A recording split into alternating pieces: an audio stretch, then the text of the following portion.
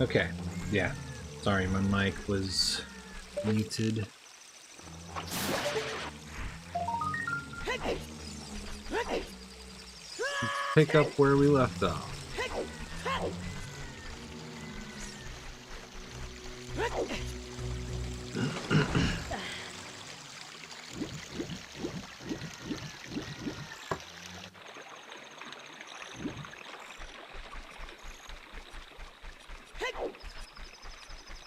Okay, we're not too far from 30 gold Skulltula tokens, but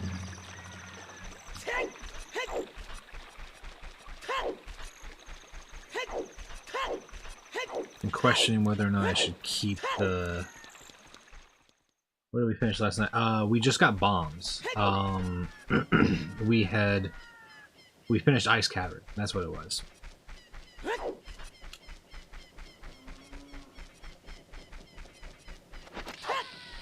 Oh yeah, I think... Did I... Yeah, okay. Yeah, next seed I'm gonna have to disable Dark Flank. Oh god. Oh no, oh no, oh no! You're joking, dude!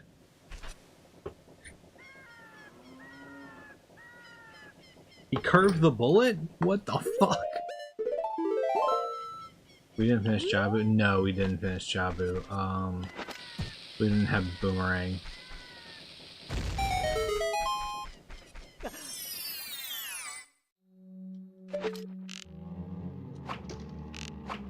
Oh my god, that's what I was worried about, dude. It was so fucking close. He really wanted to hit me.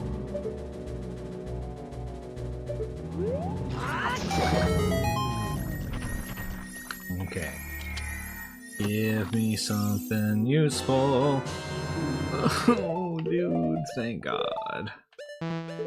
We're fucking cooking now. Thank God.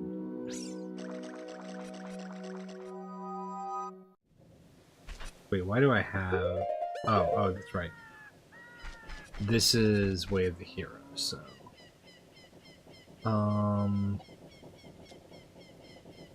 Nothing else I can do here right now, honestly. Wait, no, I can... Yeah, no, there's nothing, right? Let me check the... Ganon Castle Keyring, 170. We don't need that right now. Yeah, let's not worry about this. Oh yeah, Gerudo Fortress.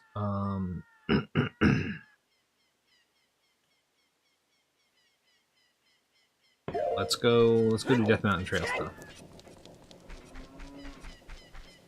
Oh yeah, arrows. That's right.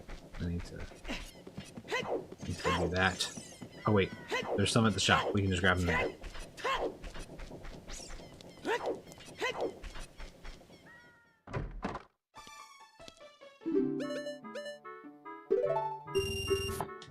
Okay. Pretty convenient for it to be the full amount of default arrow quivers. Oh, Rodin, thank you. Thanks for the likes. Appreciate that, buddy.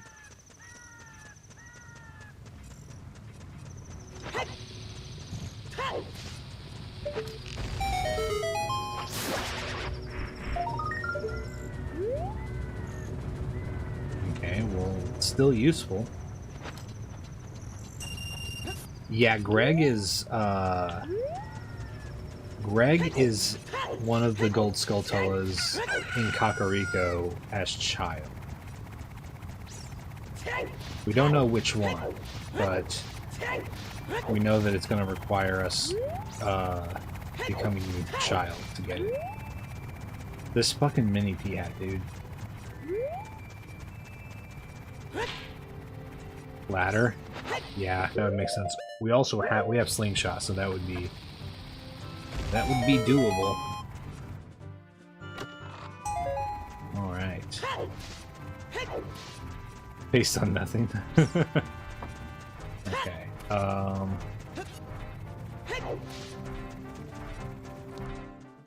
bombable walls done. Let's go do maze. No. The reward is Inspire, which not immediately necessary, but I'm gonna switch these really fast. Not immediately necessary, but it's gonna be useful whenever we start doing temples. Do we have any leads on song time? I don't think so. I'm moving these. I'm moving these so I don't keep using them. My brain.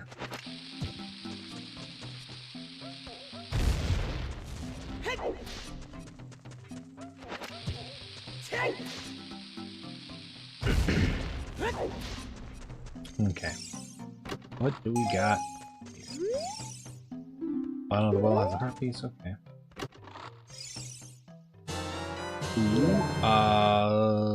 No, that's not good. That doesn't do anything for us. We know what Big Oron crafts, and it's bullshit. He forges on a forge of lies. God damn it, we need fucking Giant's Wallet so we can get Big Oron's sword. What's down here again?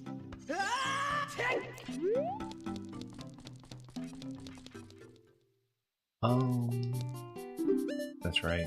This. We can get this now. Just buy it. As a kid, it was bombs. See, right? Ocarina of Time. Oh, yeah. I honestly didn't have, like, a preferred placement when I was younger. But now that I'm doing this challenge, I'm like, I have to remember where my things are. Otherwise, I lose fucking track. Okay, Goron City done for now. Brother did Green on Sea right like a 15. That's pretty funny.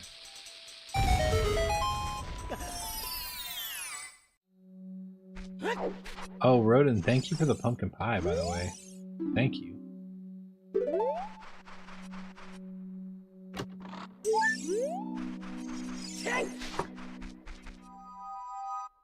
Yeah, that's the one thing we can do in Lost Woods. Yeah, we don't have Surya Song, so we need to go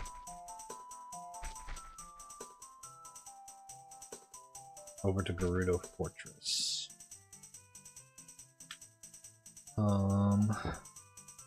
Right? Yeah. Lens on up, bombs on down, boots left and right. Yeah, boots left and right always makes sense to me. Did I check this? Oh yeah, that's the Greg hint. Yeah, boots left and right has always made sense to me. Ocarina on down always... I just kind of... if I'm being completely honest, I just kind of did it because I saw other people doing it and I was like, I need to assign buttons to things. And that'll be enough for me to remember because I always see it on other people's streams. Up his utility slot. That's fair. Yeah, the way I have my controller set up is that I'm on my PS4 controller, and so this is gonna be weird. Triangle is left C, circle is down C, and right bumper is right C. So I always have...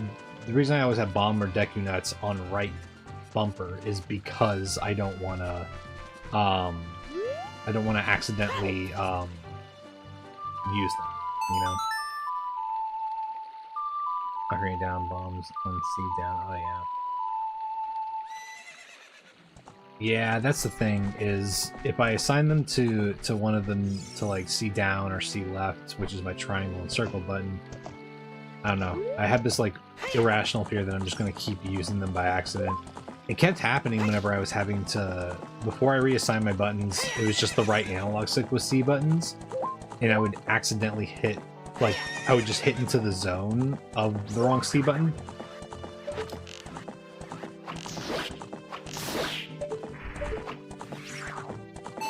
And so I kind of just got tired of that, and I was like, I'm not going to do that anymore. Especially in, like, clutch moments, I couldn't do things super fast, so...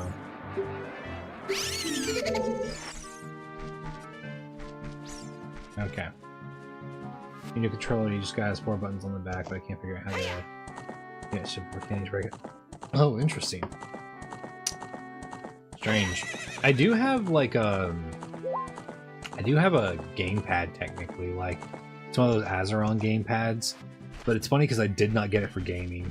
So I use it oh god. I almost never use it for gaming. I use it for fucking working in my DAW for audio production and stuff.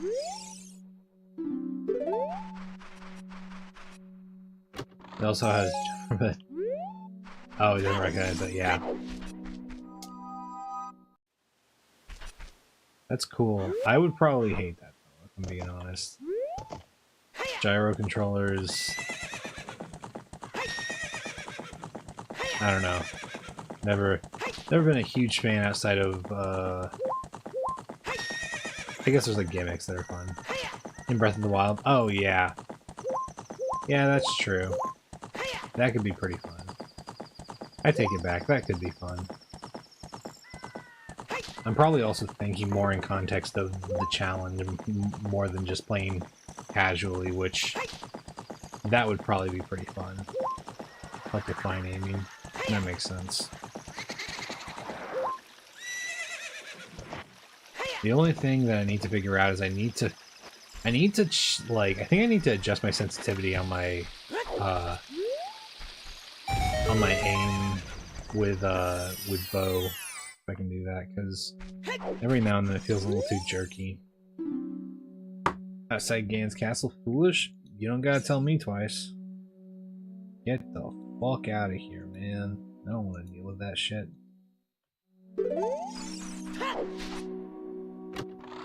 Hello, Emily. Ooh, Nocturne. Okay.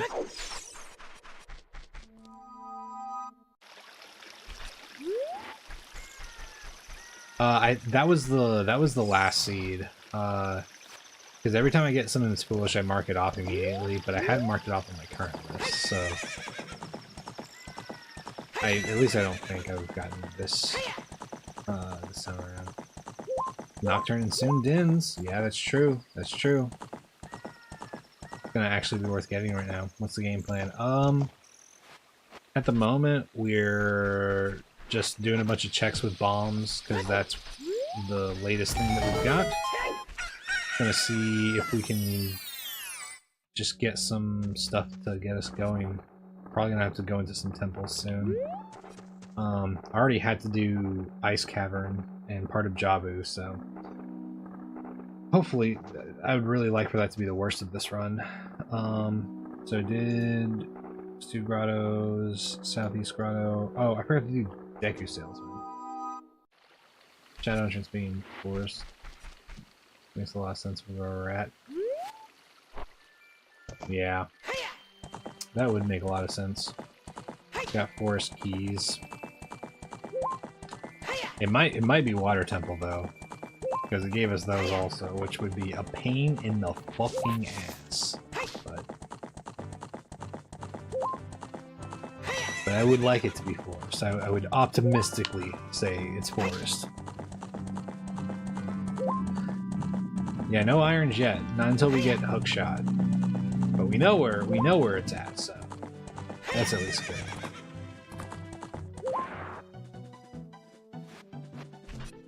Okay.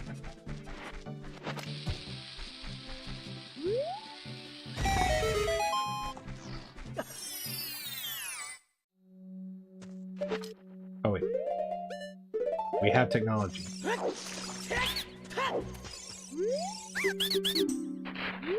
Cool. Well, we restocked on arrows. No, we don't have hookshot yet. But we know that it's on top of the twins' house in Kokiri. Now, the only thing that's in a shop for 200, as far as I know, is the Goron sword.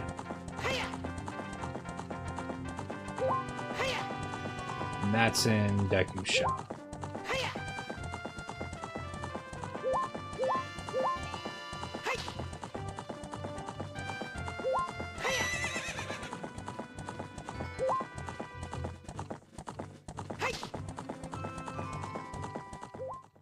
Long shot, really? Because you need hookshot to get it.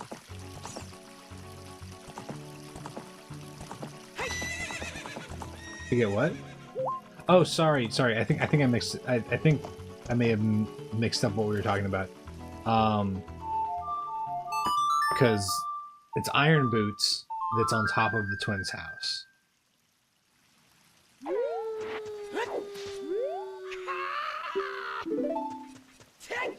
Yeah, sorry. I might have mixed that up. Hey, Triple M, thanks for following. I appreciate that. I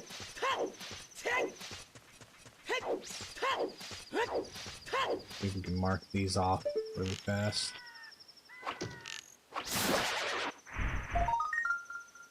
Oi, oi, oi. Come on, dude.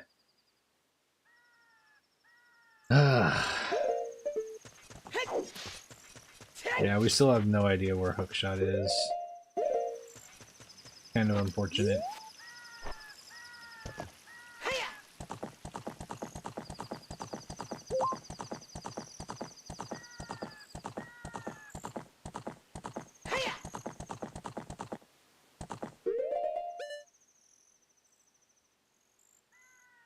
Rune of Fortress. Okay, so it expects us to be able to get the chest.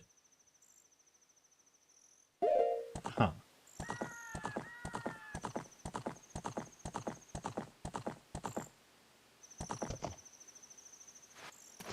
Let's check what's going on.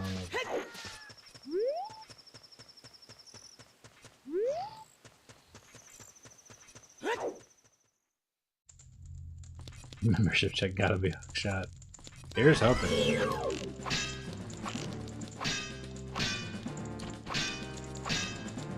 Jesus Christ. Oh my god, dude. Whoa. She's on top of her fucking guarding game.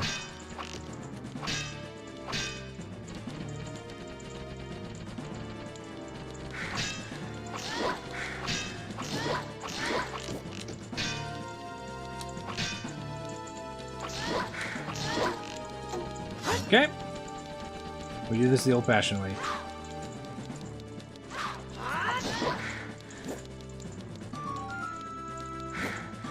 No, dude! No! Get the fuck away from me, dude.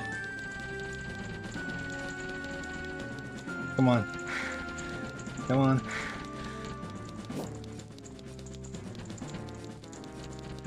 Do your jump attack, god damn it. Guy using that. Oh, that's right.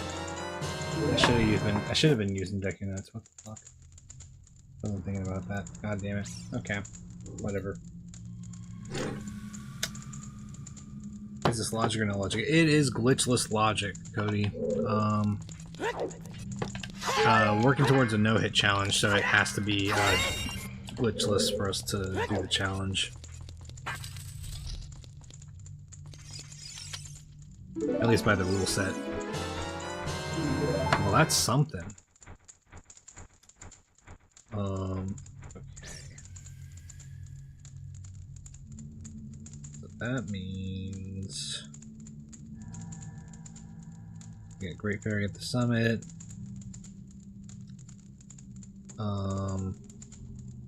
And is that the only? Oh, no, yeah, that's the only one we can do right now.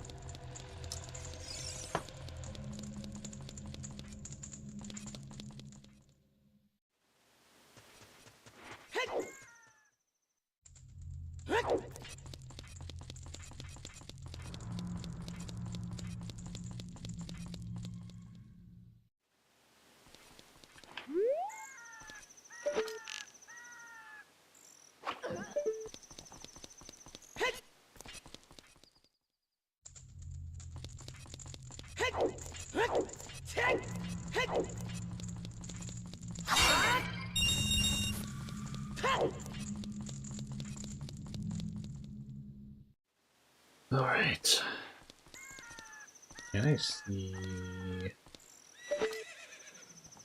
Nope.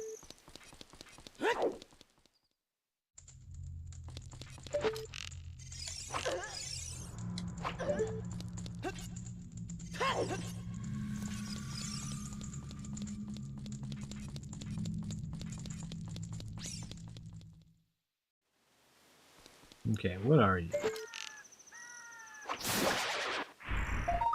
Nothing. How does it expect us to get over there? Oh, hover boots, that's why. I was like, what is, yeah, hover boots. I was just like, I was thinking over it and I was like, huh.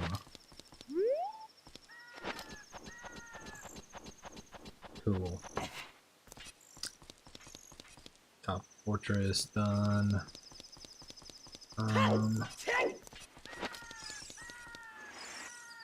Is that gonna be enough?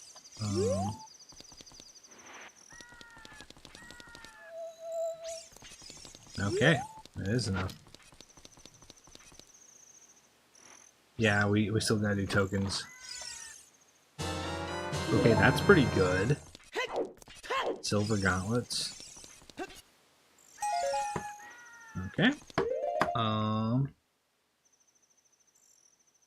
What all can we do with silver gauntlets right now? Is there anything we can do with silver gauntlets? I don't think so.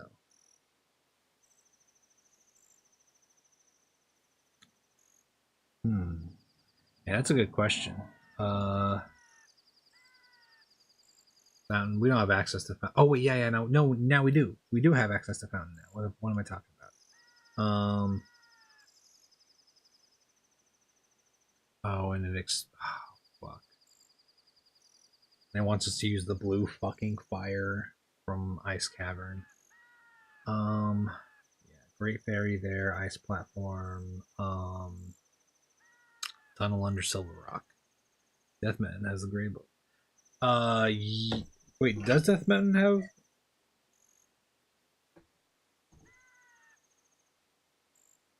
Are there gray boulders? I mean, there's some in Goron City, I know, for the left side of the maze.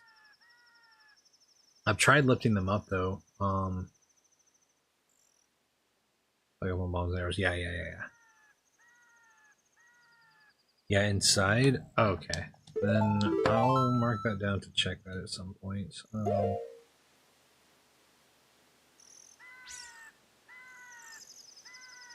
Yeah, that's true. We did just get rolled by.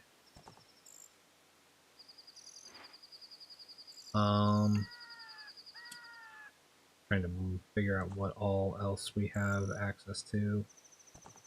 Well, that's done.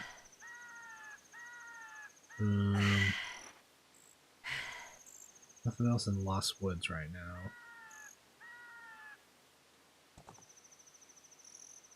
And nothing in Kakariko. Yeah. Oh, Composer Grave. No, yeah, we don't have Requiem right now.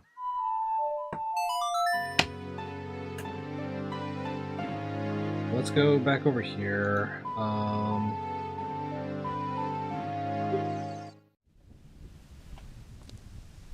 Yeah, no membership currently. Inside Gaines Castle's Gold Sculptor. Cool. Let's see what is in Composer. Actually, first, I'm gonna stock up. I'm gonna do the smart, responsible thing.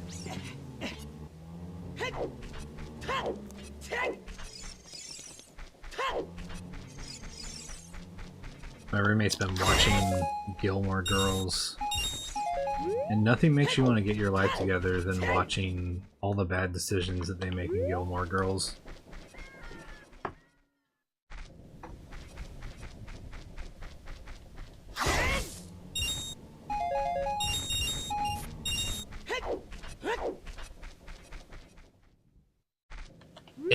It's a pretty alright show, honestly. Like it's got some like everybody kind of sucks in it, but I feel like that's a criticism you can levy at most. Just TV shows like that.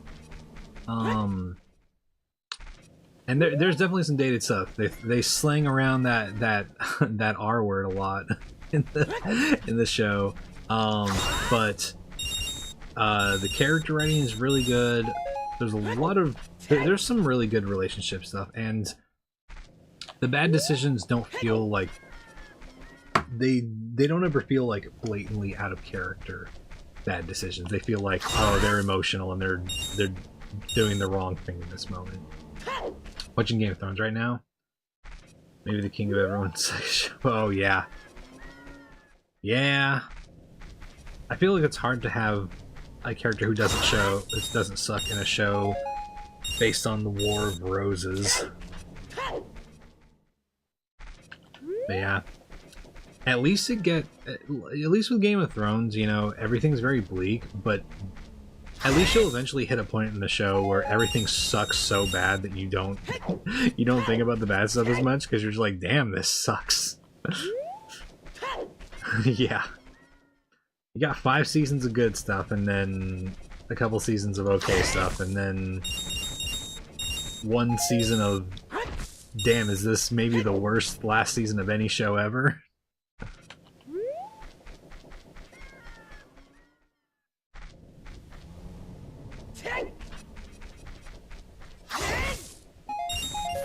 Oh, Joffrey just got. Oh, yeah.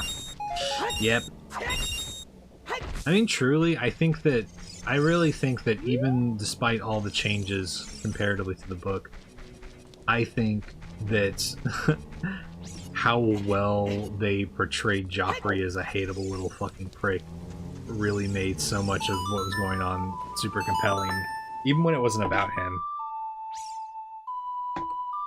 You'd be like, damn, this guy just killed this person's fucking wife and he's gonna get revenge for it. I hope he kills that fucker. Damn, Joffrey sucks.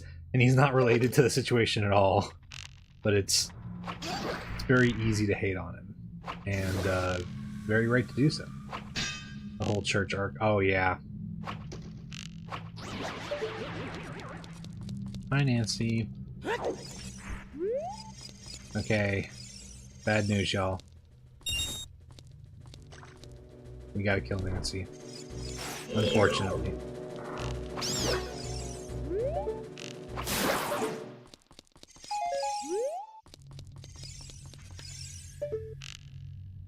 It's not Nancy if we had to fight her. Okay, so this isn't Nancy. So this thing deserves to die for pretending to be Nancy. That's how we justify it.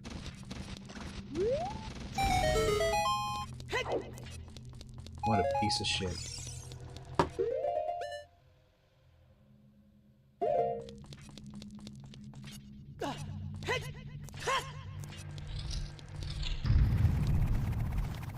Oh god.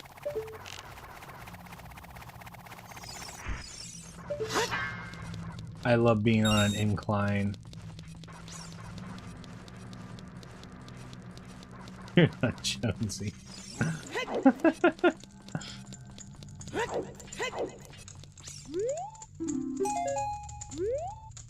That's the best part. You have one of those things where it's like, oh, which one? I can't tell which one's the real Nancy, and then one of them goes, "Urgh!" And then we kill that one, and we're like, the real Nancy doesn't do that.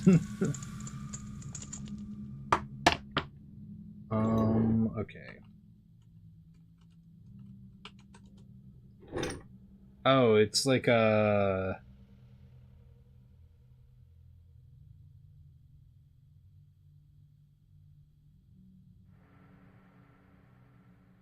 Oh, what is that movie? Dreamcatcher? Is that it? Something like that? Yeah, that's right. Okay. So we got Song. We'll come back for Torches once we have Din's Fire. Oh, we need to go do Big Pose.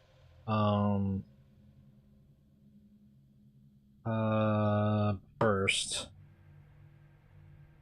We don't have any other warp songs, do we? No. Yeah, we have some, but not worth using right now.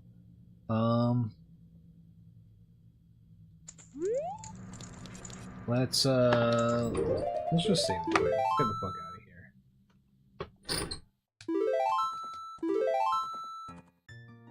Yeah, I remember fucking... It's an alien. I don't remember much of that movie though, if I'm being honest. There's lots of movies I don't remember much of anything from. Like, I could not tell you a single scene from the movie, from James Cameron's Avatar.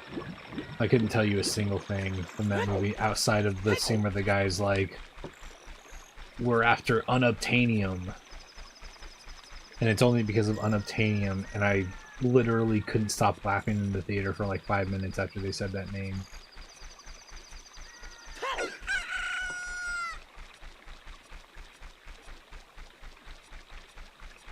I remember if it was Dreamcatcher or the way yelling at you off.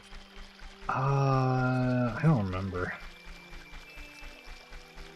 That might have been during my period of smoking a lot of fucking weed and not remembering movies when I watched them. I did that with it. I also did that with Avatar: The Last Airbender, the movie, the live action one.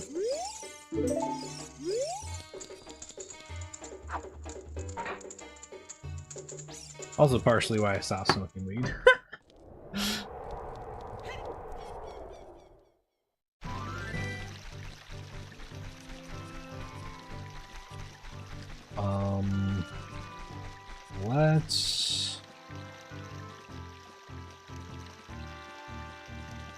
Let's go check on, let's go through Goron City, because then we can save and quit and start in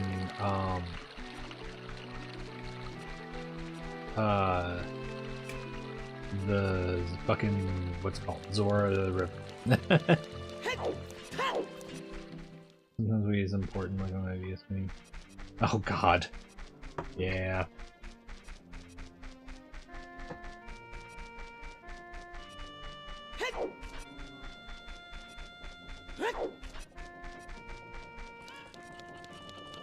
Yeah, I know that there's a million things that people say about, like, why, like, oh, I don't know. Hell of a Boss, I just watch it, I'm just like, this just isn't, this just isn't for me, man. I don't know. I can't get behind it. I watch it and I'm just like, this is boring to me. It's like, I don't know.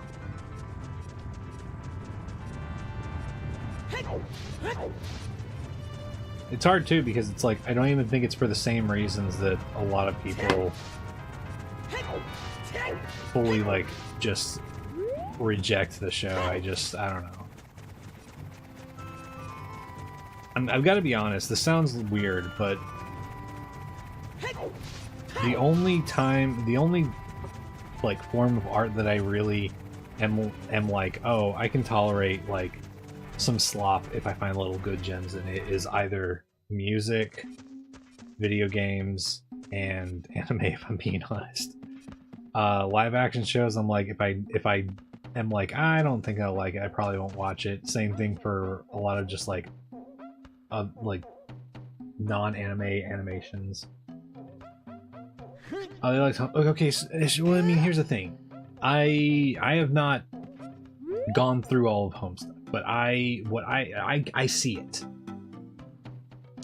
Yeah, I'm with you, Doc. There's like a degree of heart behind like you can find it sometimes, slot movies with like a little bit of heart behind them. Like, if I'm being honest,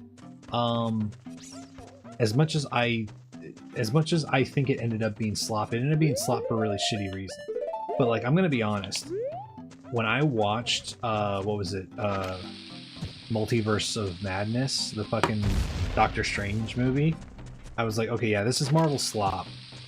But there were like moments where I was like, what's his face? The fucking guy who directed it, I can't remember his fucking name, he did Evil Dead. Mario Brothers movie, yeah, that's perfect. Like, yeah, when I can see Sam Raimi, yeah. When I can see like a director's heart like really poke through in moments, or just like any artist involved with something, I'm like, damn, you know, I like, maybe I don't like it, but I get it, and I feel it, and I respect the Mario Brothers movie. Like, yeah, it's not high art or anything like that, but it's got fucking passion, and like that is, I think that's more artistically valuable than, you know, whatever the fuck we've got going on in fucking a lot of the Oscar bait that's going on now, you know. What do we do next? Death Mountain Trail, Death Mountain Crater, oh yeah, we can do Upper Grotto. Upper Grotto has something for us. I can't remember what. Yeah, I mean, exactly. It was the new Mario Brothers movie, had a lot of really good looking moments. I'm gonna be honest. My only like real takeaway from that movie ended up being, man, I kind of want to see a Luigi movie. I'm not really interested in this Mario, and I hope it's like a Luigi's Mansion. But that's also why I think I get drawn into certain anime, because I'm not like, I don't watch everything every season. Like, for example, I have a criteria. For example, if a series starts with the words "my sister," I don't watch that. That's just an automatic no. I'm sorry. Maybe I'm wrong on some counts, and maybe someone will tell me, hey, actually, it's not that, it's this instead, and it's a trusted source, and I go and check it out later. But I'm not willing to take that chance at this point in my life. That's too much. Too much for me. But there's a lot of times where, like, there's a fucking anime this season, called Ruri Rocks, which is like, it's just about geology. They fucking animated the shit out of this fucking story though. It's wild. It's really cool. One that stood out for me is the one they did the Mario Kart sequence and the turtle with the blue shell. Yeah. Movies don't want to trust their audiences to like get shit now, and that's kind of annoying, especially because I don't know, there's so much you can gain by expecting your audience to think a little bit about your story. And if you're not expecting your audience to think about your story, then I feel like you're, you know, working on something you don't really care about, and you're trying to cater to the wrong people. Not that every movie has to be an intellectual puzzle or anything, but I don't know. Have a character have some fucking... Oh! Have a character have some actual fucking, like, have them say something with a look instead of blatantly saying it out loud, you know? There's so many things that you could do to make shit interesting.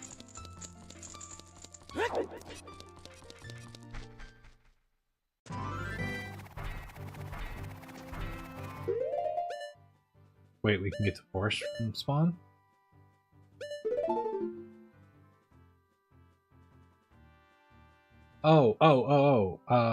Yeah. Okay. I thought you were talking about Forest Temple. I was like, wait, what? No, yeah, that makes sense. Fuck yeah. Okay, now let's go check out Zora Domain.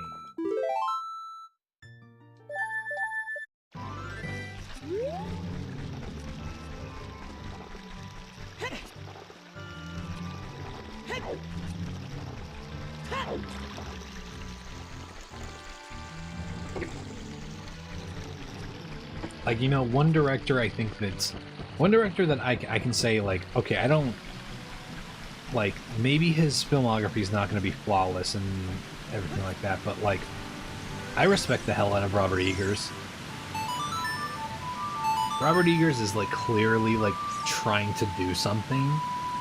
Like, The Witch, The Lighthouse, The Northman, Nosferatu. That dude is, like, actually putting effort and shit into his movies, which might be a low fucking bar, but goddamn. When it's this hard for Guillermo del Toro to come out with a fucking movie, so much so that, like, we're only getting it now because it's taken forever to get Frankenstein up and going. It's like, I don't know, I'm just like, damn, dude, we need some fucking We need some actual creatives to be coming out with shit.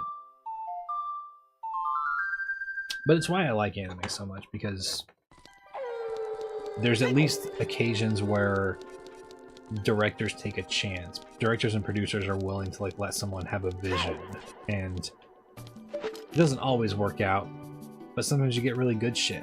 Like, there's still anime that I know about that like I never hear anybody fucking talk about. And but I remember them, and it's really cool to be able to be like, hey, you should check out this series, like no one ever talks about it.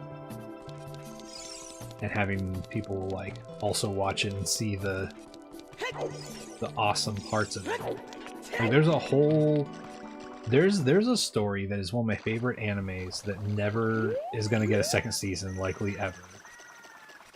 But it's a Central American fantasy setting with a like big epic fantasy journey premise, with a season entirely focused on a whodunit mystery kind of thing, and it's so fucking good. Okay, Lon Lon's Way to the Hero. That's good to know because that's a fuck ton of checks. Fairly easy to get from. But it's based off of a light novel that did not sell well at all. And so it's probably never going to get a second season, which is also unfortunate because it didn't even have like an ending that was very conclusive. It was very much a cliffhanger.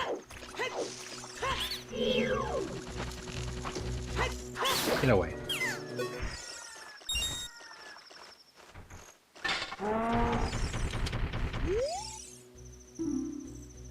Yeah, it really sucks. It's called Braves of the Six Flowers, and it's only 12 episodes, but it's, I shit you not, it's one of the only mysteries that I've ever seen in an anime where, like, the entire time I was like, it's this person, no, it's this person, no, it's this person, no, it's this person, and then when it got revealed, I'm like, fuck, it's this person. And I love a story that can make me feel that way.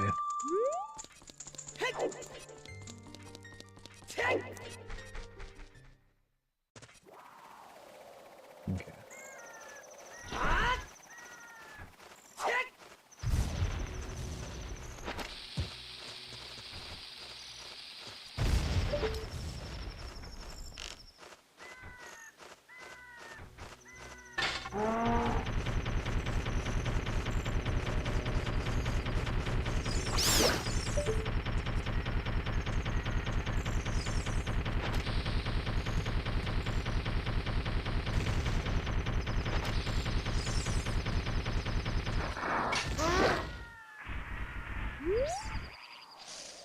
I would really like Lens.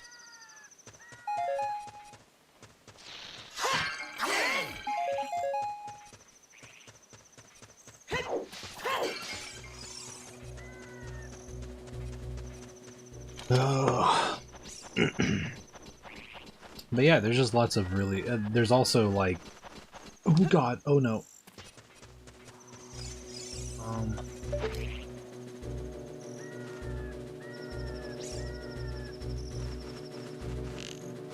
Where is it?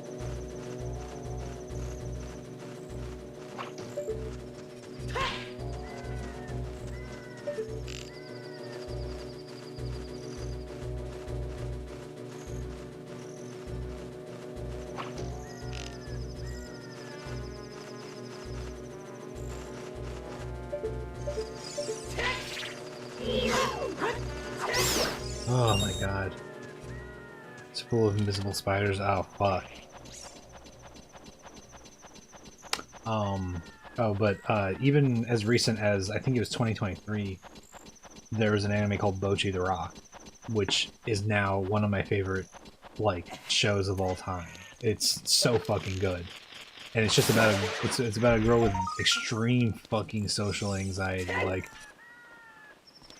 like really bad, starting a fucking rock band because she's become an unbelievably good, oh god, an unbelievably good guitar player in the process of becoming a recluse.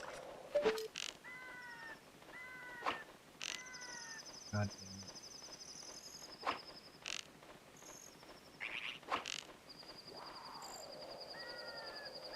This motherfucker. Ha ha ha ha. Yeah, it did work for Buckethead. But yeah, legitimately, it's not only like a really good story, but it's got some like incredibly cool like experimental like animation going on.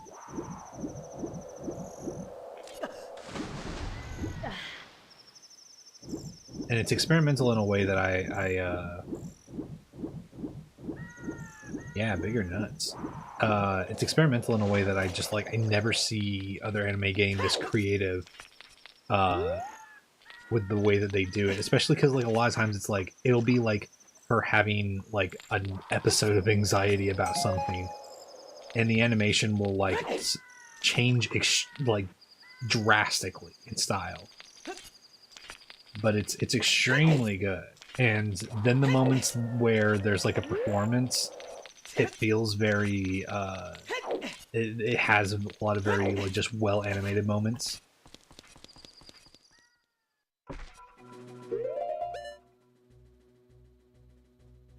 In the process of loading some bud, fuck yeah. Well, I hope that you're enjoying your night, man.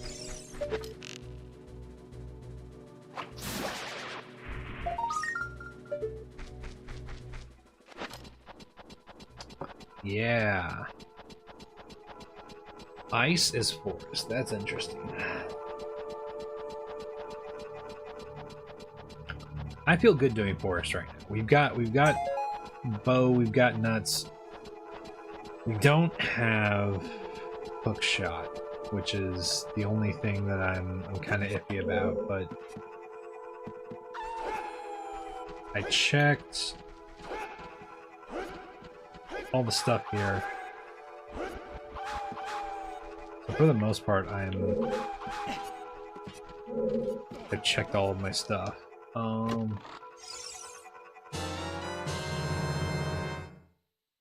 Darkwing fighting the Wolfos. Oh, let's go thaw King Zora and see what's in the Zora shop. Just like how the intro of Kaiju 8 is dope as hell in the show. It's okay. Oh, yeah. Kaiju number 8 is also pretty good. Like, I only have one complaint about that series, and it's not really much of a complaint about the anime, but man, I read that manga when it came out, and I'm gonna be honest, this may sound boring, but I was so bummed at first because when the story started and he's like, oh, I'm a janitor cleaning up kaiju parts and whatnot, I was like, oh, this is gonna be fucking awesome, dude. It's gonna be all about the process of like damage and collateral control and emergency response and like cleaning up kaiju parts and the anatomy of kaiju. I'm like, oh fuck, this is gonna be so cool. And then he's like, oh, now I can turn into a hybrid kaiju and I can join the force to fight. And I'm like, but I liked you being a janitor, man. That was really cool. But I understand that as a shonen story, it was probably gonna go there. Mine definitely went to the intro. Oh yeah. No, I see that.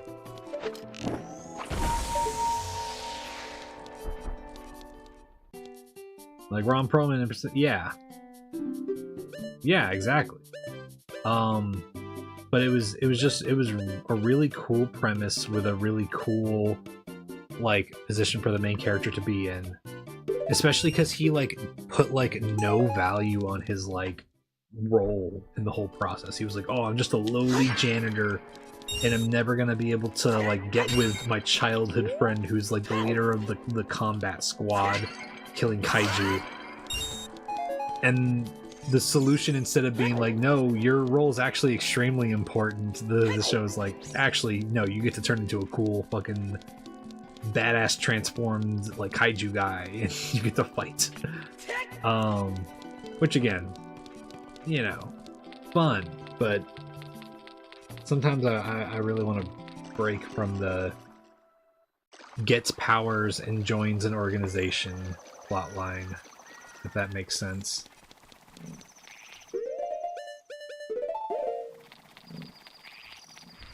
Because that has been a thing that just keeps going on over and over again in Shonen as of late.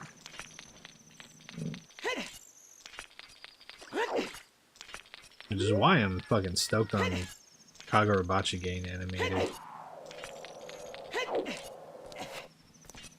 You're telling me fucking John Wick with magic swords?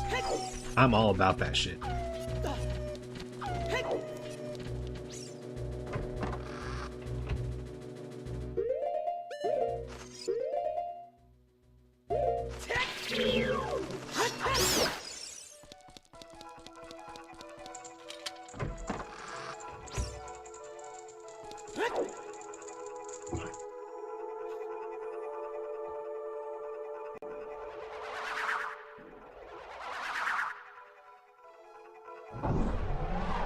I also gotta be honest, I think that sometimes manga might get overlooked as a literary form, but I'm like, damn, dude, if you read some of the one-shots that, like, the guy who wrote Chainsaw Man made, there's some incredible fucking shit going on in that dude's head. He's a bit of a fucking freak, so sometimes he goes into some weird territory, but goddamn, he's got some shit to say. That man knows how to fucking cook.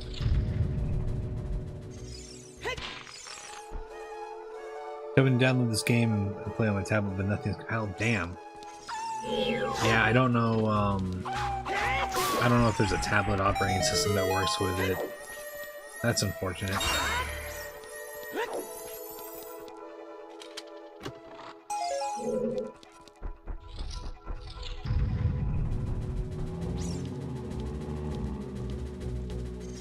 Yeah, I mean, exactly, Doc. It's like, it's one of those things where it's like, sometimes you need a little freak.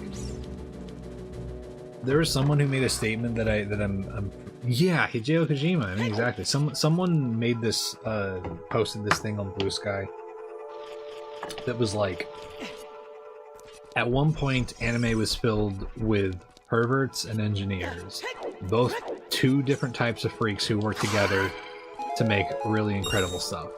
And at some points, the majority of the engineers stopped being in the anime industry. Now it's mostly perverts, and it's like, we need some other kinds of freaks in the industry. Yeah, exactly. Okay.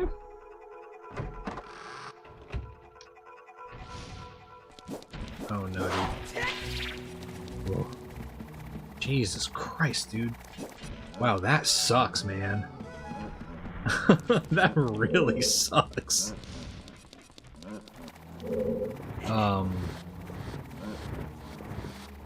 But yeah, there's this shit just like when you watch like older anime like Cowboy Bebop or Pat Labor or any of those things, it's just like watching how obsessive some people were about some things. Like, I not too long ago watched the really old OVA for a series called Gunsmith Cats, and it's only like 3 episodes, but they got someone, they rented out, it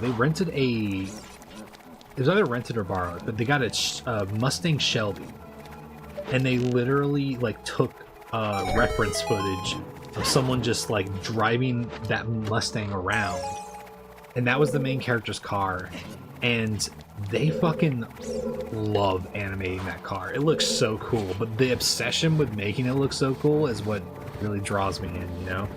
I can be a billionaire because I buy Konami, bring back Hideo, and just go famous Metal Gear Solid 5. Hey, Doc, if you ever become a billionaire and that happens, or if I become a billionaire, do that. I'll do that for you if I become a billionaire. If you become a billionaire, all that I would ask that you do is to get every single person from Team Silent back on making a Silent Hill game and pay them any amount of money that they want to make a game as good as any of the first 3 Silent Hill games. That's all I ask. I just want Silent Hill games that I actually like again. I want my Silent Hill characters to stop being combat veterans. I want my Silent Hill protagonists to actually be scary to play. And I want there to be metaphor laced in the interactions of the cults throughout the story. You're gonna lock Toby Fox and Alex Hirsch in the room. That'd be pretty funny. I can only imagine what would come out of that.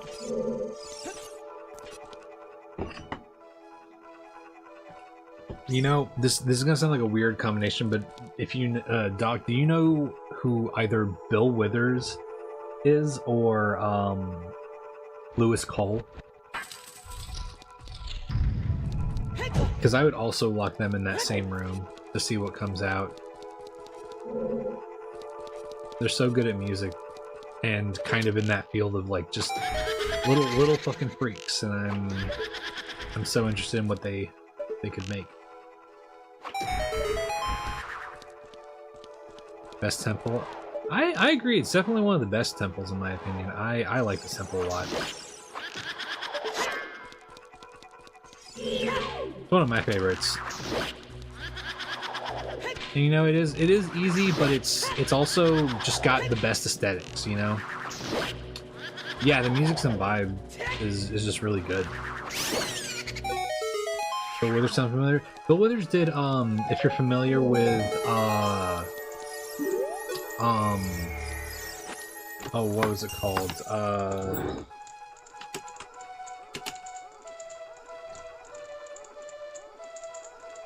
Oh, no, not Bill Withers. That's not who I'm thinking of. Fucking Bill Withers is the fucking Ain't No Sunshine guy.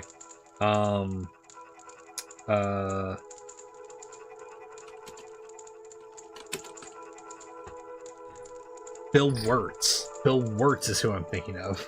God damn it. Thanks for following, Zen.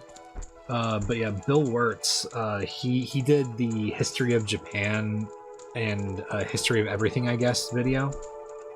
Where he just made, like, it's just him narrating, like, a very rough, like, crash course of history, while he occasionally does, like, musical things over top of it. But him and Lewis Cole are both, like, freaks, and I love it.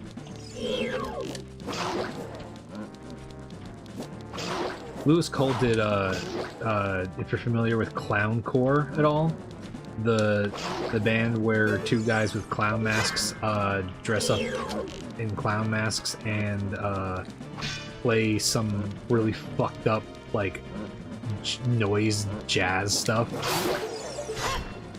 That's a Lewis Cole project. What?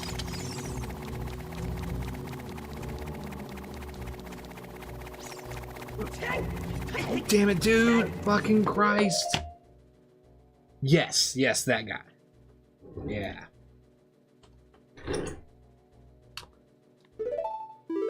This is so fucked up, dude.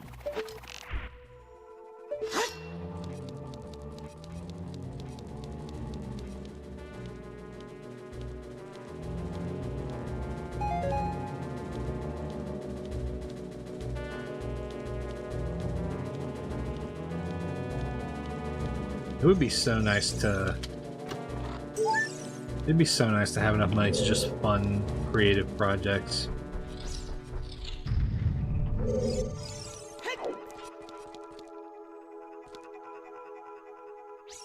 Oh yeah, Dungeon Dynamite. Oh damn.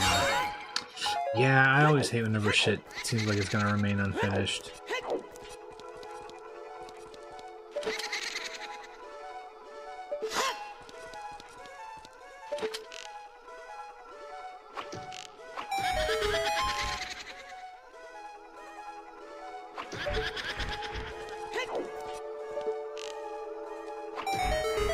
I'll check it out at some point.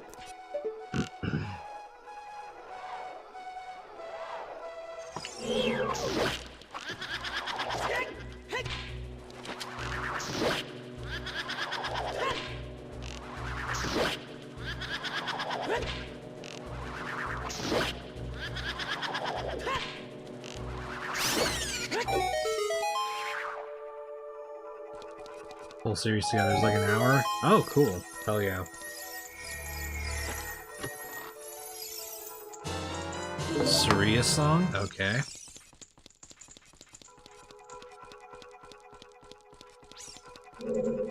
That does mean we have a couple of checks we can do. There. There.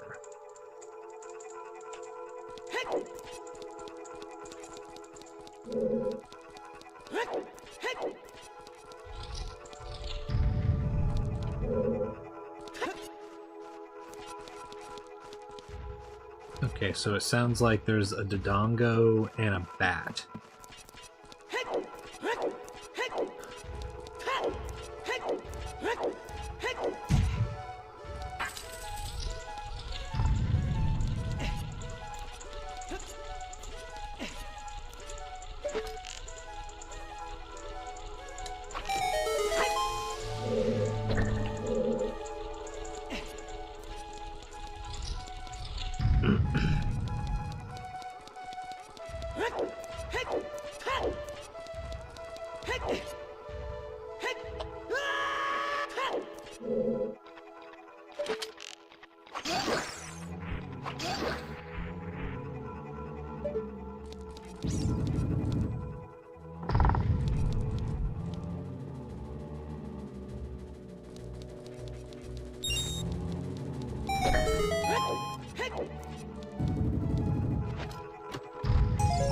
Oh, bigger bomb bag.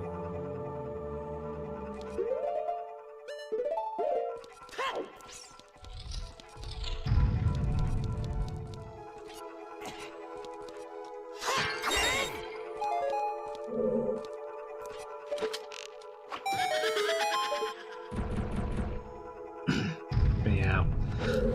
Also, speaking of anime, I don't know if I mentioned, but I have a friend who has never seen the original Trigun, and we've been watching through that.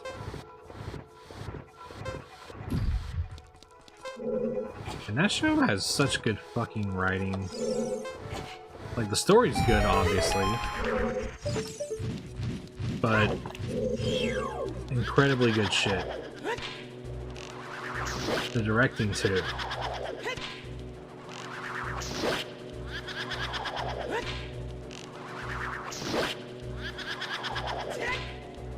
It just does things in ways that I'm like, I don't feel like the new series compares. Because it's not as concerned about portraying, like, the Western part of the genre that it's portraying. Interesting. Oh. Okay. Never mind.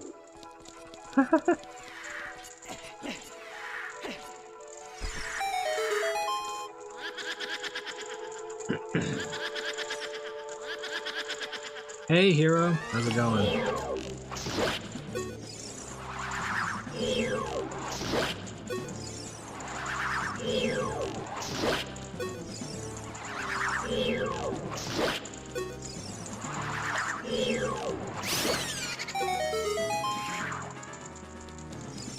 Okay. For the rest of these fucking checks.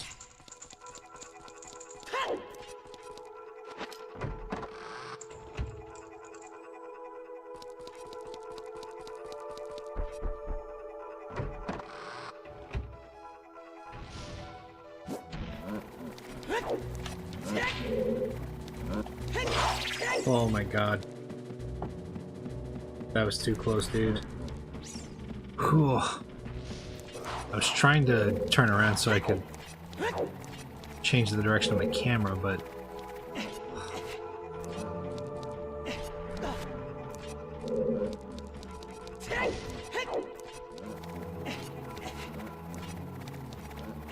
Oh, speaking of, Jabu is...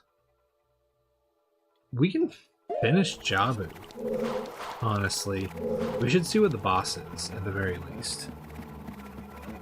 Because if we can kill whatever the boss of Jabu is, we should just do it.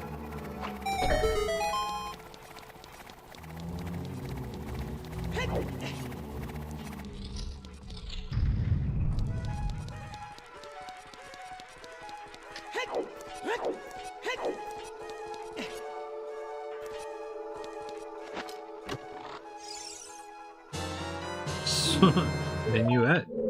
Cool.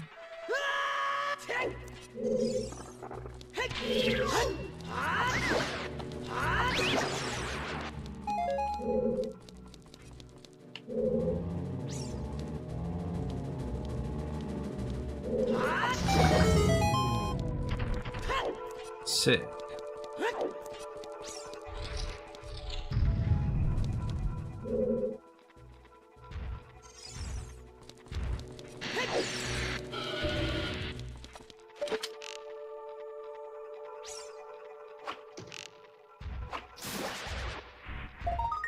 Okay, so that's nothing.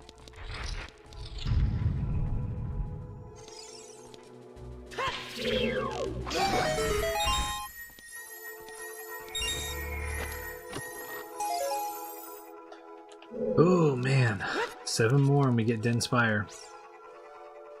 Oh, no worries, Hero. You're all good. How you doing?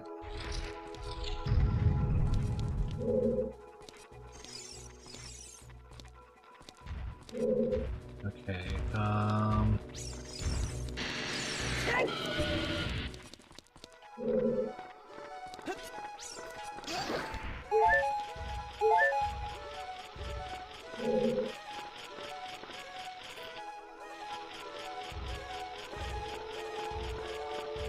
Go on. There we go. That's more like it. Woo! Tired of shit, but wanted to hang out for a bit. Oh, okay. Oh yeah, I'm doing all right. Spent the day mostly working on some other stuff, and my roommate. Oh god, my roommate was watching Gilmore Girls, so we spent a good amount of time doing that. And then just a little bit ago, we started streaming again. But yeah. Yeah, happy you're here, man.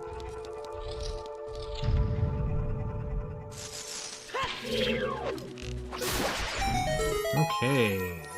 What do we got?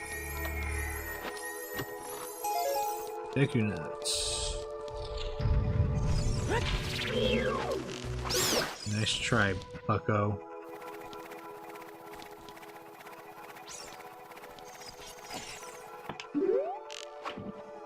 Oh god. The slow rise of that fucking pot.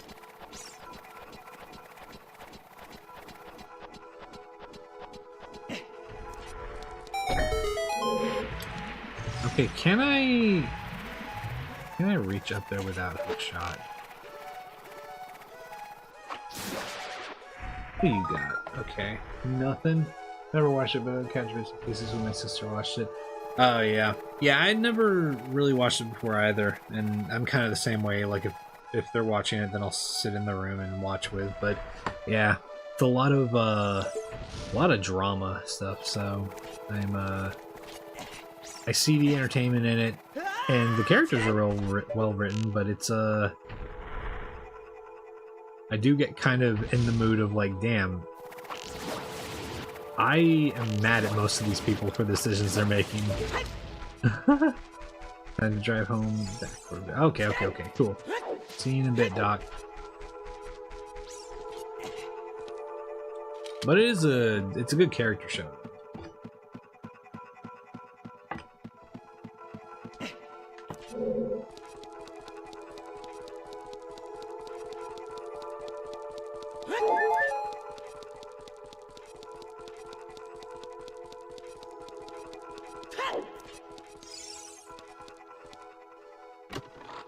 Do the same thing. Oh yeah.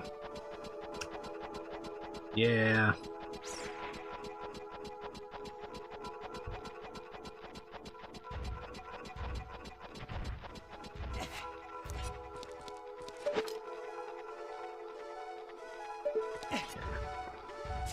That's right.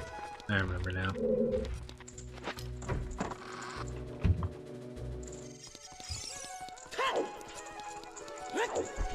Okay. Let's see what's down here. We don't have boss keys, so we can't do anything about that, but we can see what the boss is. Oh, it's Volvagia.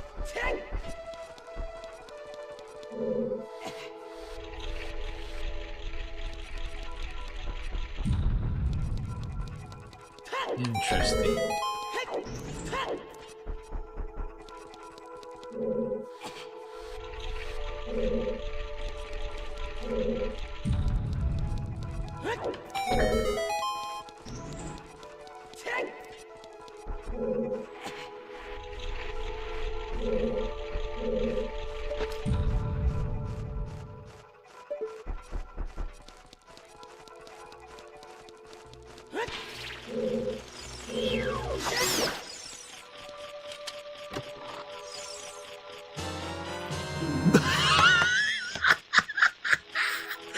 Oh man, what do you know, dude? That's pretty funny. We can't fight him still because we still need hammer, but I'm glad we did this because quite a few items that we got.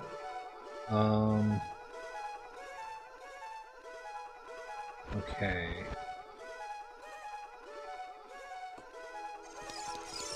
So now, we go over here.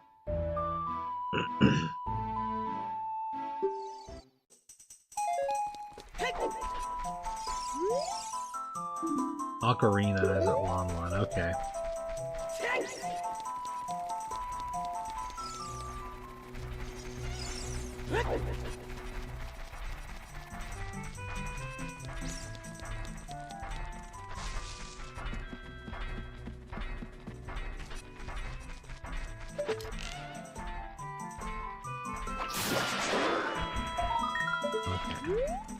So none of that. Is anything useful? What do we got? What do we got here? Huge rupee in the Lost Woods. You don't say.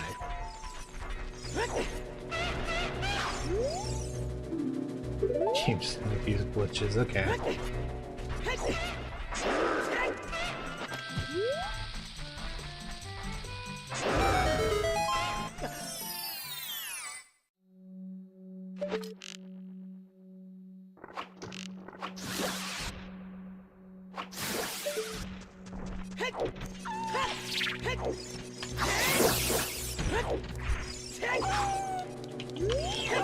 No, dude! God damn it, man. God fucking damn it, dude. Yeah. Alright. Well, that is everything in Adult Sacred Forest now.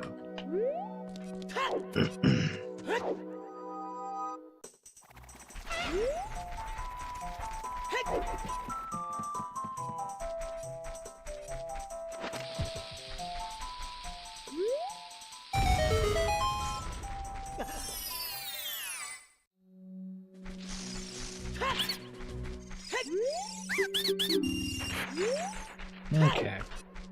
So that's nothing.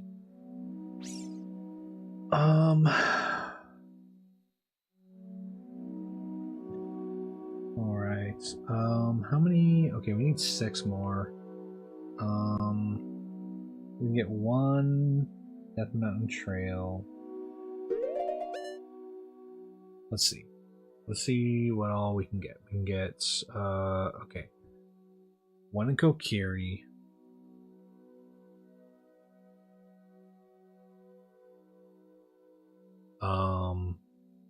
One in Kakariko. 1 in Death Mountain Trail.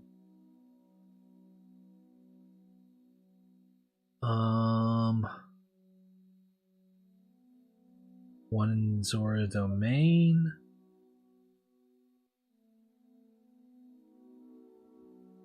Huh. Oh yeah, that's right. Of course, I should mark off. A couple of things on there that I shouldn't mark off. that I did. Okay, we know where we can get 4 of these things. Which is not quite enough. Let's go do Jabu.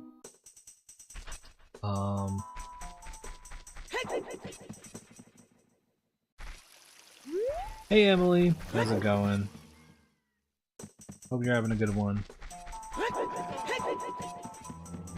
Okay, so here's what we're gonna do. We're gonna go through Jabu. And we're gonna see about fighting the boss there.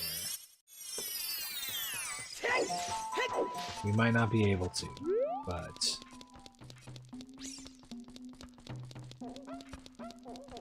we should at least try.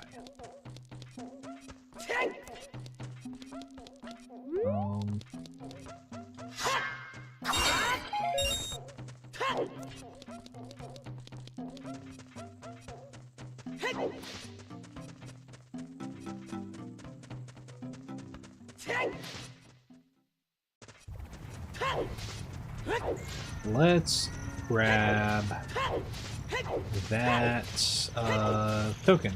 It's over here.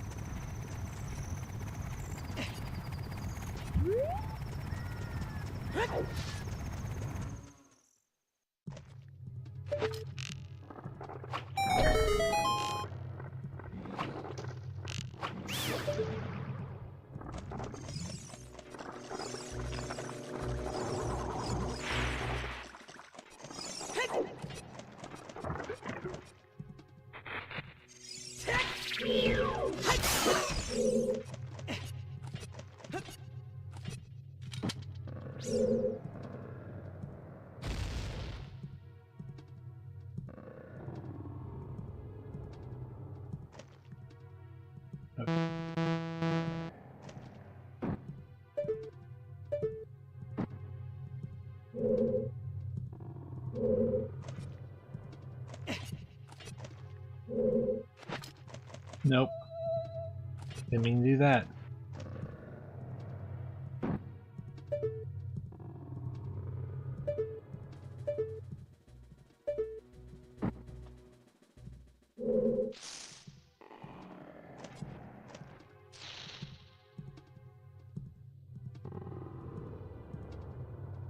All right. There we go.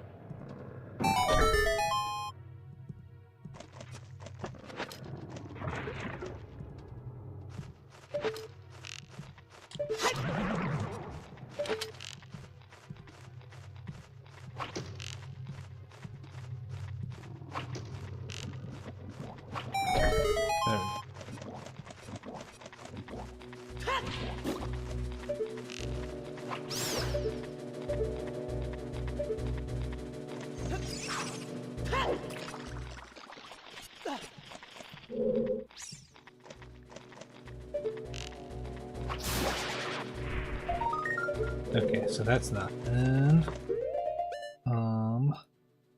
Let's see what this boss is. Aha.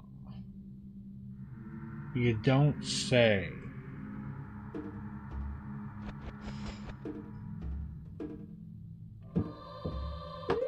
Are there are arrows?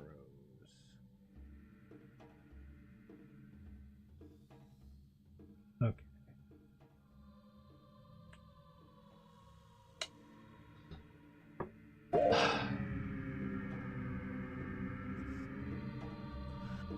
Okay.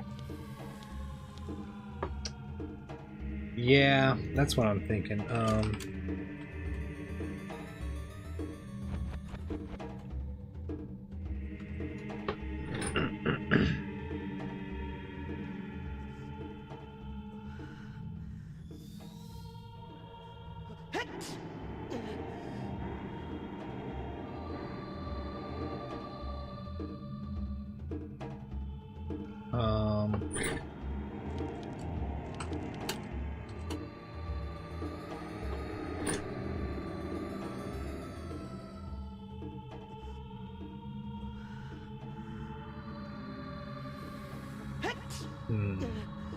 I don't need anything necessarily.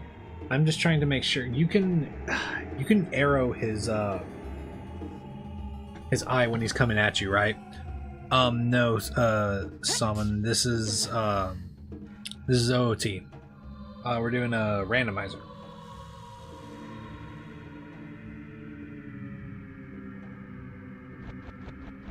I just really started watching Rand. Oh yeah, no worries. I'm just trying to make sure that whenever you hit his eye with an arrow, that because I always use hook shot, and I think that yeah, I'm trying to figure out.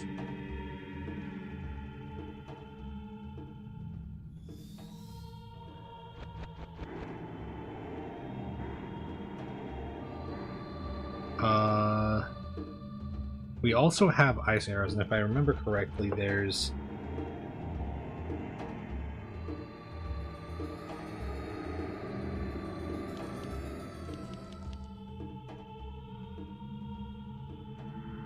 okay, yeah. I do remember this being a thing. Okay.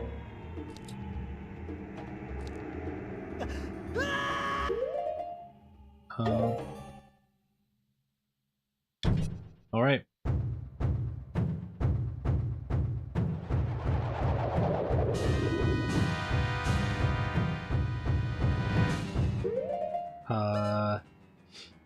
I don't have lens, so I shouldn't do that.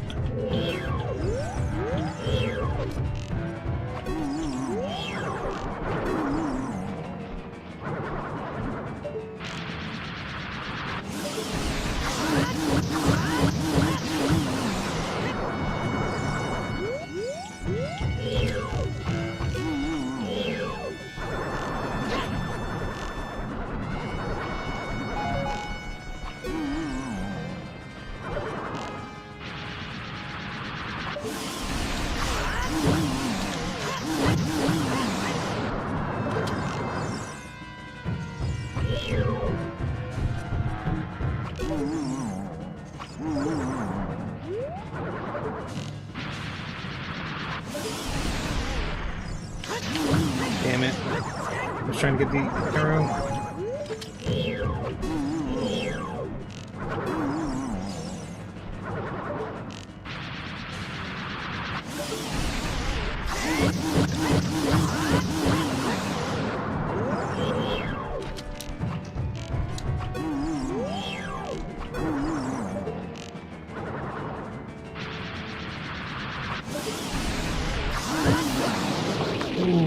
Okay, there we go.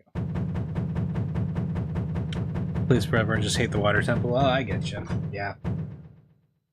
Water temple can be pretty complicated and tedious. But yeah, this game has a lot of replayability. That's why I like the randomizers on it so much. Early Bongo's good, dude. That's really good.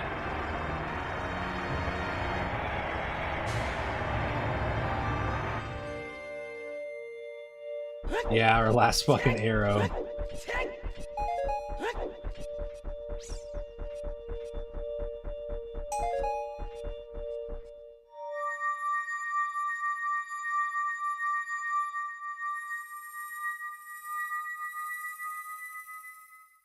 That was gonna be my one condition for saving quitting out.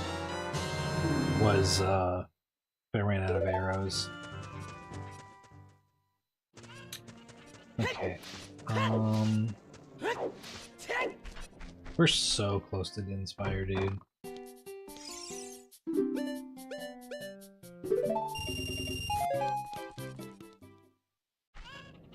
Are there any in this shop? Nah. Let's see. What shops have? Oh! There's a gold skull token reward. We can grab. It's the 20. 20's purple rupee, so we should grab that too.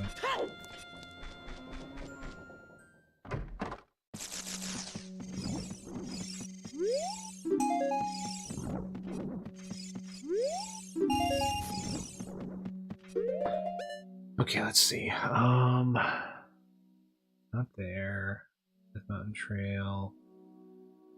Not gonna do that. Kokiri Forest has one. And we need 2 more. None in Goron City.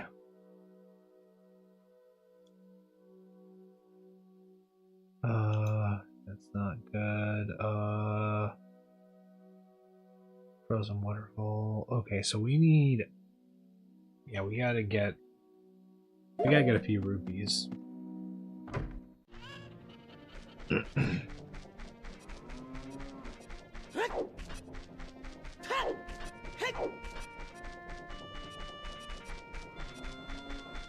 And that was in Zora's shop, so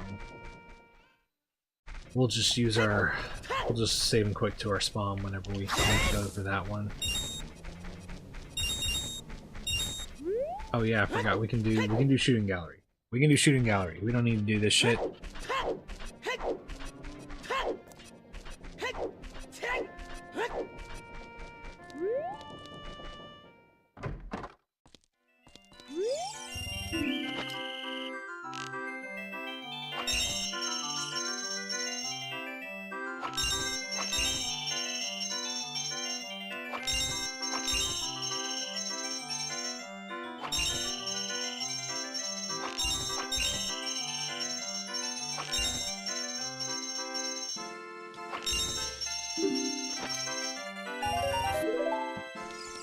I'm gonna play an ad on Twitch, but just while I do this, because it's just gonna be me getting rupees, don't worry.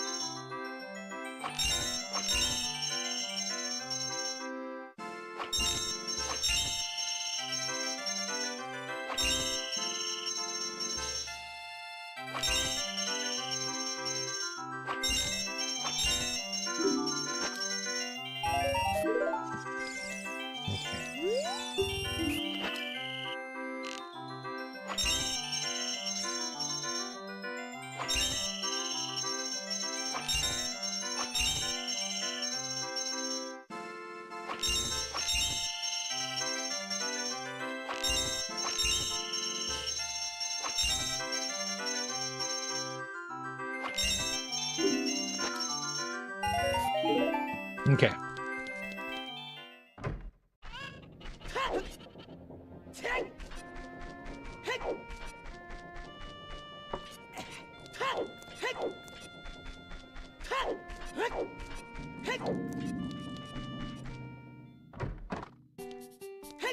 Oh, that's right. It's not here. We're...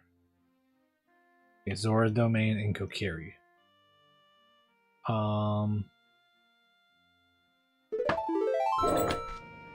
Go to the Zora shop.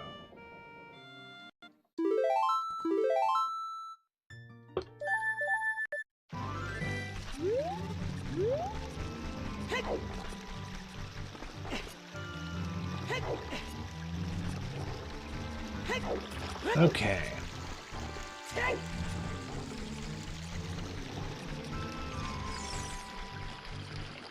Fucking what? Get around it. Okay. We grab this, and then I think... Okay, yeah. We can just grab that golden rupee right there. And then we'll go to Kokiri.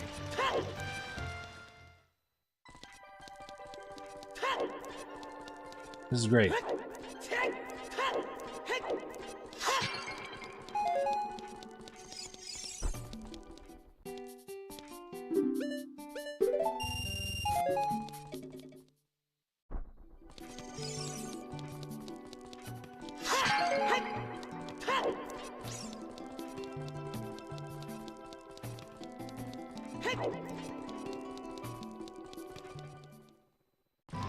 Alright, let's see.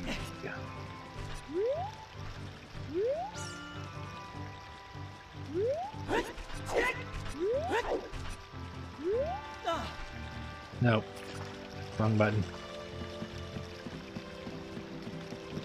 Try that one more time.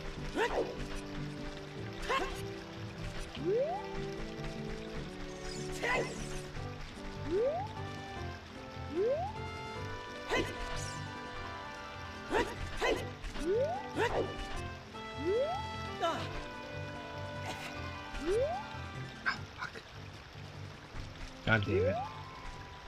Pressed it too soon.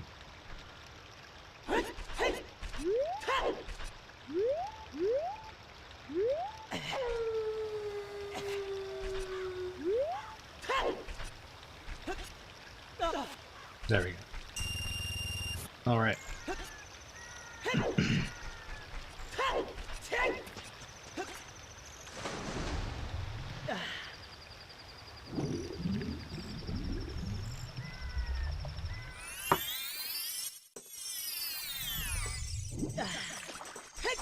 Alright. You know what? While I'm here, dude.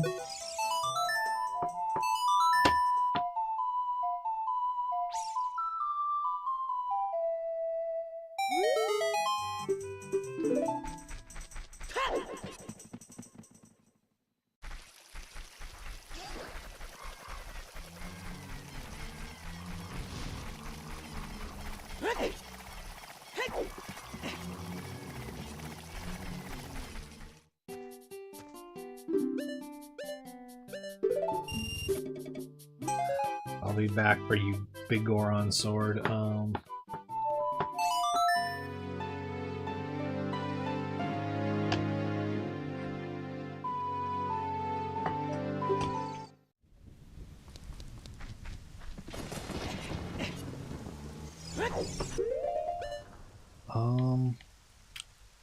Where is... Okay. There. Alright.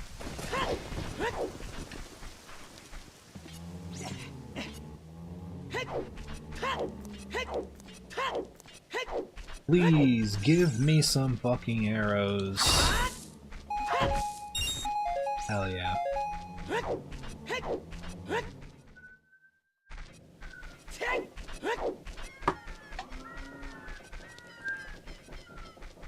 There's a fucking loud-ass ambulance coming by my house right now, so sorry about that if you can hear that.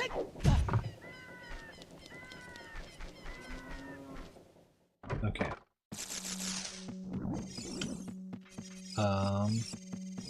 You give me it. Your den's fire.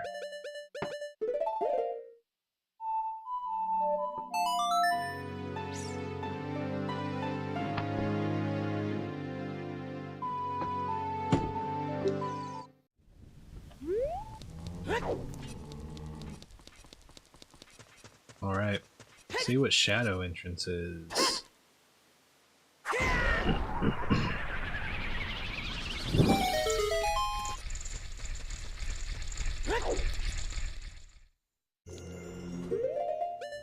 Ooh, we have spirit keys.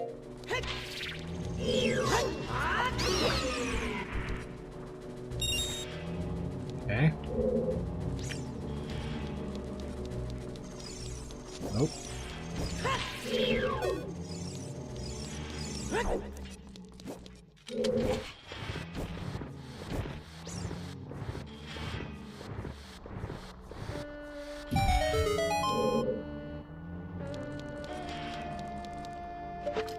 I'm almost never able to see the enemy that hangs out over here. Okay. It's just you. It's just you. That's not. Okay.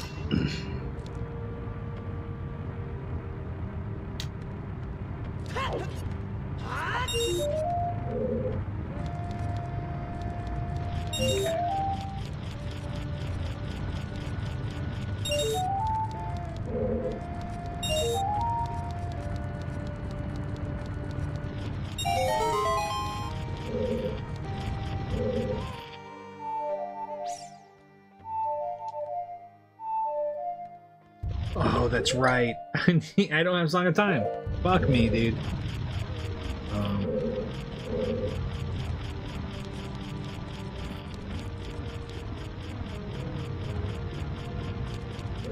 Can I...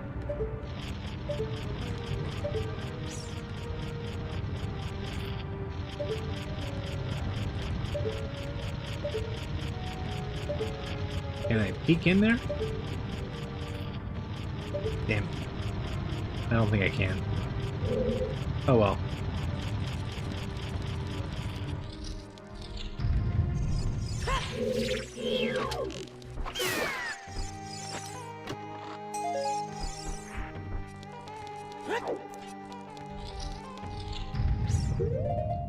Let me open my checklist. Oh, we really do need Song of Time now. Song of Time or Hookshot. Make our life a million times easier, dude.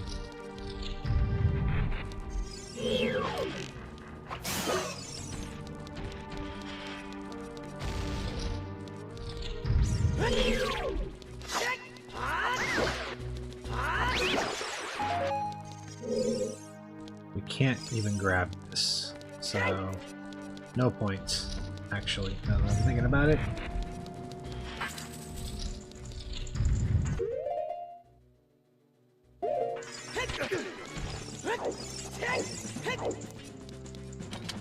Get the fuck up, get the fuck up, get the fuck up, go, go, go, go, go, go, go, go, go, go, go, go, go. Oh my god, dude. Fucking Dark Link, dude.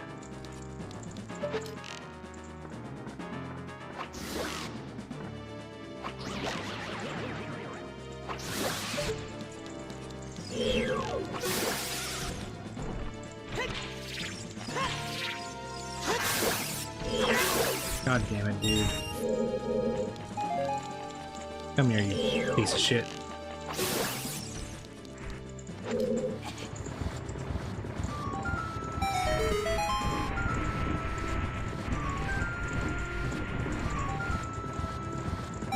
Okay.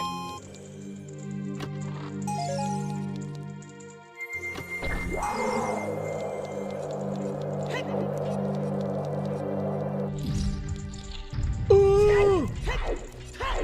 Iron Knuckle!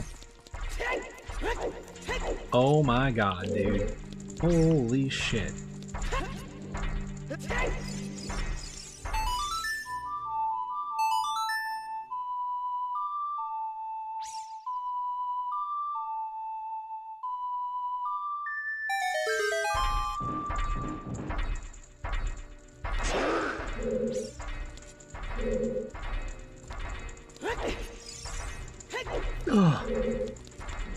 I jumped over there before I was thinking. And I was like, oh no. If I can't make it back over there, then I won't be able to explore the rest of this temple. Bombs. Okay.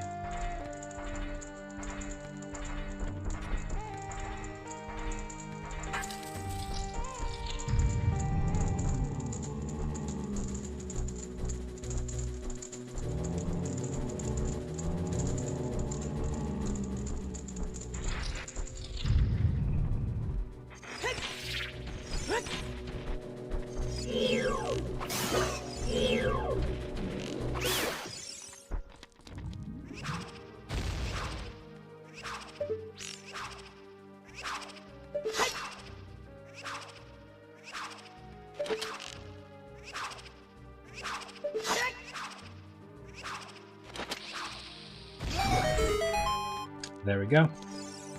That works.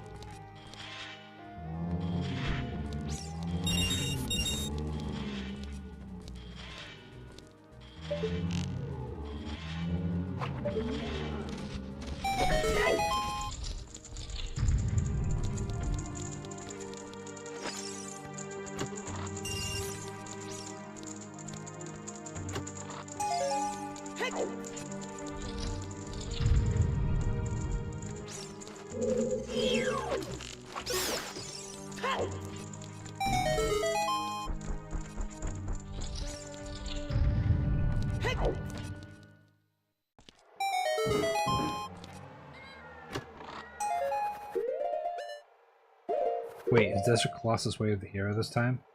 It is.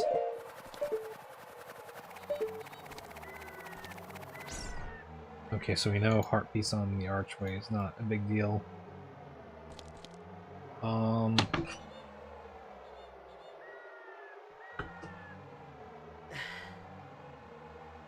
Okay.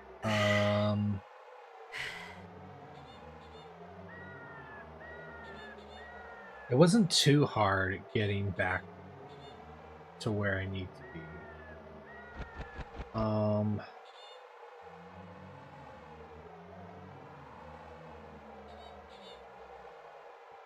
I think we at least check Sheik's on, because this is Way of the Hero. Maria, thanks for following on TikTok. Appreciate that. I'm gonna do it.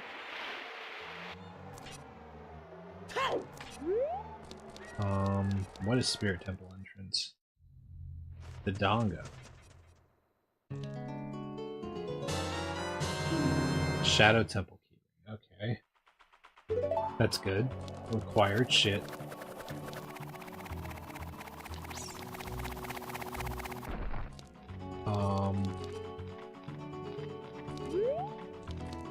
Okay,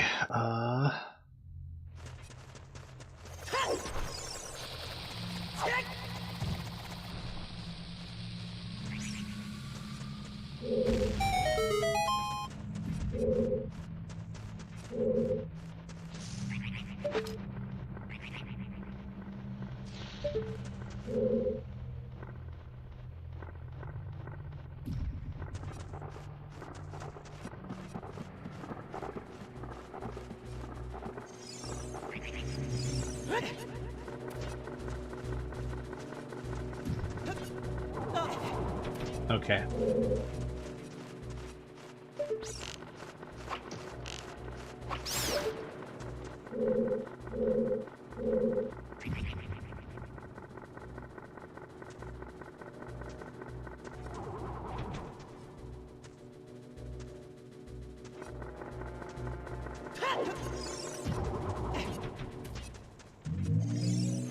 Let's grab this hint right here.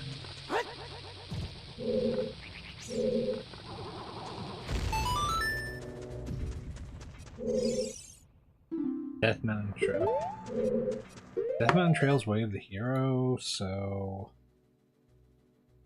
got a couple more things we can do. We did already find some useful stuff there, so we might already be good, but I don't want to assume too much.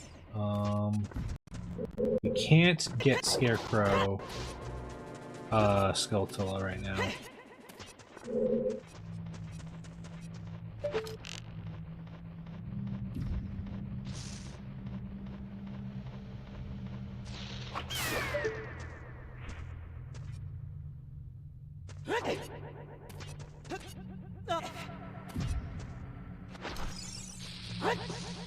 Really fast, I didn't mark off the things that I needed to. So we did Adult-side Boulder Room chest, Mirror Room, Invisible Hallway, Mirror Shield, and that was it in Spirit Temple. Let's see, I can do Boss Room Key, right? No, I can't do Boss Room Key. I can do child climb. Can't do those. Oh, we're gonna have to do the center torches also. Well, I wouldn't have been able to climb the thing anyway, so whatever. Silver gauntlets chest. Sunblock torches. Yeah, and we might come back. Right.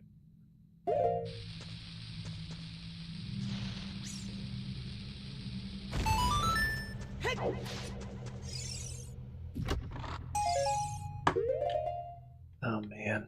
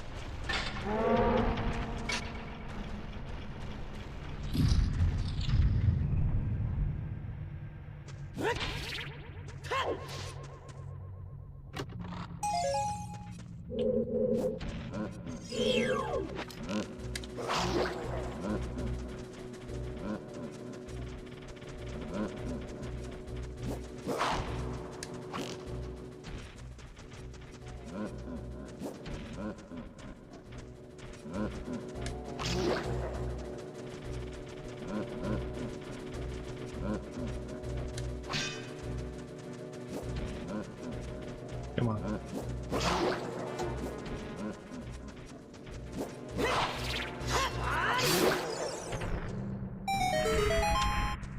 Oh boy. I could really use some fucking arrows right now.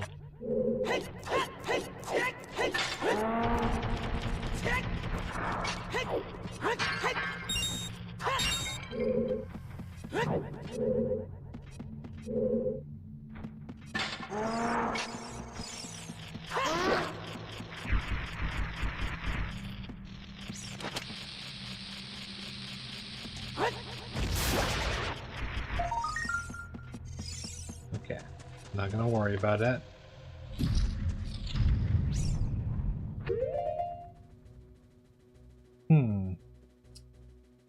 Okay.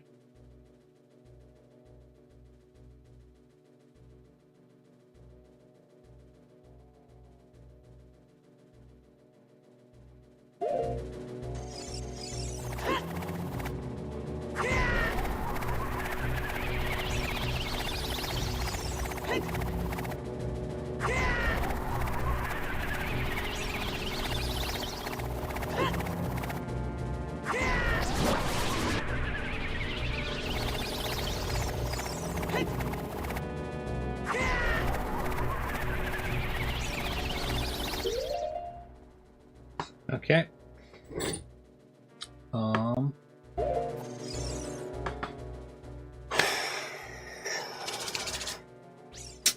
Goddamn.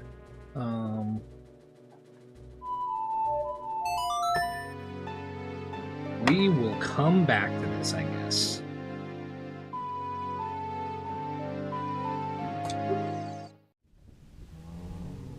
Yeah. I forgot to make it nighttime also, so that was my bad.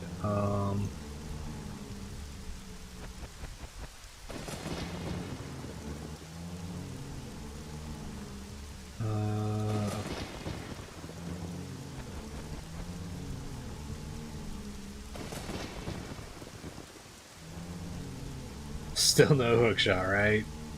Fucking... I'm scratching out the I'm scratching fucking lines in the wall, counting the days, dude. Doc, I think you might have missed it. We had to fight Bongo. Or we didn't have to, but we did. We fought Bongo. And we won. So, we're done with Bongo, which was the Jabu boss.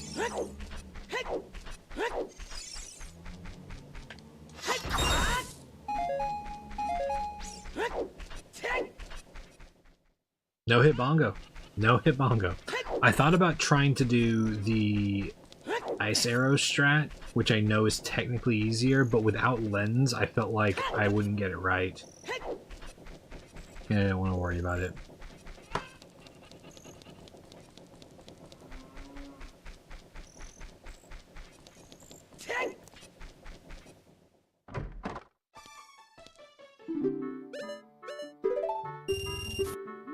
Okay.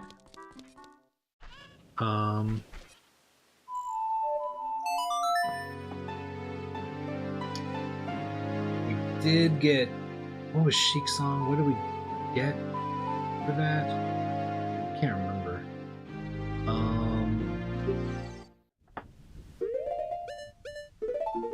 Even though it's useless, I'm gonna put the shield.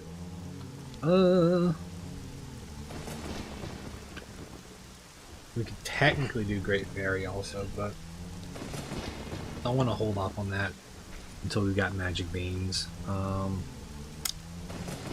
Ooh, what do we do now? What do we do now? What do we do now? Oh, did we get Sheik Song in Death Mountain Crater? I can't remember.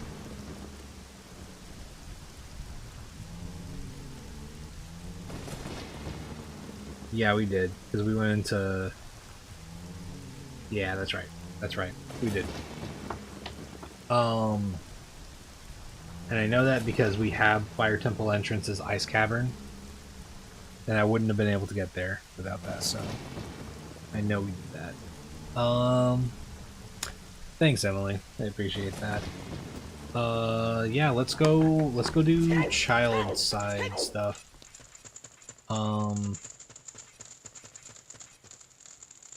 Yeah, because I don't think that we can do... Yeah, we can't do anything else significant on adult side.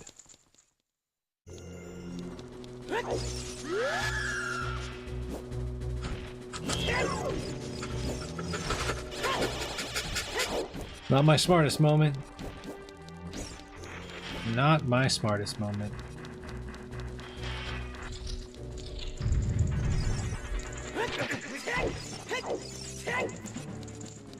The fuck out of here.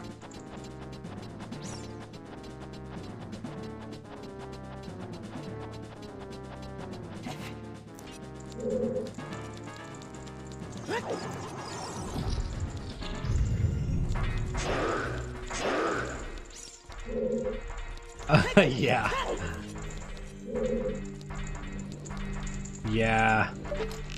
I don't like Dark Link in there. That is fucked. Yeah.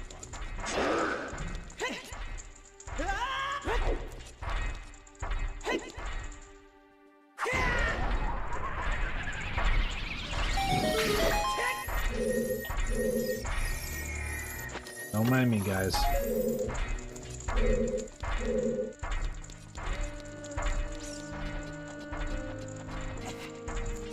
Okay, child climb first.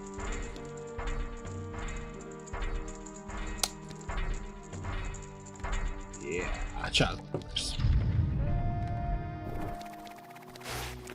Oh god. Okay. That's fine. That's all fine.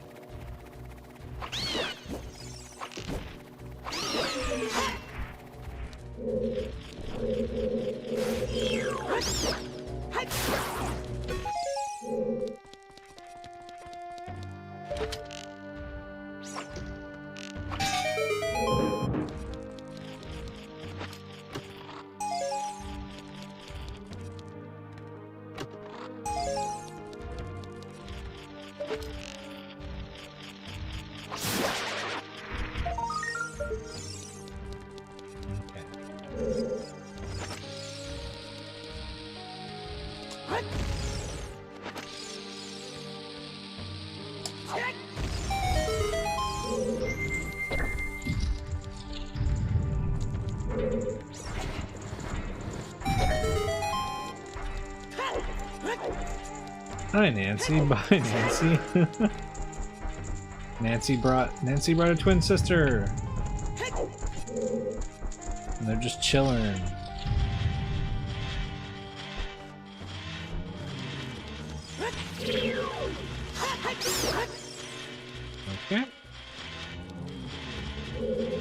Is this 2 redeads? Oh god. Nancy and Fancy. That's good. Oh no! What am I doing? I don't have enough magic for this.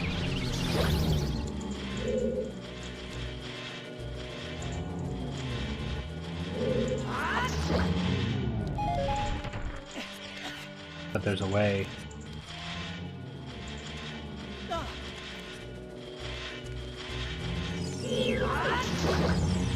Ho ho ho ho.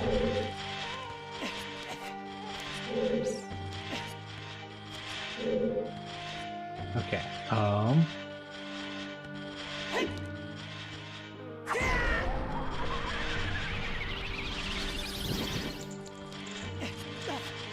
the seed giveth, the seed taketh.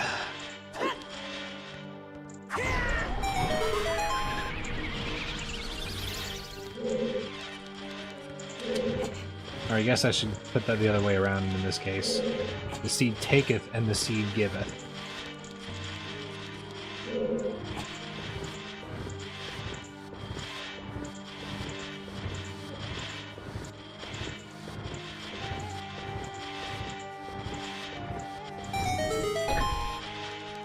Okay.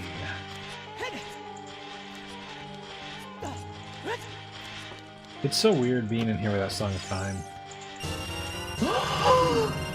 Big Goron sword, my fucking wife. We're gonna fucking... Oh, we're gonna have the best time.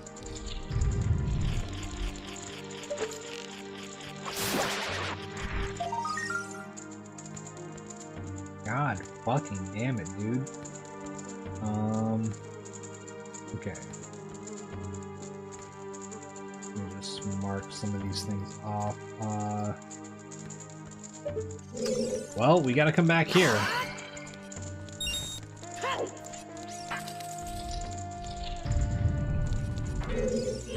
Oh, hey! Vanilla fucking Iron Knuckle.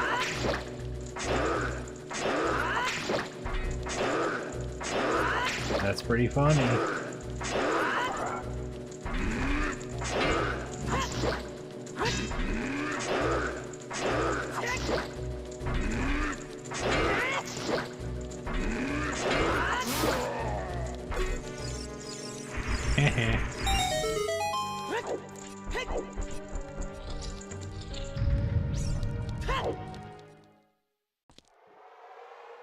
Right? I'm actually prepared for an Iron Knuckle in this respect. Okay, whatever. Whatever, man. Okay, we can't do anything else here in Spirit Temple at the moment. So let's close that off.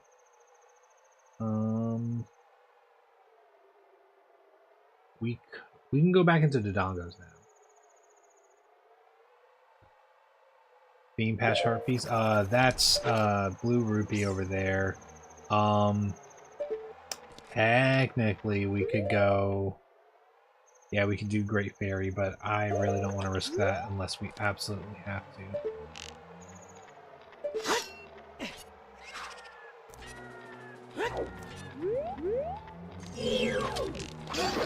Get the fuck out of here. Let's finish this. Wait. Is it nighttime? It's nighttime. Okay. Cool. Yeah, let's finish this.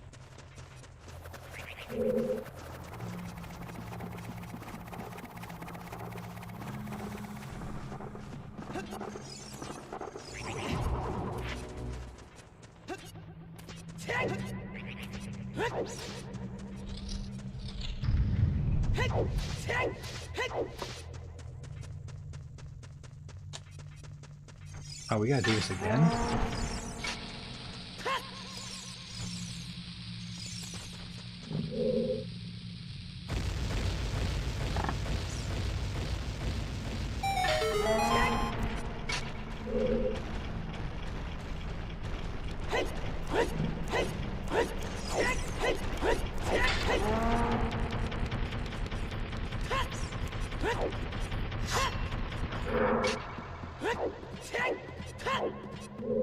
We already checked that. Nothing.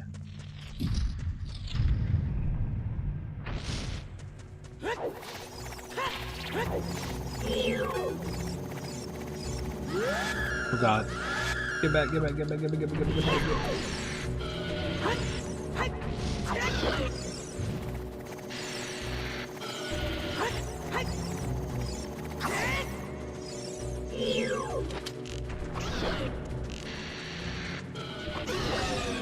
Okay.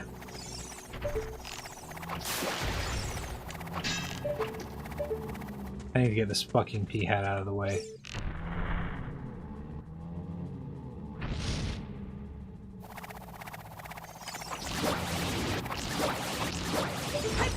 God damn, dude. It's so annoying.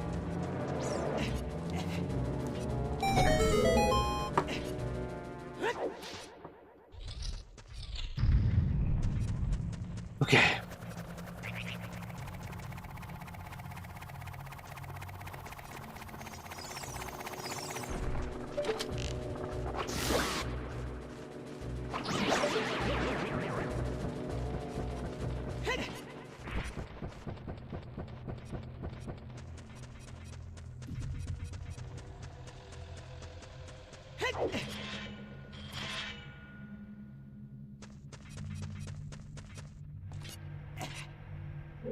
I actually really enjoy doing this temple as an adult. Really fun. Underwater water temple. Oh yeah.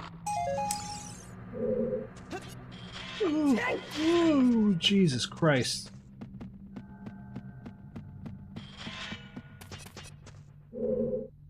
Yeah, this fucking randomizer has got jokes sometimes. It really likes to fuck with me.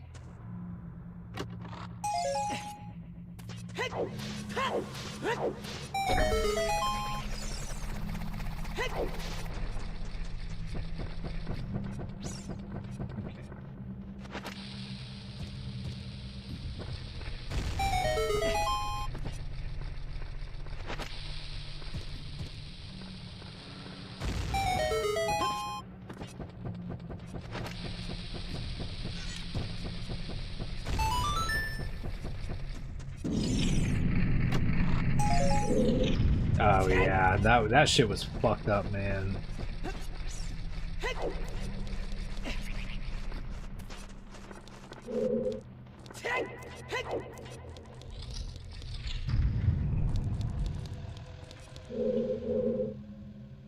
Oh, cool. Yeah, these guys are chill.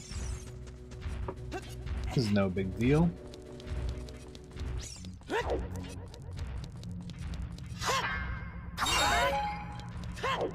What do we got? Oh, wonderful. Our favorite little armored guy. Fuck.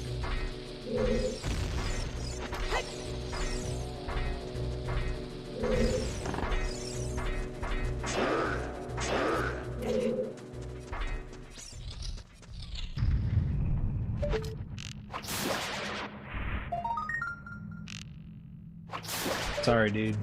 I gotta get this.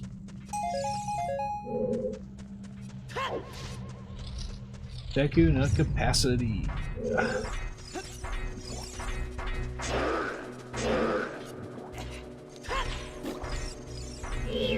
No!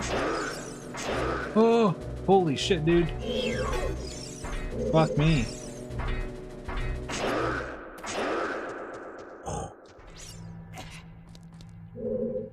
I didn't mean to lock onto him, so I fucking rolled towards him on accident. Fucking hell, dude. The good thing that dude can't help but fucking clip through the fucking ground. Otherwise I'd be in trouble.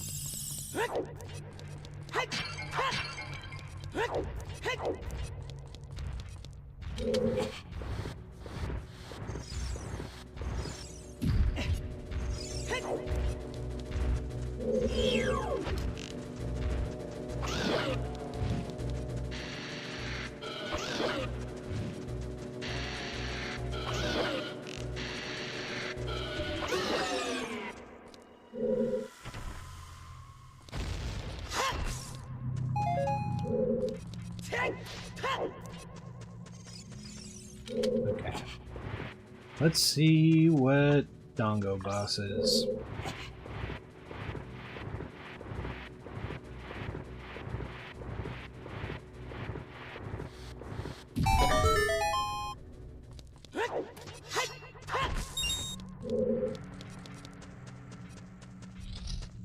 What do we got? Ooh, I don't like that. I don't like that.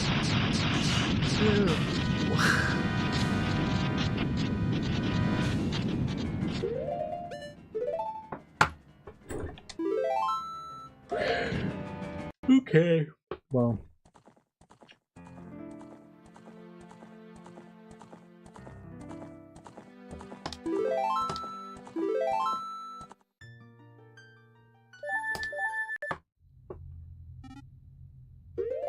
Okay, what can we do now? Graveyard. Yeah, we can do graveyard. Composer grave torches.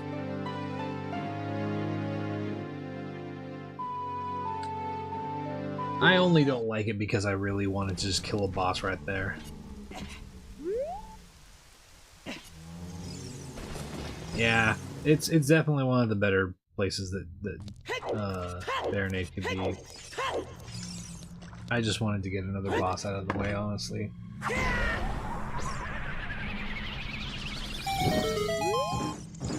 Oh yeah, I think you missed it, Doc, but we went and when we got to the end of Forest Temple, the last chest in the basement was Forest Boss, and the Forest Boss is full Vagia, so we can't go back until we have Hammer, but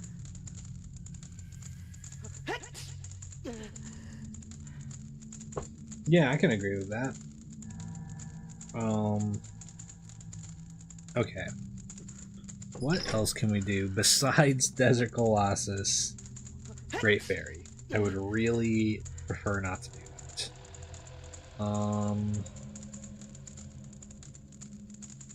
Like, oh, let's go get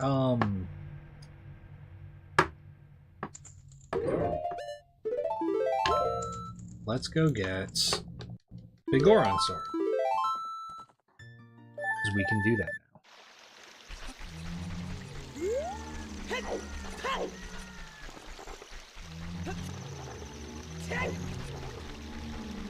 We have not found GTG yet, sadly.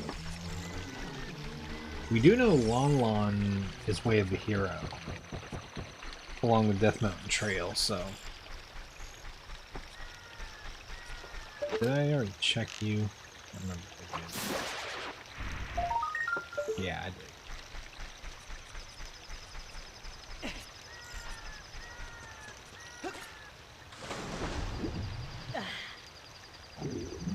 This thing really wants us to get Song of Time, but will not give us Song of Time.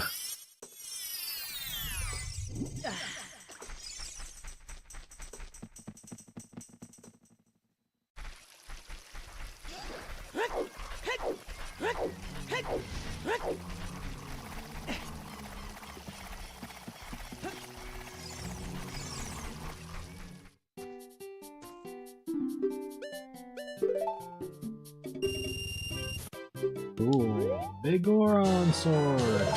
You know what though?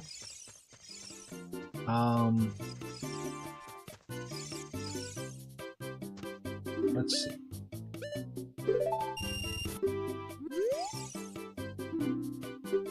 How are we doing with bombs? Okay. Here's what we're gonna do.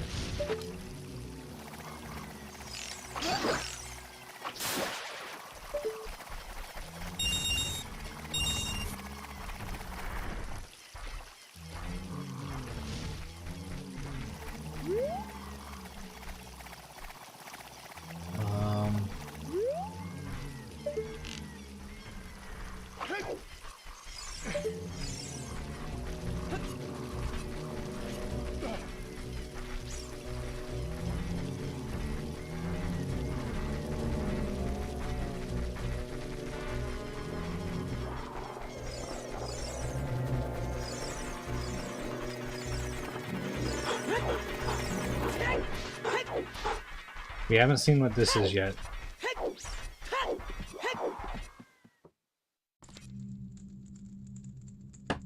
Okay.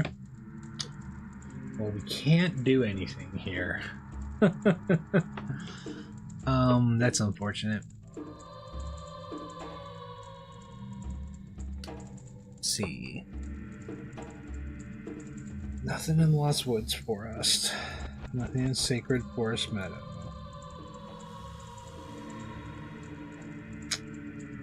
Can't do the grottos in Hyrule Field yet. Oh! No, we did Big Poe.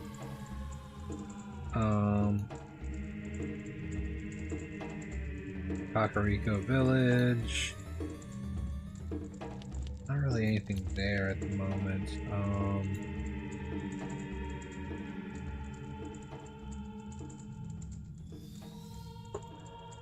Death Mountain Crater, nothing. Goron City. We put out the shop there. Right?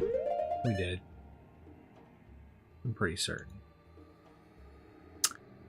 Yeah, we did. Okay. Let's see. Kokiri's got shop. Trail, no. No for that. No for that. No for that.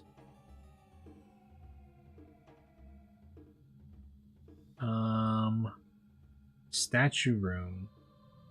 Statue room. Northeast chest.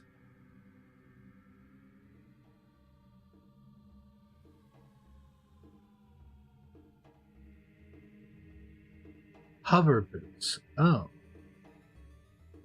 Oh. Sun on floor room. Okay. I got that. Okay. So there are some checks we can do. Literally Desert Colossus for now. Alright. Can't do Forest Temple checks. Let's do Spirit Temple checks for now. I keep forgetting that we can use hover boots instead of like hook shot and shit, so that's my bad.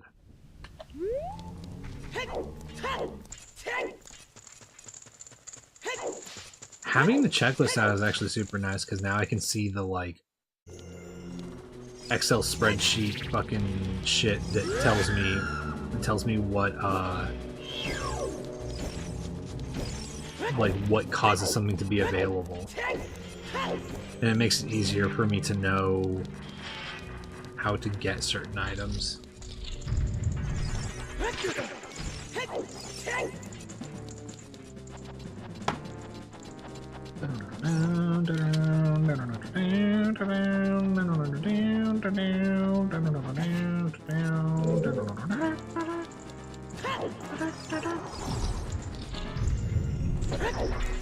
Yeah, good shit to know. Huh.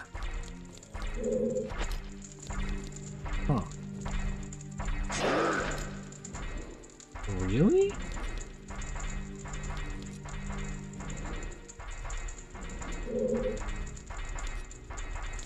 Are you sure, dude?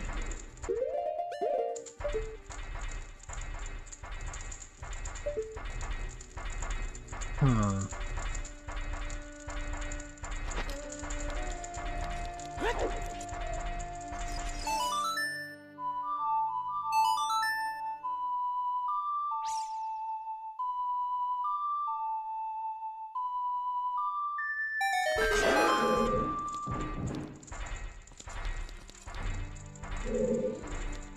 Fuck.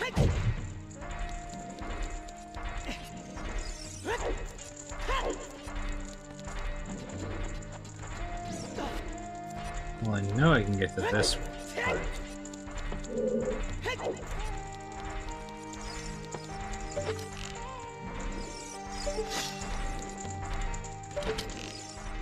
There you go.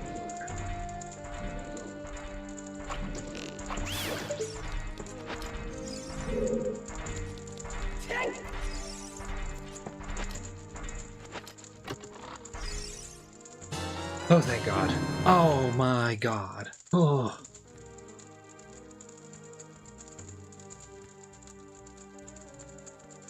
Okay. Good.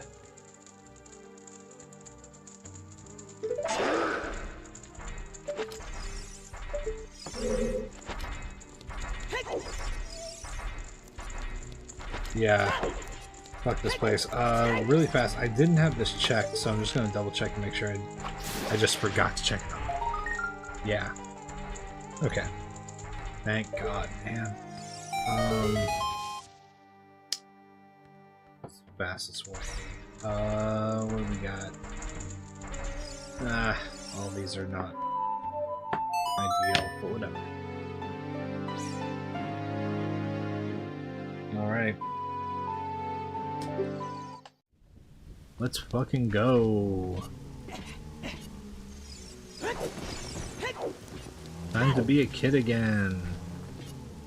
I gotta say, there's also something pretty cathartic and, like, funny about starting as adults where everything's really bleak and shit. And, eventually getting the ability to go back and then having everything be really, like, peaceful and shit. That's true, we do have Epona.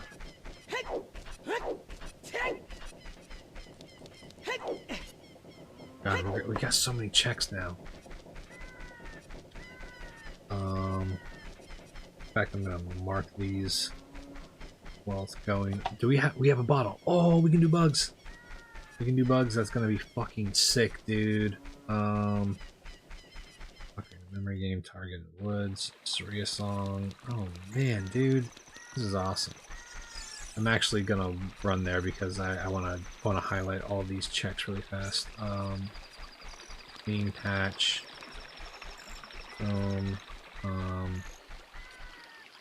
Say what you will about Gandorf. At least he killed the P-Hat and the skeletons. He delivered on his one promise to get rid of the P-Hat problem. I mean, that's all I'm saying.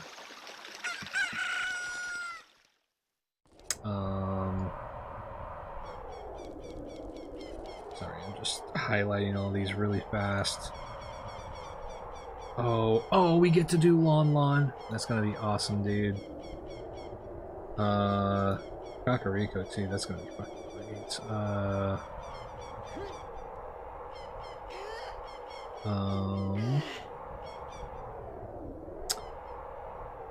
Okay. Lingoron, Darunius Joy. Oh fuck, man.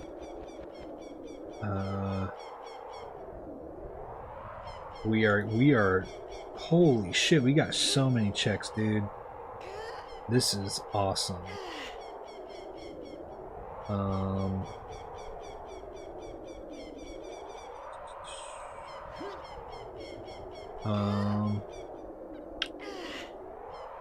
Don't have Zora Fountain yet, that's okay though.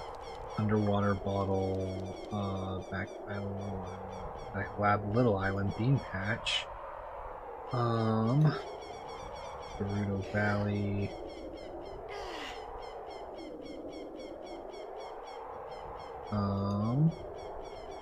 Yeah, hell yeah. Oh my fucking god, dude.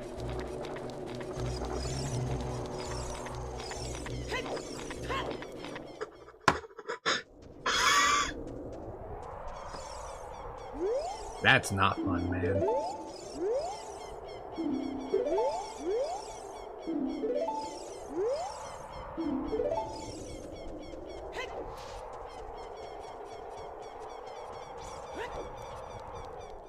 All happy and colorful like my childhood. Checks out that it's great as an adult.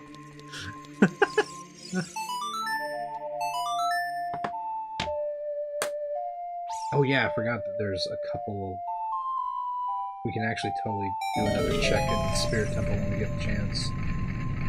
And Boulder Room. But we won't worry about that for now, because we got more important checks that we know we can get. Oh man. Cool. Prelude.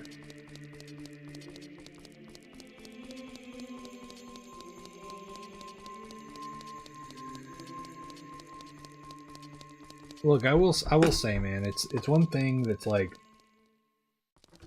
things might get like you might have those moments whenever you're an adult where you're like, oh, were things like this when I was a kid? I will say one of the things that does feel very gratifying and like, okay, I'm not just becoming like a terribly unjoyous person is when you realize things like oh, they are making candy bars smaller and they are making these things smaller for profit margins and shit. It's like one of some of the most gratifying shit because it's like otherwise it feels like everything's just getting worse and it's just you. But then the moment you realize, oh, there's people actually like making things worse, you're like, okay. It's not just all me.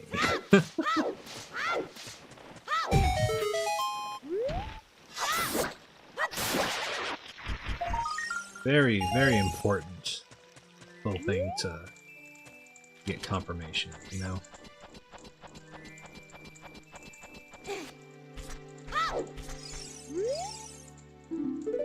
But also some things just stay good.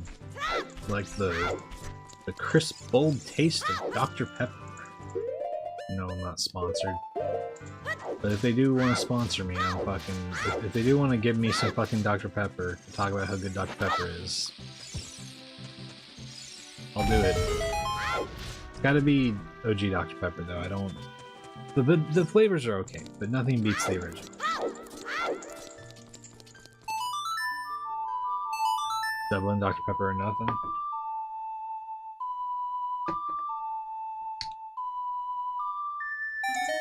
Yeah, I mean, straight up, I am 50% Dr. Pepper. Dublin Dr. What is Dublin Dr. Pepper?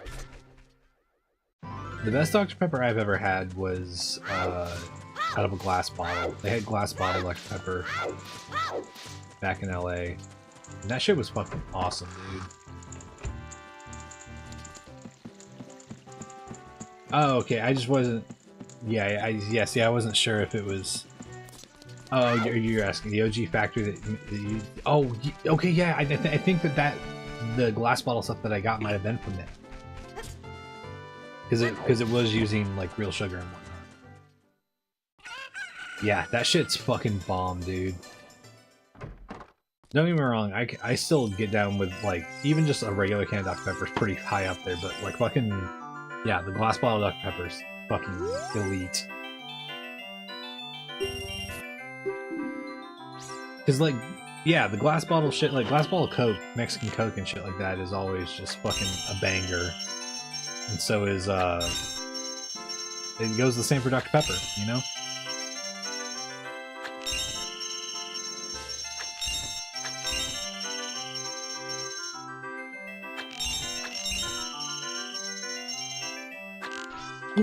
No!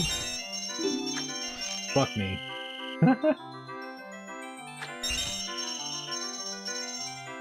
Oh, that's fucking awesome. I don't think that they have them here. I haven't been able to find them, but... You're joking, dude. I twitched to the left just in time to fucking miss.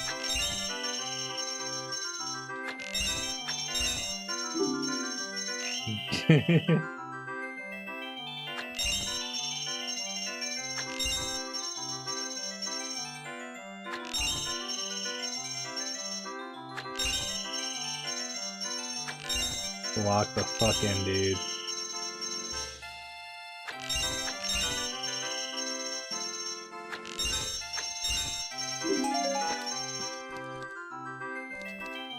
Coke, Sprite, Fanta, and Pepsi as well because of proximity to Scope. Oh yeah, yeah. I mean that makes sense. Squirt is underrated. Squirt is good. Oh, dude, Hero, fucking cactus coolers kick ass, dude. We got those at, there's a fucking warehouse that I worked at. There's a fucking warehouse that I worked at that had cactus coolers in the fucking vending machine. They went so fucking hard, dude. It was ridiculous.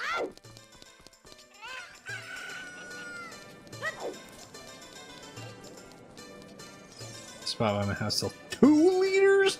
Oh no, dude. That sounds fucking dangerous. Holy shit, man. Baja Blast? Oh, damn, dude.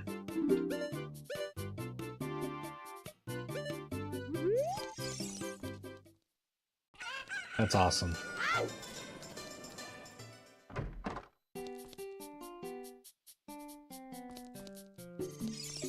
Have y'all heard the story about what happened to Sierra Mist and why Starry is like the new like soda that's at Taco Bell? Because I learned about that recently.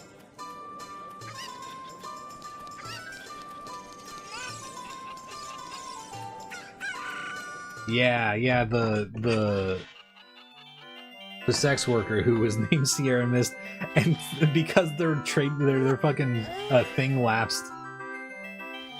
I'm pretty sure that they're a sex worker. But yeah, they just went and they fucking took the fucking trademark from them, and now they had to change it to Starry. That shit's funny, dude. Yeah, that shit's really funny.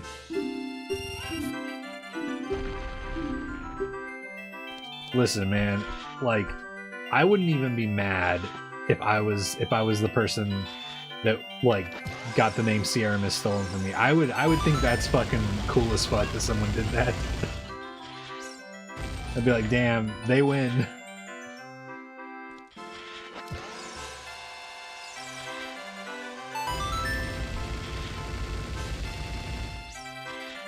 Okay, what is it, like right here or something like that? No, that's too low.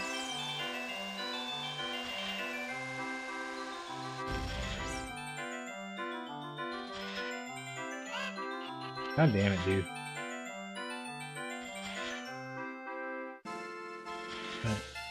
Hold on, I'm gonna try something really fast. I gotta see if controls. Can I fucking okay. Sensitivity. Let's just bring it down to 9. Let's just bring it down to 9. What if Sprite sucked? Yeah, I agree with you. It's not as good, you know. I'm surprised they didn't offer it here first. Yeah, right.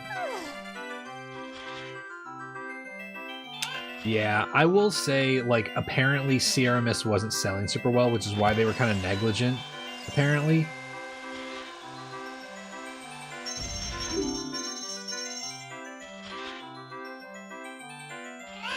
If Sprite sucked, it'd be 7-Up. But if 7-Up was worse, it'd be Sorry. Yeah, I'm with that tier list. Well, that's not very good. I don't care about either of those things.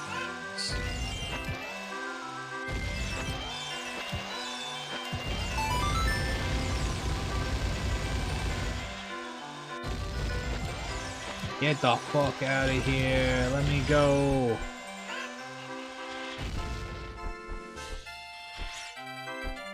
Oh. Like a line at that point, yeah. Honestly, though, oh, there's this one thing, it's a Canada Dry, I think it's Canada Dry. And it's like this, like, cherry splash, like, fucking thing that they have. And that shit kicks ass, man. It tastes so good. I'm normally not a big cherry.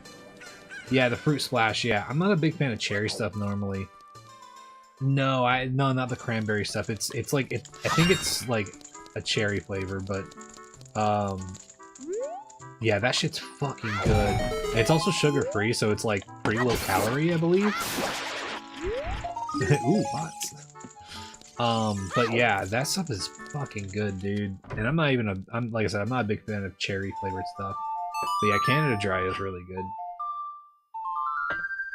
I recently, though, have kind of gotten into the world of ginger beers. My roommate, she's really into ginger beers, and by really into ginger beers, I mean finding ginger beers that are so strong that they make you sneeze. And I don't know if you've ever had ginger beers, but it's awesome because number one, they're not alcoholic, so you don't got to worry about that shit. but also just the really strong ones, they just make your fucking nose itch and sneeze. It's the weirdest sensation, but it's good. Bundaberg, my beloved, fuck yeah. Cock and Bull. We've got that at our at the market down the street from where we live. It's fucking awesome. I love that stuff. Okay, that's everything we can do here. Let's go to Lon Lon now. Cock and Bull apple. I've never had that. I've only had the standard issue flavor.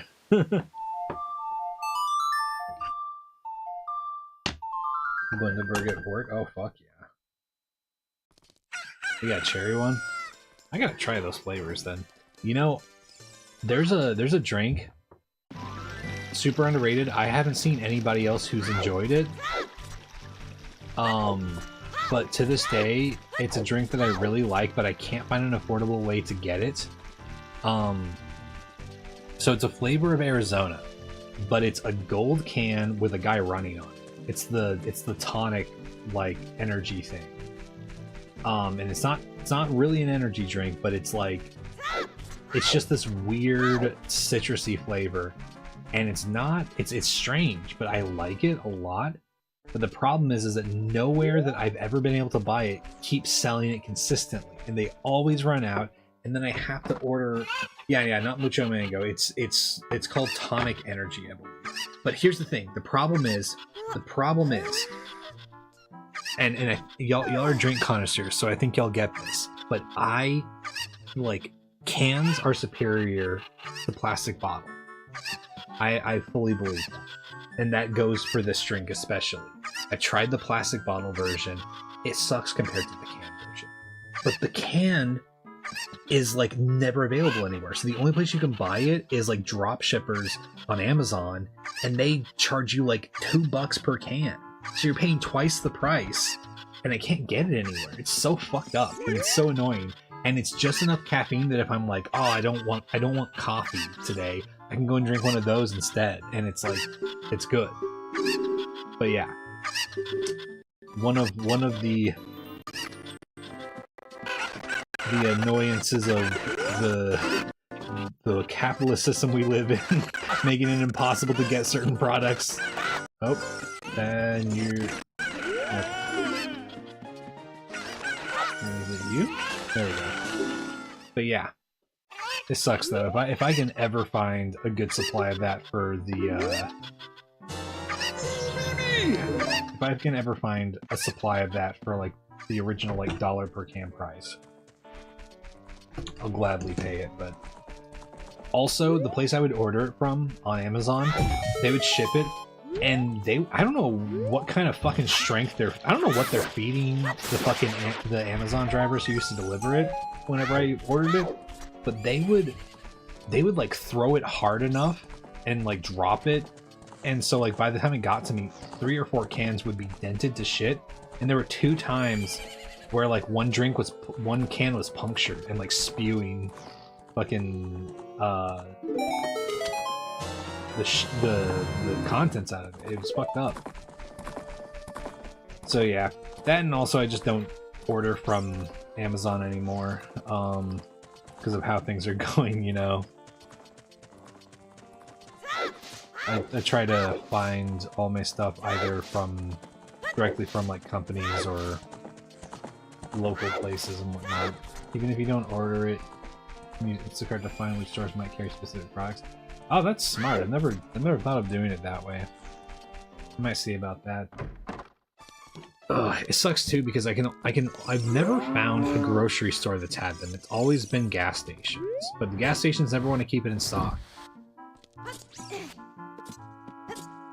And there were even times in LA where I would order it. I would see it at a place and I would order it, and then I would order it and they would do the thing where they'd be like, "Oh, it's not available. They don't have it anymore," but they would still have it on their fucking product list. Super annoying.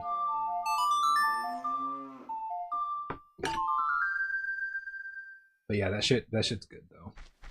If you ever see it around in the canned variety, I definitely recommend trying it at least. Oh god.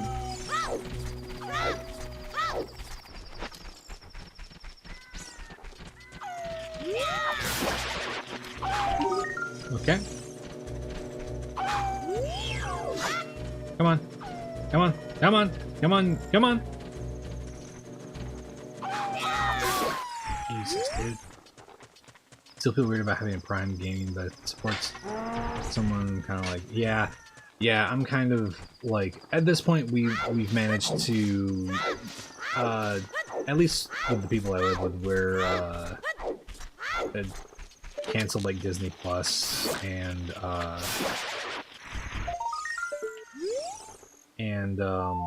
what's it called? Stopped using Amazon. Just, you know, it's just annoying, especially with Israel-Palestine stuff going on. Because, I mean, there are some things that are working. Like apparently Microsoft straight up told Israel that they're not going to let them use their servers, their cloud stuff for their surveillance stuff, which is kind of a step in the right direction, but that just means they're gonna solicit another company, and Amazon has no qualms about doing it because they're so fucking huge. But I literally now I'll just go to like an Amazon page where I'll go to where a product page is, and I'll see what the company selling it is, and I'll go and try to search and see if I can find just a page of theirs that I can buy it from. Yeah. But I've been just slowly trying to find local sources for shit, you know?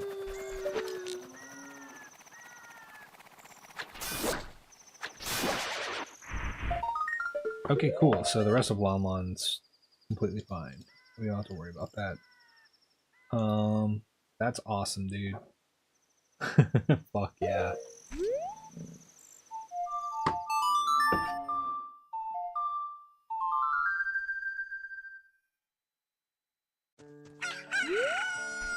But yeah, and it's hard. It's hard, especially like we live in a society where it's like there are some people who just like live nowhere near stores and whatnot, and they have to order Amazon because, you know, there's fucking nothing near them and they don't have a car.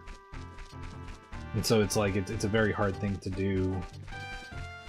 And especially whenever, you know, there's boycotts going on, but they've got there's a lot of times where there needs to be more organization of stuff for those things to be effective. But it has been nice because there are certain things that I'm kind of realizing, like, damn, I actually don't care too much about this in my life. Like, I stopped eating Taco Bell because they're on one of the BDS, like, not the official BDS like boycott list, but it was like a, hey, this company is involved to some degree. So if you can, don't. And if I'm being honest, outside of whenever I'm like on tour and it's like late at night and we need to get something really fast, I kind of just don't see myself eating at Taco Bell much anymore, if at all. Probably for the best though, also. Okay. Let's make it nighttime.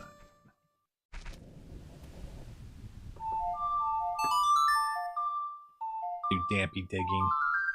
Thanks for all the likes on TikTok, guys. I appreciate it.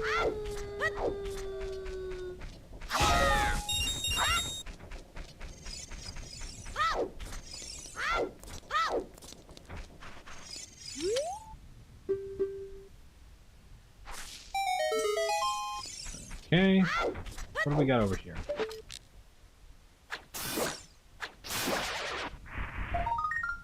Heroes.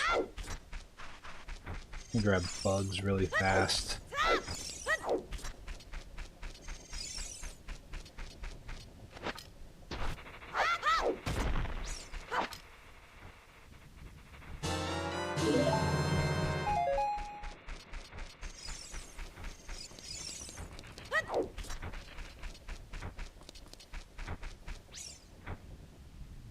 Yeah, to be fair, talk about the same way. Yeah, I mean, that's part of the thing too, Heroes. I'm kind of just like, I don't know. I'm kind of getting to the point where I'm like, I'm tired of like being okay with the way companies are getting shittier with their products. I'm like, look, there was a point where Taco Bell was so cheap, but still so like up there in terms of just like eatability, that I'm just like, oh, it is great. But like nowadays, their shit's kind of pathetic, man. Fucking $1.50 for a cheesy roll-up, are you joking? I'm not gonna fucking do that. A tortilla and some fucking cheese, man, I can make that at home. That shit's not hard. I can do it for a fraction of that fucking price. Also, there's a place that there's a place I live near it's kind of the same, like, well, it's a little more, I think, authentic than Taco Bell, but it's not what I would like. If someone was like, I want to go and eat some real fucking Mexican food, it wouldn't be my first choice, but it fulfills the same kind of thing and for cheaper. And so I'm kind of like, I'll just eat there because it's more local and regional and shit. Yeah, I mean, that's another thing, Heroes. It's like the spider hint here is Greg. Oh, there we go. Yeah, I mean, that's another thing, Heroes. You know, it sucks when I get an order that's wrong at a fast food place. I can't be mad at them, dude. Like, they're getting paid fucking shit wages. And I'm just like, I don't know. I wouldn't have given a shit if I was getting paid that much. And, you know, nowadays it's like, you know, whenever I was like, the first time that I was like out on my own paying my bills, I think my pay at that point had been, I think I was getting paid like $100 a day, and that was doing like contractor work and severely underpaid. But it was just like, even that, you know, I was struggling pretty hard at the time, which, to be fair, was in LA. But I'm just like, you know, it's hard to be mad at the workers whenever I'm like, yeah, I can't expect people at fucking $15 an hour to give a shit. Maybe if they were getting paid up in the like higher 20s, mid 20s, I'd be like, okay, man, what's going on here? What, why? But, you know, also a lot of them just have terrible management. I worked at McDonald's and Panda Express when I was a teenager, and those places were not great. Is there anything you can do here? Yes, there is.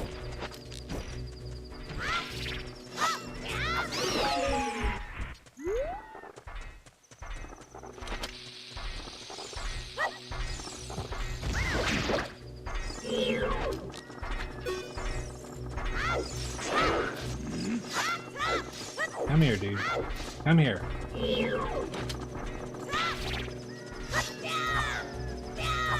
God damn it.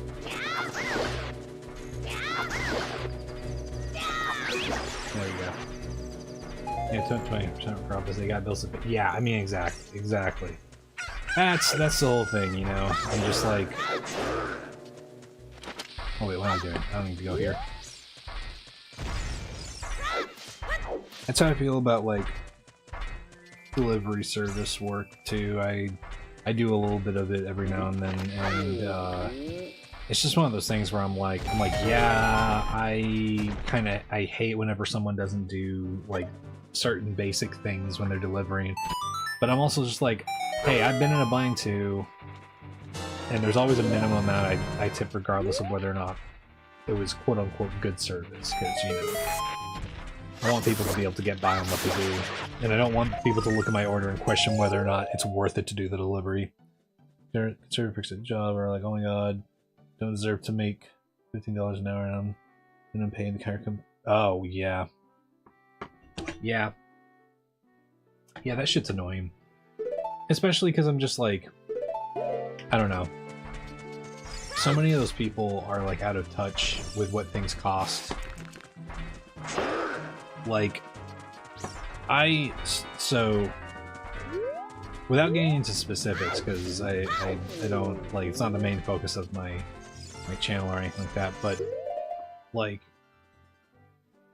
I perform in a band that can sell out like venues with like several hundred, like high hundreds capacities, and we've done sold out tours, like mostly sold out tours across like the US, and even with that and the success that we've had and like the work that I've done, it's like I still struggle to like keep myself afloat with how things are sometimes, in terms of just like, you know, it only cost me like $2,000 a month to be at like a comfortable income level, paying all my bills and being able to put things back. But you know, it's just one of those things where I'm just like, it's fucking hard with the way the job market is and how things are right now, you know? Yeah, I mean, exactly. And I'm also just like, hey man, as long as you're going to McDonald's and as long as you're, you know, ordering the food and doing this, it's like, I don't think that you can at least fairly say that someone doesn't deserve to earn a living wage, because it's like, as long as you're using that service, there's no way, like, I still disagree with you even if you don't use that service, but I'm just like, everybody who says it is usually someone that goes there every day, and I'm like, who is gonna fucking work it if you don't make sure that they have a living wage, dude? Not like teenagers can't work during school. They shouldn't work during school. They're trying to make it where they can and they don't have to go to school, but I'm like, dude, do not take that away from kids.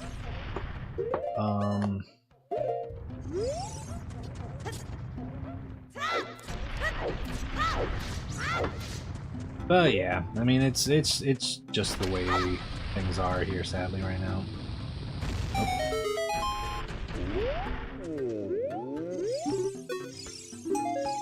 But hey, who knows? I'm hopeful that some things will get better in some regards.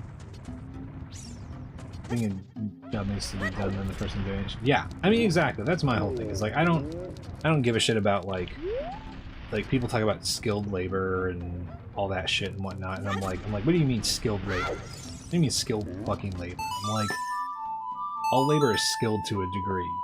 Even talking to people is a fucking skill.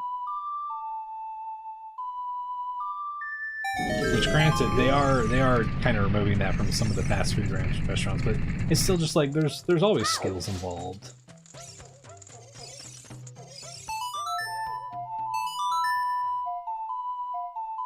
Yeah, I mean, exactly.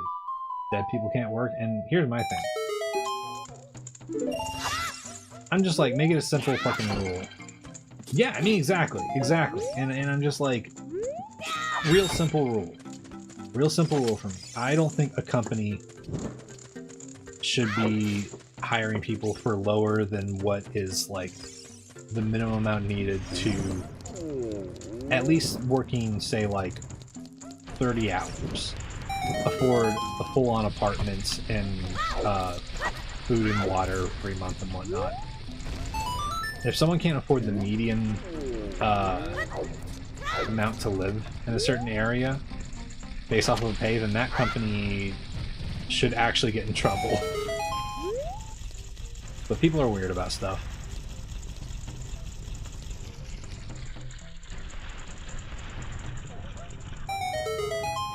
That's why it's also always pretty annoying whenever we do like go on tour or do anything like that.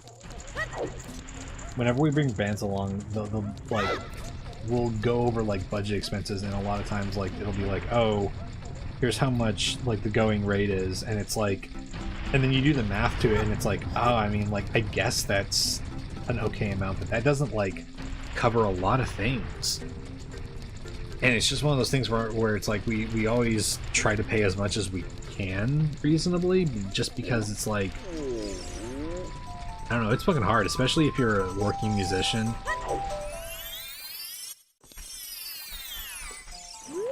It also doesn't help that we're a lot more COVID conscious than a lot of bands, in the sense that we take like precautions and shit like that for disease spread and whatnot, which not a lot of people still do. And ooh, oh, fucking finally.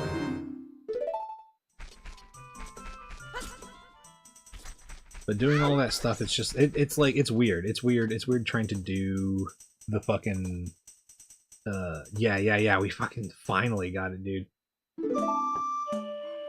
Trying to pick up the slack from companies who don't give a shit is really annoying, you know. Oh, Sage, I just realized you sent GG. Thank you. I appreciate that.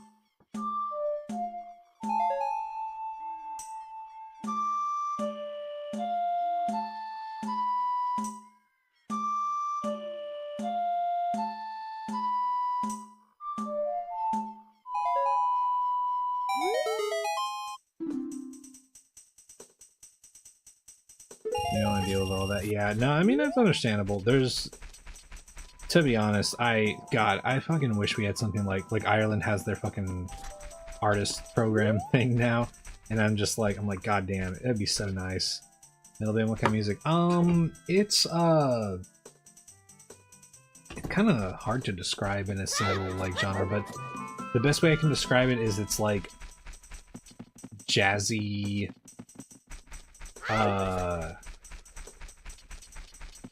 it's like jazz influenced emo kind of punkish stuff. It really changed. We do a lot of genre bending and whatnot, but our first album is very like upbeat and kind of synthy and whatnot. The second album is more like moody and progressive and whatnot. We go into the metal territory sometimes, but not consistently enough that I would say that we're a metal band. Progressive art. Yeah, I think that's a good description of it.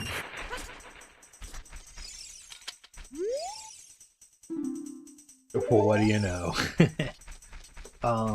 Yeah, progressive artwork is a good description of that album. It's always hard to describe both albums in one term because it's like they're so different.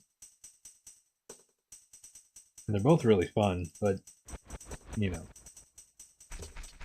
hard to encapsulate in very few words.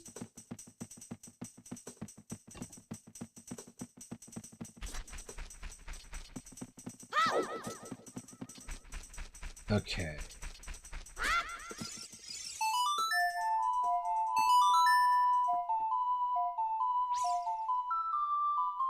See, we got Deku Says My Bridge, Target in the Woods. Read a song. Oh, Milk! Finally! Describe the band as good music, thank you. Yeah, I would describe our music as good. I love our music. It's really good. Which, you know, I feel like it's an extremely rare and cool thing to be able to be so proud of the art that you made. And I feel like there's a lot of artists who are just extremely, including myself, they're like so critical of their art, and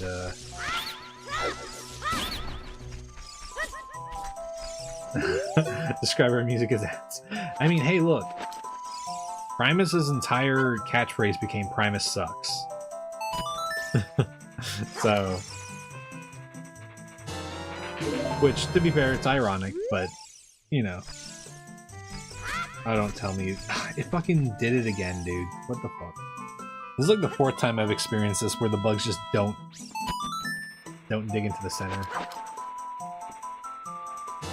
Me too. Primus is so good.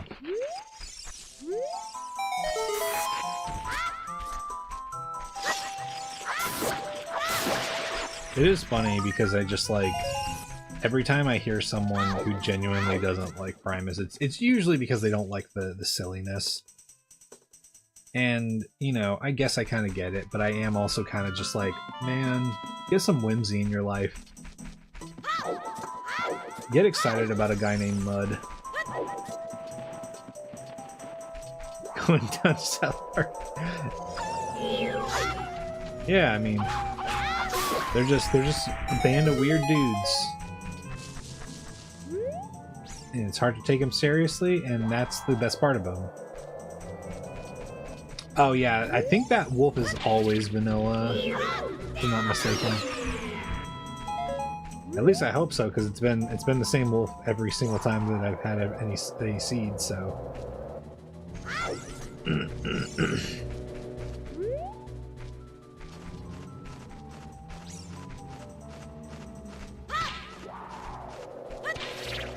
Ho ho ho ho!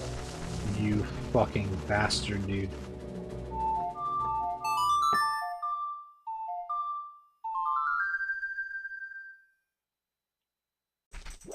Oh my god, dude. I forgot that this is an area you can't do that at.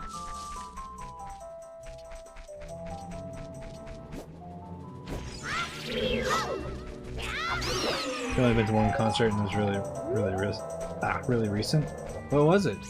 What was the band? Weird Al. Oh, fuck yeah. Well, Weird Al's a great fucking performer, so...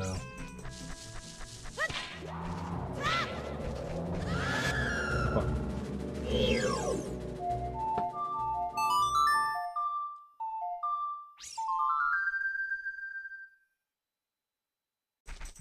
Oh my god.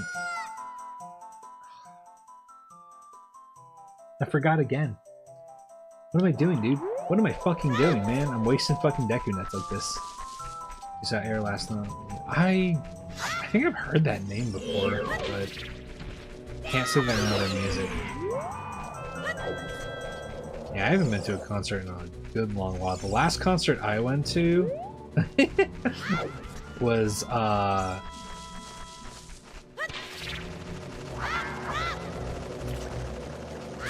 last concert I went to was, so the band headlining was Between the Buried and Me, and it was a show with, it was a co-headline with another band called The Deer Hunter, as in like deer from a letter, The Deer Hunter. And I never thought that they would do a tour. I never expected them to do a tour together because they sound so different. But they, at the time, were my two favorite bands. And so I went and saw them, and opening for them was a band called Leprous. And I had not heard of Leprous before, and this was before they blew up. And let me tell you, I fucking immediately was like, oh my god, these guys are amazing. Clown guy that's really good. Are you talking like one of the guys from Insane Clown Posse, or...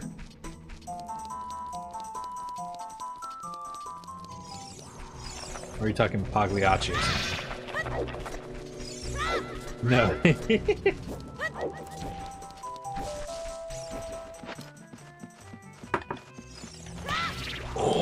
Get the fuck out of here, dude.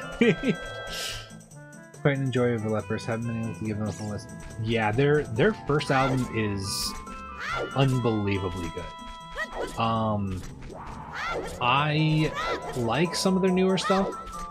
They occasionally kind of dip into this weird territory where I'm like, okay, it's starting to sound a little like Imagine Dragons, and I don't like that.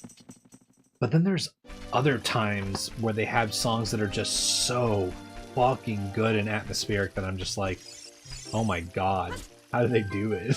It's really good. Imagine Dragon Teeth Nuts.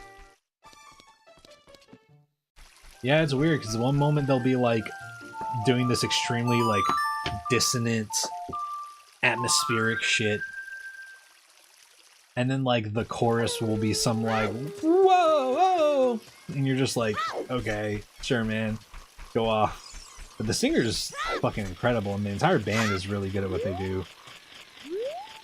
They always have really good like awesome intricate rhythm shit going on, and I really respect that. I'm a big prog fan, so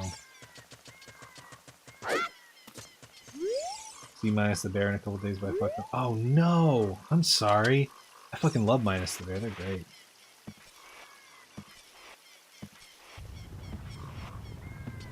You hear Stairway. What? Oh yeah, that's right. always forget the direction that the boulder's going.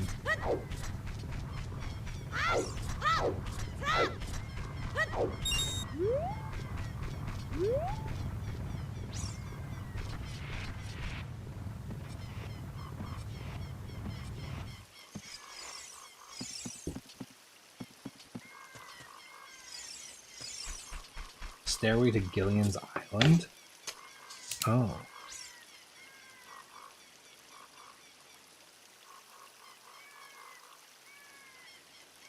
Gilligan's Island. Oh, okay. I'll check that out. I'll go see Riverside.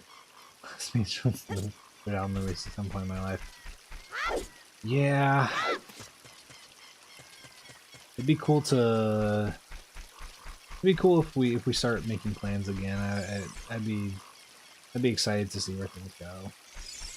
Gilligan's Island themed stairway. Oh, fuck yeah. Oh yeah, I remember you mentioning that. That's fucking awesome. Oh yeah, there's nothing here. Nothing there. Check over here.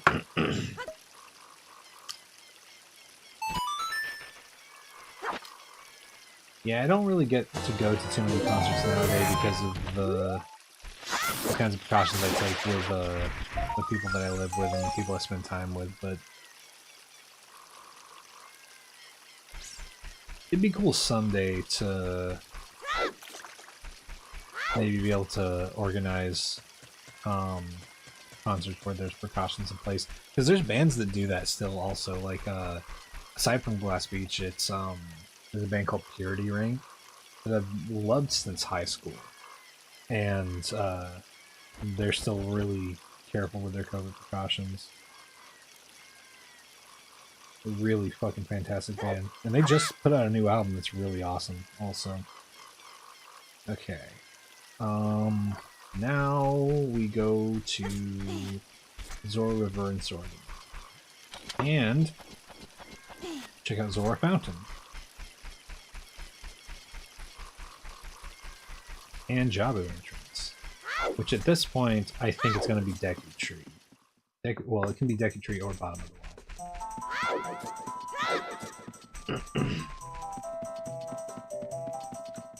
You did see Dimension 20 live, but that's something. I mean, that's still cool. I've heard a lot of good things about their live stuff.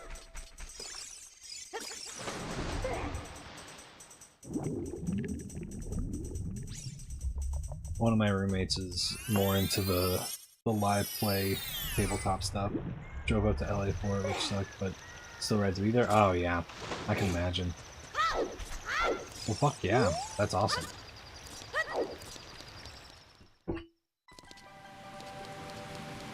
It's funny because one of my roommates got to work with some of the crew at Dropout, and so she got to like interact with Brandon Lee Mulligan and whatnot. And it's like, that's fucking wild.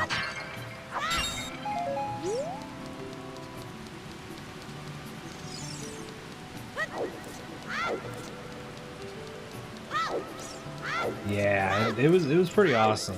It was one of those moments where it's like, damn, did that really happen?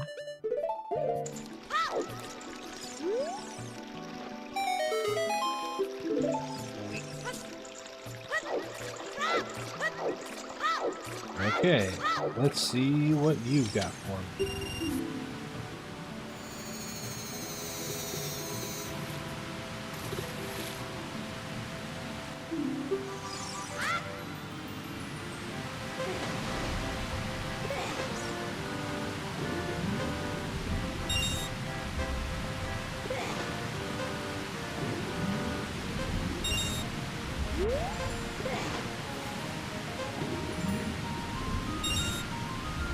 Oh yeah, Dropout is such a good crew, honestly. They're about the closest thing I think you can get to some kind of like a production company that does things like that also takes like health precautions and whatnot for its workers and pays everybody fairly and whatnot. That shit's so rare now. And it sucks because it's like, it's good, they work on really good stuff too, so it's like, it's both like, oh, it's good pain, but it's also good stuff that they're making. So it's kind of unbelievable that it's one of the few bastions of that kind of shit that you can find out there right now.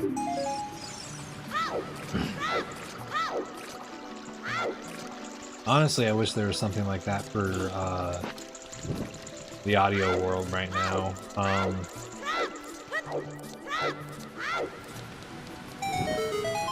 Subscribe to drop out, but not Disney fucking. Oh yeah, definitely.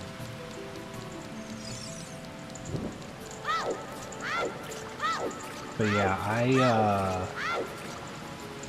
I would really like for there to be some kind of practices that can be put in place for audio engineers to like network and do stuff with precautions and whatnot and all that stuff. That would make my life easier, make it easier to record with other clients and whatnot. Not much happens in the area. Got to drive to New York City performances, so it's basically just as bad as LA. Oh yeah, tumultuous history of the city. Yeah, understandable. I feel like that ends up being the case with a lot of things. Like, if you don't settle down in one of those cities, it's like, I feel like you almost just have to take your first out that you get. Like, we lived in LA, and then the moment we got the chance, we were like, let's go up here to the Pacific Northwest. And there's things I miss about LA, but I'm also kind of just like, damn, there's a lot of things that sucked about living down there.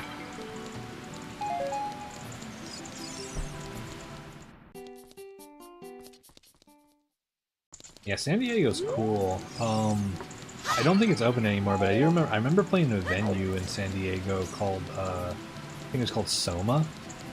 It was like a movie theater that they turned into a venue. And playing there was really cool. WWE is doing a big showdown here next month. Things they're discussing. Oh yeah, I can imagine. WWE is the most profitable form of theater in the world, so makes sense. LA's the worst. Do you want to have a parking spot? Or do you want to go out and walk 2 miles to your car? Yeah. Real shit. Pay fucking $20 to park for 2 hours.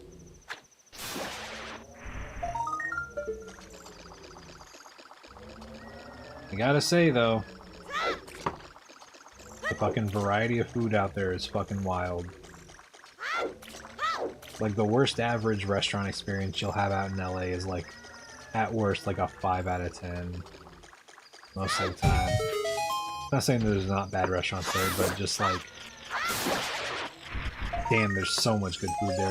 It's hard to find a place that just flat out sucks. Lived there for a year with a girl I was dating and discouraged. Yeah, it really does. It really does, especially if you don't have like a I think your living situation in LA makes all the difference.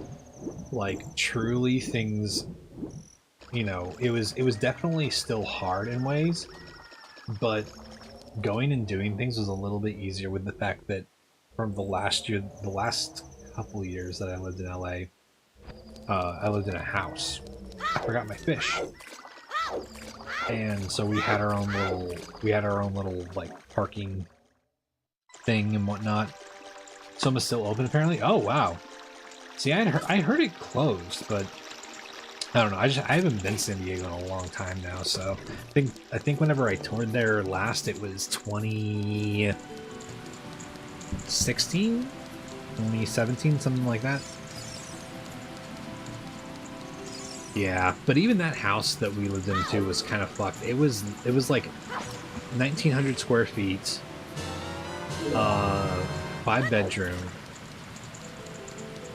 and it was 6 people living there, which isn't the most crowded place that I've ever experienced, but it was not great, especially because during the summer it would just some rooms would get heated up like terribly, while others would kind of stay cool throughout the year.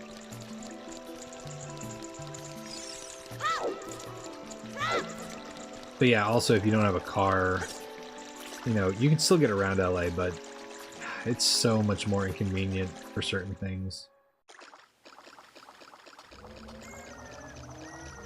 You're in Arizona, another feeling. Oh yeah. I haven't been to Arizona in a while. The last time, well, except for on tour. We played there a couple times in the past few years, but last time I visited Arizona, not for touring stuff, was whenever I actually moved to LA, I think. Stayed with a friend while I was driving over that way. Do we do this now?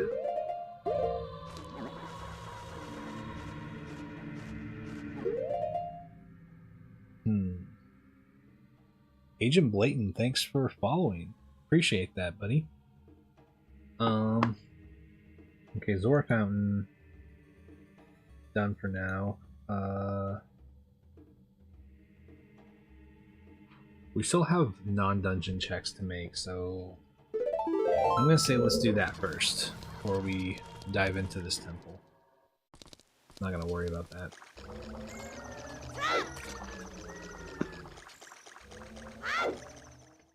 Oh yeah.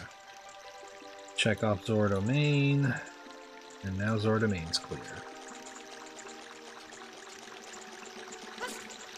Oh hell yeah! Thanks for the good luck. Yeah, it's I'm not sure if you're coming from another page or if you're part of the raids recently or from the Discord, but yeah, just working our way down on this no-hit challenge. Trying to get sub 20 this time.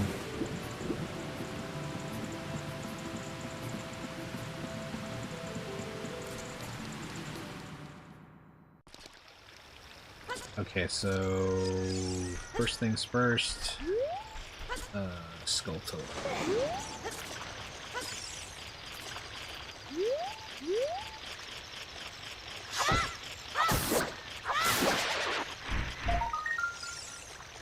Summit did close, but it reopened. This is probably before you played there because oh yeah, okay.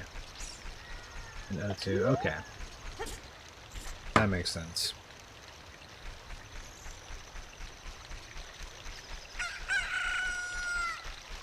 Okay, now we just check Bean Salesman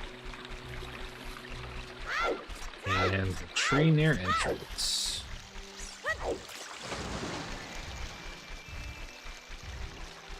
$92 would be great, yeah.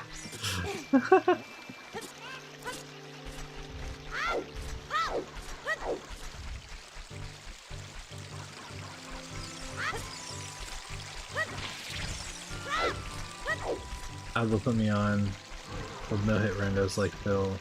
Oh, hell yeah.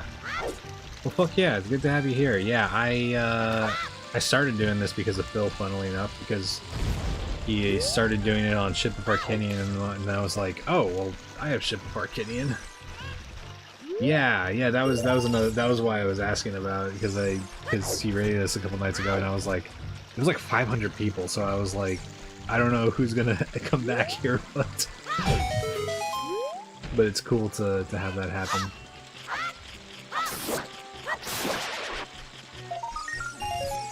Okay, so Zora River, nothing much there. I think. Yeah, we can clear that. All we've got left is Song of Storms there. Yeah, heroes from that raid. Okay, let's go. I think the next move is we go to Lake Highway. Oh yeah, Lava Tsunami. That's right, yeah. Appreciate y'all sticking around. God, I need to figure out what's going on with... What the fuck? TikTok's got this thing where you can like do co-hosts. But it's a weird deal because like on Twitch you have to like be mutuals with someone to like knock on their string to collaborate, but the co-host feature on TikTok is just like you can just invite anybody, and so I just keep getting these messages of like, this person invites you to co-host, and I'm like, I don't know this person. Yeah, Doc, you came in from TikTok, which is wild. That's the wildest thing, is that's part of the reason why I started streaming on TikTok, was just like, it actually gets you out there to people who don't normally see your stream, which like you sometimes get people like Agent Blatant and whatnot, where it's like some people might just be looking at the category, but that's not all too common, at least in my experience. So Rando and a pair of SoHs on board, fuck yeah.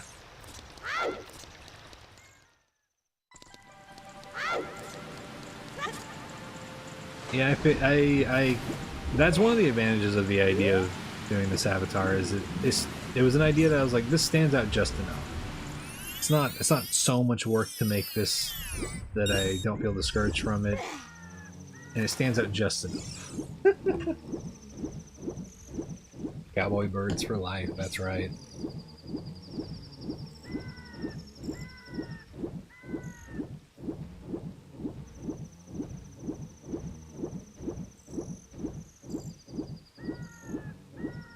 Okay. Algorithm put you on the fill because I was watching a bunch of Zelda speedruns at some point. Oh yeah, that makes sense. Yeah, I at one point followed a bunch of Zelda speedrunners, and Phil was one of them. And I fell off on watching him for a while, just because I then like got into like a bunch of other streamers and whatnot. But it was funny because like the streamers I got into, I started watching Happy Hob for a while with no hit runs, and I've kind of fallen off on watching Hob, but I just kept finding streamers that I really liked, and a lot of them were in the Souls community and like no-hit communities. And then I saw Phil doing like Kaizo Pokemon stuff, and I started watching that, and then eventually started doing no-hit Zelda, and I was like, oh my god, this is awesome. Cowboys and Eagles fans are mind blown. Yeah, here Cowboys and Eagles fans can join forces. They're also allowed to make fun of each other, but they gotta play nice while they're in chat.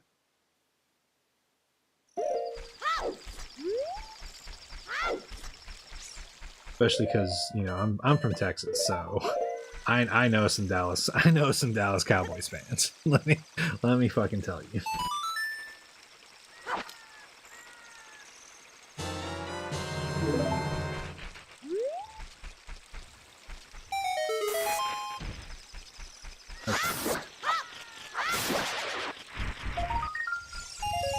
Those what got me interested in watching OOT streams too. Fuck yeah.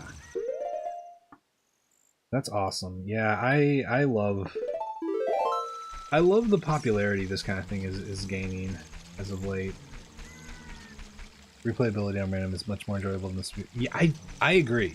That's the thing. I tried to get into speedrunning for a little bit, but I don't know. It wasn't for me.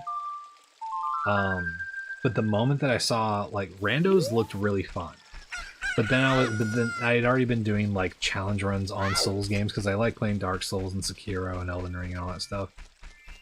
And then whenever I saw like there was a no-hit thing kind of getting started in this, I was just like, oh my god, this is perfect. Because Zelda games are some of my favorite games of all time, so.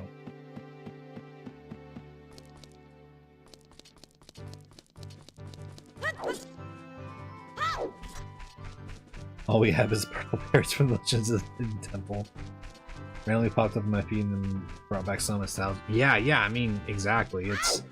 It's so cool too because it's like, I don't know how to explain it, but the randomizer does bring back a bit of like the wonder to like, oh, what are you gonna find in this temple, you know? And it's like that's part of the joy of Zelda games, in my opinion.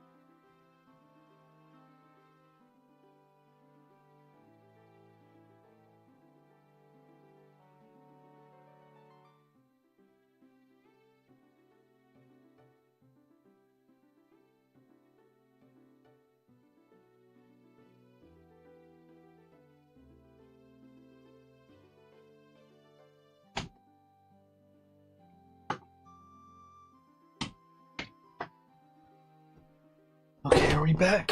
I think we're back. Hell yeah. Oh.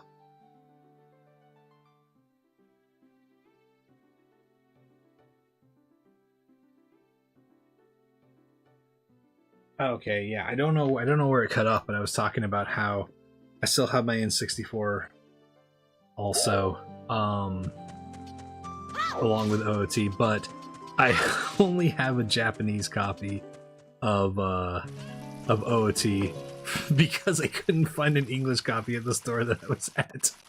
It was like a retro store, and I was like, damn, they only have the Japanese copy, so I just grabbed that while I was there. Phil's died earlier too. Oh yeah. I mean, Phil's got a fucking... Phil had to develop strats. He's got that fucking 2 internet set up because one of his internets just dies all the time. Which is fucked up. We've at least got, like, our internet here is pretty good. It's fucking... It's fiber, so... Pretty good in ways.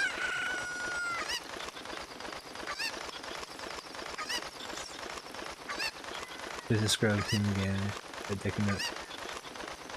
Take your seats on butterflies, berries. Oh. Yeah, fucking... Every gossip... Wait, what the fuck? Oh, you learned so many things about the game. Oh, okay. I see. I was like, is Doc just doing fun facts? Yeah, I'm the same way with this. I've learned some... I didn't know you could slow walk past Redeads and Gibdos before this. I also didn't know that, I also didn't know you could do half the things that you could do with, like, hover boots. I'm just, like, I'm learning so many things about the game that it's, like, it's almost like learning the game all over, and it's really cool.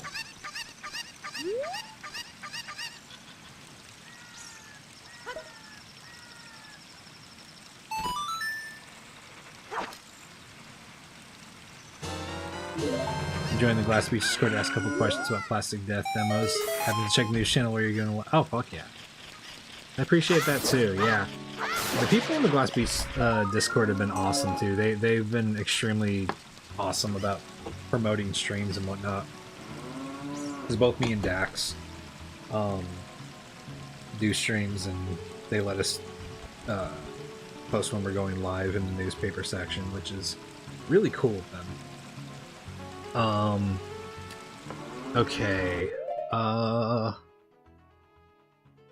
That's all we've got so far. We do have some other checks we can do. What was Deck Tree Entrance? Shadow Temple. Okay, we need to go back to being an adult, because we can go get Iron Boots. We can also go and do Grottos. Can't do Treasure Chest. We can do Gold Skulltula. We can also go and grab fucking Ganon keys, finally. And go do some Ganon Castle checks. Which, come to think of it, let me highlight those, because we can pretty much do all of those at this point, except for the rear platform, I believe. Yeah, okay.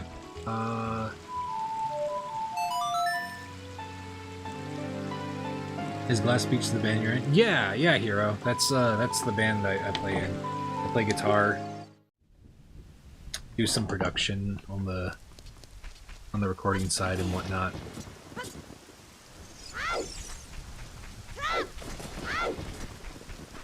So it's kind of funny because this is like, I do streaming kind of just as a side thing with, you know, it's like if it takes off, cool. If it doesn't, it's just fun. But that's my main thing, funnily enough.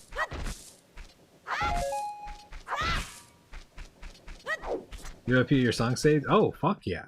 That's awesome. Yeah, small world.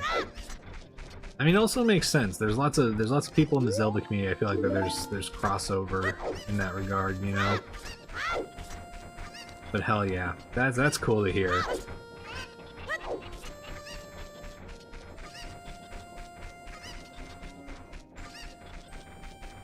It also helps that fucking Hungrybox gave us a fucking shout out at one point whenever our new album came out, and I was like, Jesus Christ, dude. So there were a lot of there's a bit of a radial explosion there that was kind of cool. Small world. That's right. Man, I would be so rich if I was getting royalties from that song.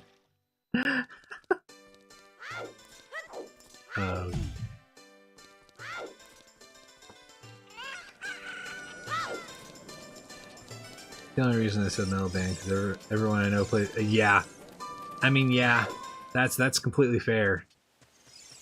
Because like I feel like it's a natural progression, right? You become a metal guitarist, and then you're like, oh, but what if this Zelda song was metal? And then you immediately go into like making metal covers of things, and which, to be fair, I did do. Okay. You gotta promise not to laugh at this. Hold on. I'm gonna find this shit. Okay. This is so old. This is like when I first moved to LA.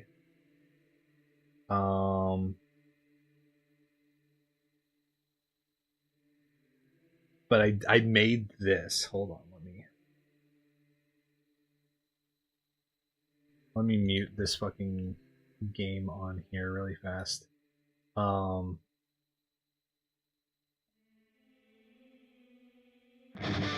Yeah, okay. Let me make sure that's not too fucking loud.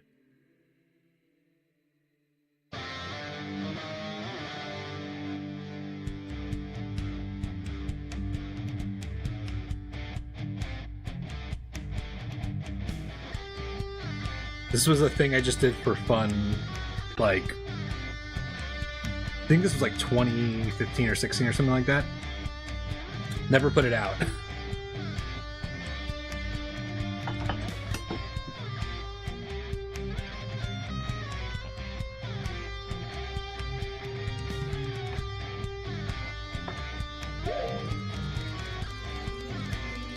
I'm just gonna change to adult really fast.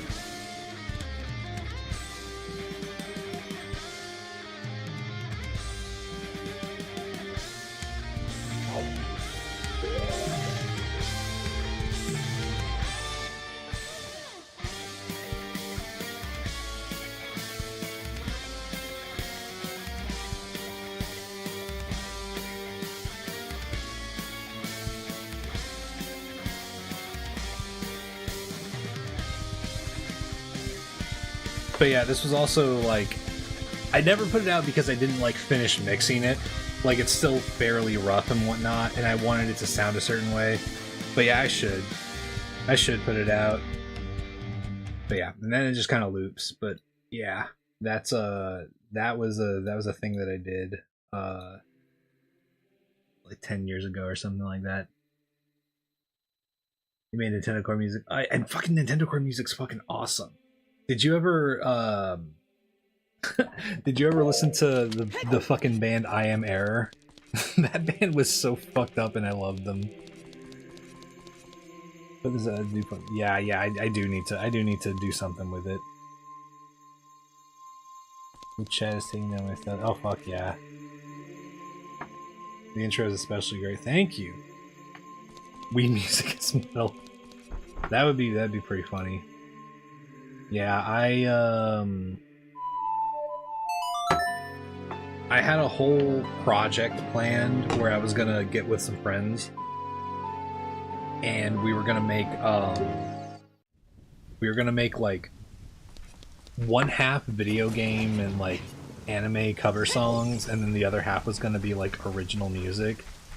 But I really burnt out on it because it was very obvious that I was kind of the person who cared about it, and so I kept doing stuff, and nobody else really was that interested, and so it kind of just died off.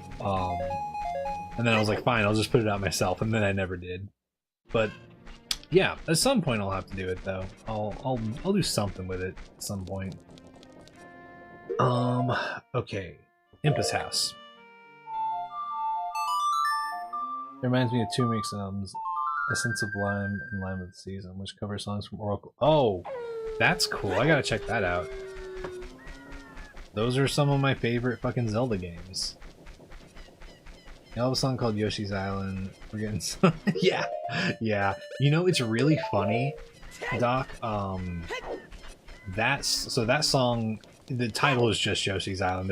It's not like a cover or anything, but when we play it live, our bassist plays the Yoshi's Island theme in the same key as the beginning guitar riff, and like does it as like a counter melody. So you'll just hear the da na na na na da na na na na. But yeah. Okay, got that. Let's grab Ganon Keys. Yoshi's Island is a fun song to fucking play. That's one of my favorite songs to play live, honestly, because it's got the fucking punk section at the end and people lose their fucking minds when we get to it. It's fun as fuck.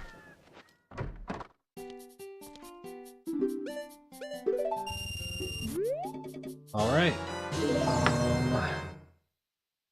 Kakariko. Done for now. Let's see. Can't do graveyard stuff yet. Let's go do Hyrule Field stuff. I Am Air is literally what that project was based on. Trout Yogurt. Yeah, Trout Yogurt was fucking unbelievable.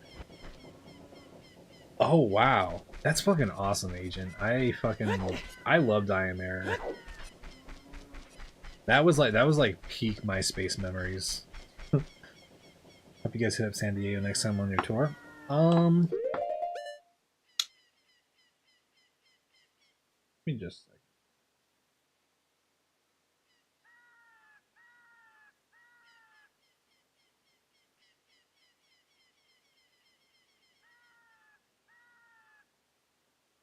I gotta take a look at something.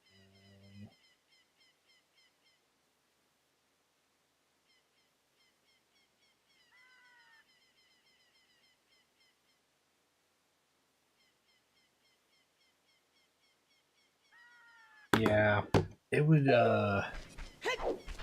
be cool to do. It would be cool to go down to San Diego at some point. I would love that. I've only really been there twice. That one time on tour, and then one time when I was a kid. Yeah, a side project called Impatient Outpatient, which is a lo-fi Nintendo core. Oh, fuck yeah. This stuff's awesome. I gotta say, like, that is one thing that I've always wished that would get brought back. Like, there's a lot of like Y2K era kind of like post-hardcore and panic chord screamo music stuff and whatnot that's getting like revived. And I'm kind of like, damn, I hope that some of this stuff comes back, because this stuff and like Arsonist and All the Girls and stuff like that, I miss some of that stuff. Really cool, just unhinged vibes. Gotta go to the zoo, it's rad. I've heard that place is fucking awesome. No, dude! Fucking not paying attention. God damn it. Fucking pose, dude.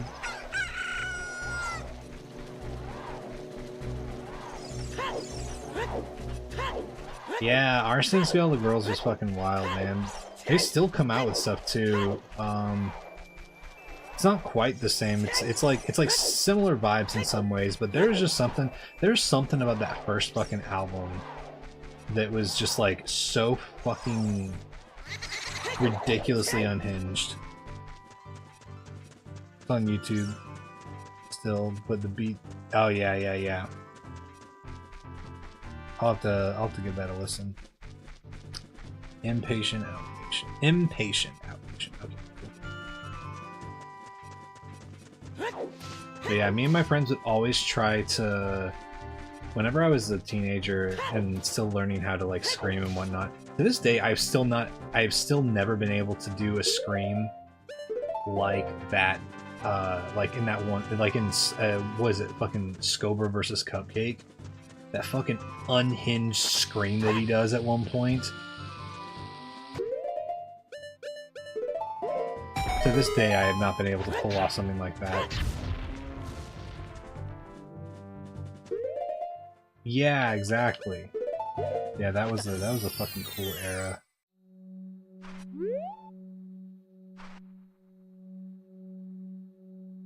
Okay.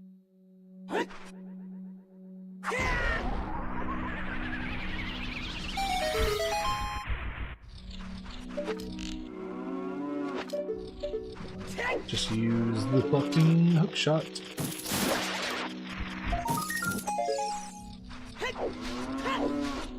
Okay. Oh, recover the Black Parade. Yeah, that was during our era where we were trying to figure out what we wanted to do with our Patreon, and that was one of the things is we were like, let's try doing a cover, and that was a fucking hard ass fucking song to do. Not really so much in the like, the guitar part was fairly okay and easy, but it was just a lot of arrangement shit. Oh man, Hero, thanks for the sub. Appreciate that, buddy. Okay. We need to go to code here.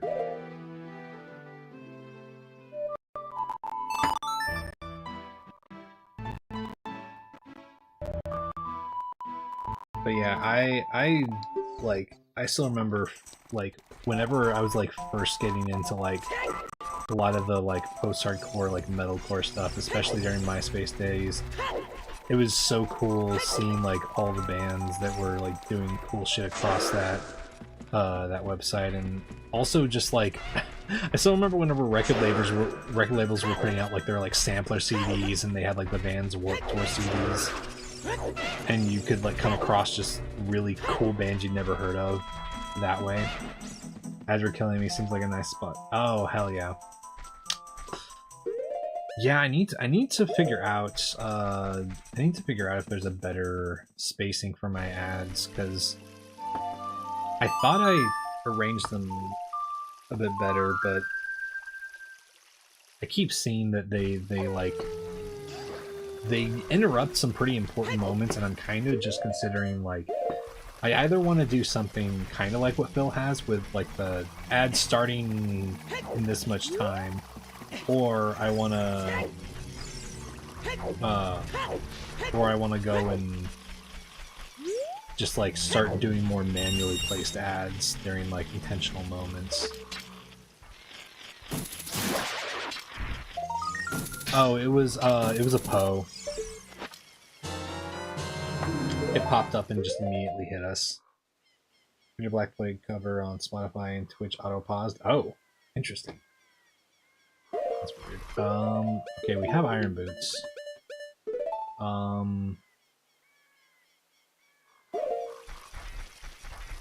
Do we have a place where Zora Tunic is for sale?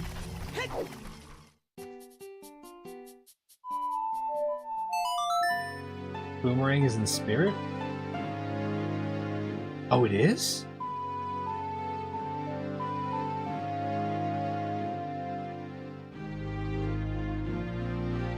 Oh, that's right! That's right. Wait.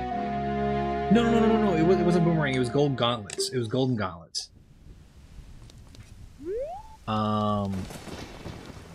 Yeah, let's go and do that. Let's go and do that right now, actually. Because then we can do Light Trial.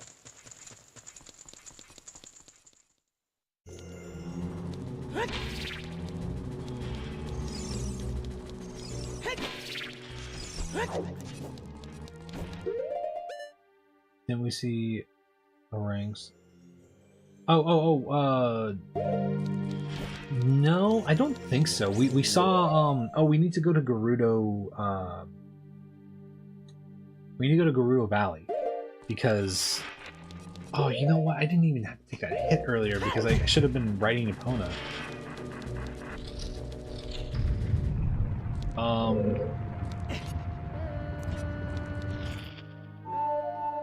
But there's a boss key that's in Gerudo Valley that we can grab. That's the only one that I know of.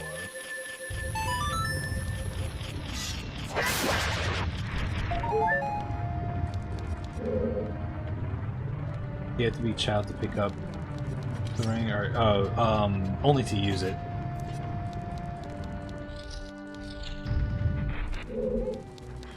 Let's do Lullaby Room also.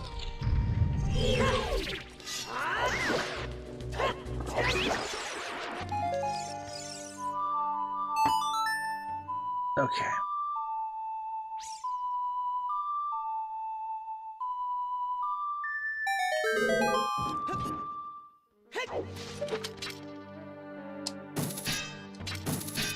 Damn it.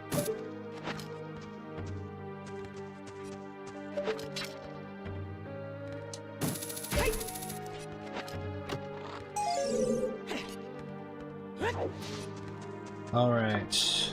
Lullaby Room. Done.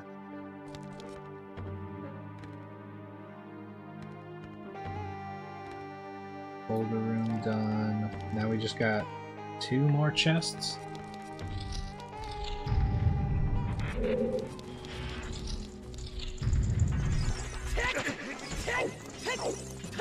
Get the fuck away from me, man.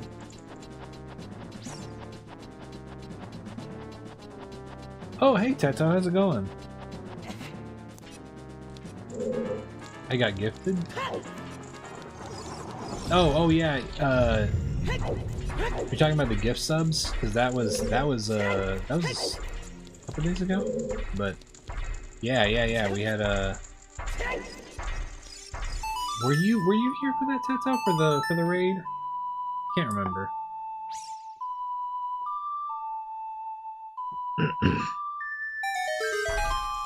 It might have just been Voice who was here for it.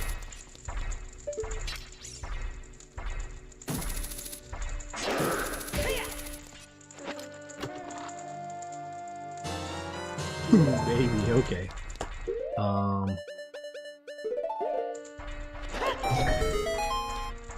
Okay, yeah. So, so this is gonna sound pretty wild, but so the person who started doing Zelda no-hit runs, at least 3D ones as far as I know, that person, the person who I was inspired to start doing this for, that person raided us with like 500 people. It was a pretty wild experience, and really cool moment, but yeah. Oh, let's do this. Yeah, it was a lot. It was pretty wild. It was cool though. Very cool.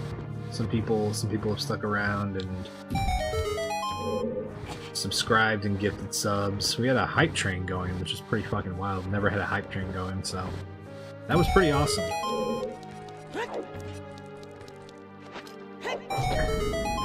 Okay, so now we got a shortcut going back up.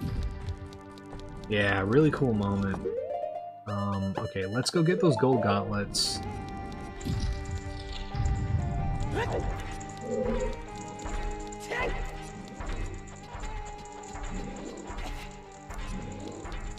Oh yeah, that's right, I gotta fucking push this on.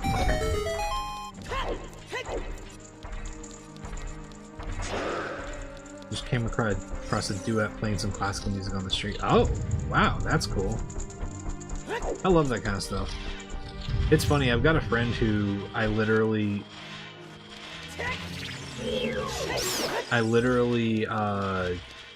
have like a long-term friend now because there's a guy who was busking in LA on the subway one time, and I fucking loved the sound of his voice, and I was like, hey dude, is any of your music recorded?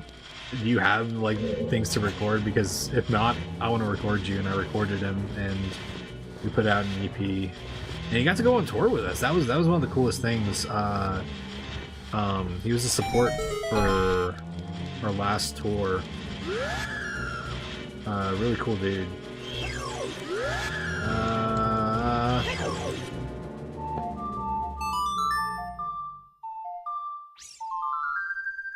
Versus Switch and Temple are more proof Gorons and Gerudo are the same species.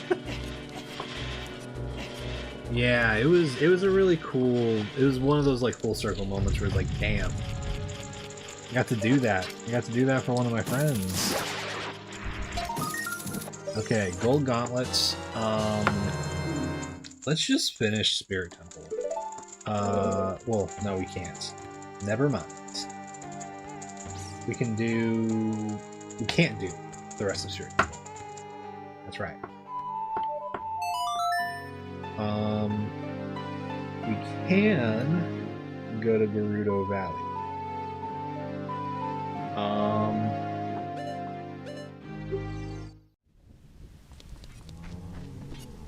But yeah, stuff like that is really cool, and I don't know. I hope that Glass Beach keeps having a lot of success, because it would be really cool to get to do more cool stuff with friends.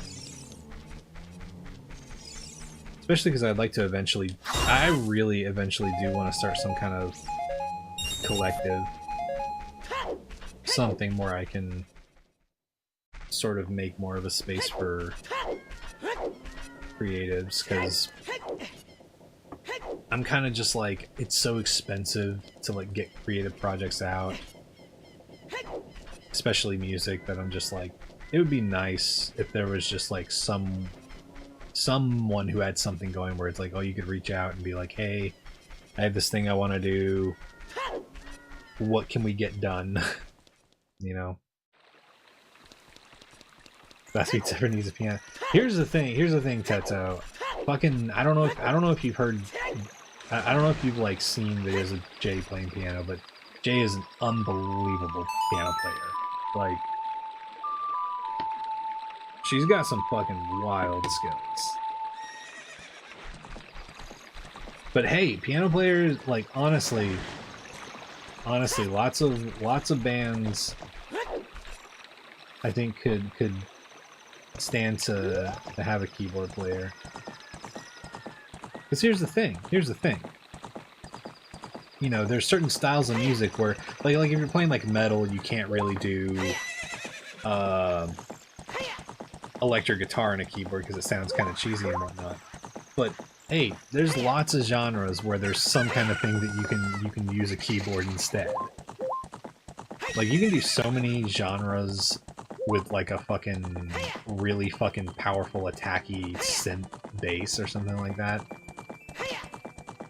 In fact, if I'm not mistaken, there's a there's a folk band that I know of called Good Old War, and I think that they're like all acoustic except for like one guy who plays a keyboard like synth bass, which is really funny.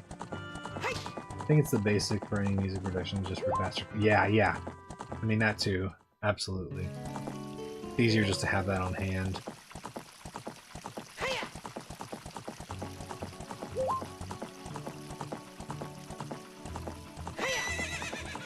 Very open social labels for praise. Oh, that's fucking awesome. I love hearing about that kind of stuff.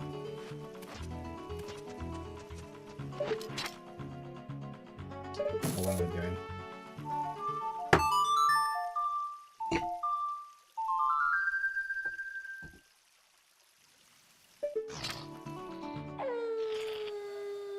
That's another thing, man. I gotta say, you want some cool fucking fans. You want some cool people to be your fucking fans. Get some furry fans, dude. Furry fans are the fucking coolest.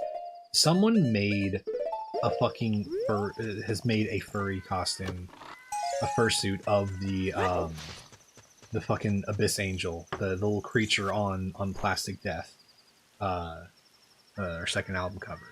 Someone made a fucking fursuit for that and showed up with they made it, they finished it after the show they went to, but when they showed up to the show, they had, I think, like, the wings and, like, the head done, or something like that. That's just wild, and makes you feel so cool, honestly. It's pretty awesome.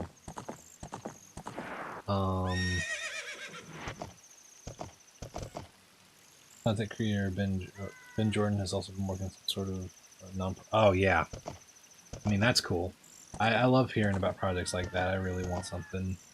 I really want more of that shit to exist for artists. Create the soundtrack for the Minecraft mod. Create students of attractive nature. Oh fuck yeah. Let me see if I can find a pic of it. Hold on just a moment.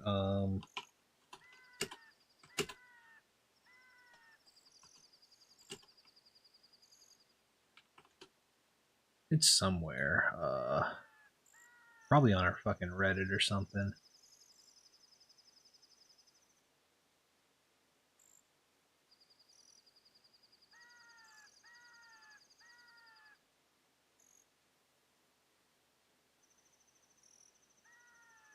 Where is it? Okay, I don't know.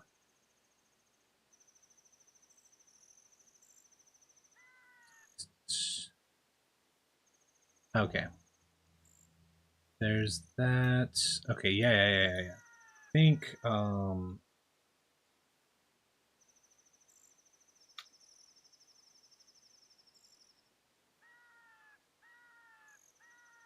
I can find it here. Last page. A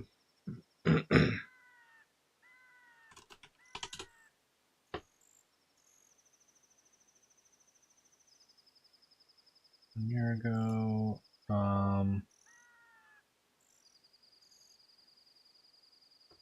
Okay, someone made this. This isn't there. Oh, there's several people who have made shit. Hold on just a second. Let me fucking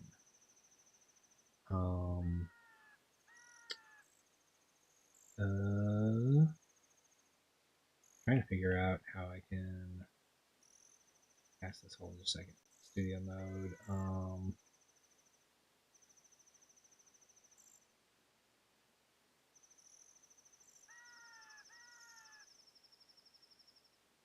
Okay. I think.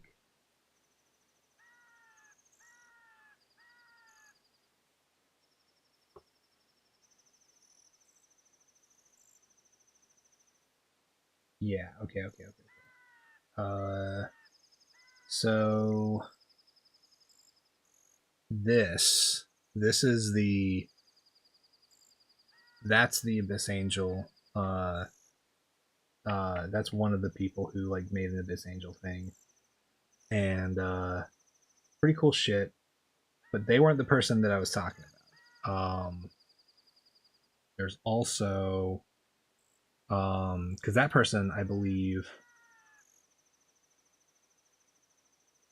is that the person who came to Atlanta?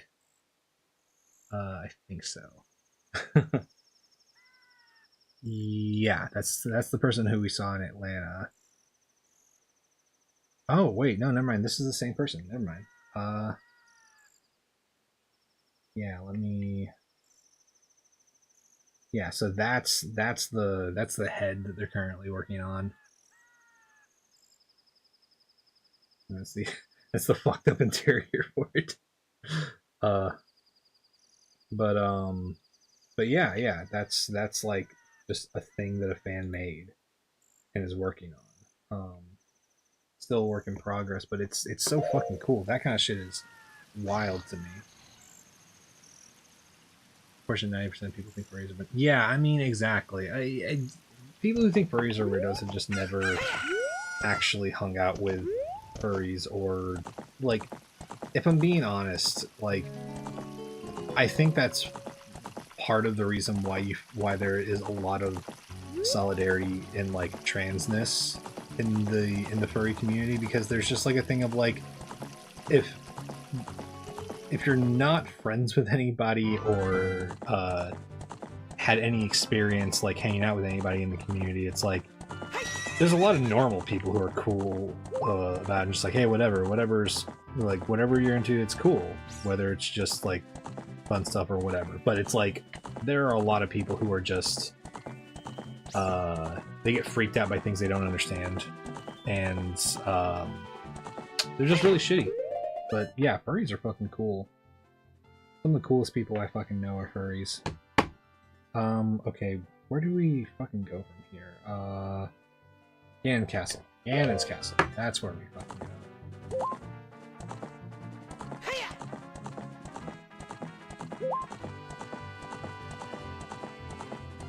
I'm recommending a stretch check that starts with a sort of demonic choir effect after a moment of silence.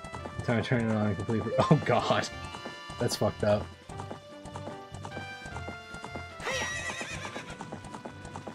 And that's awesome in code. I'm glad you're able to find some friends through that.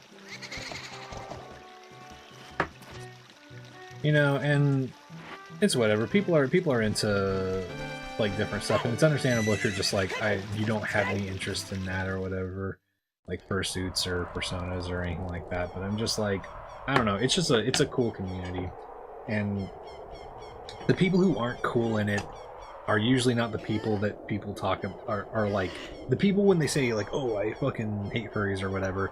They're saying that term but meaning something else entirely. Oh yeah, I'm a furry, and a year later they're furry meme. Yeah, I mean it's kind of funny. And look, yeah, are there shitty people in the furry community? Yeah, there's shitty people in all communities. You know, that's just a fucking given, man. But just be normal and cool to people. Be fucking cool to people, and most of the time you'll end up in cool communities. Gotta be careful sometimes, but ooh man, that's not a good room. That's not a good room, dude. That kind of sucks. I gotta be honest.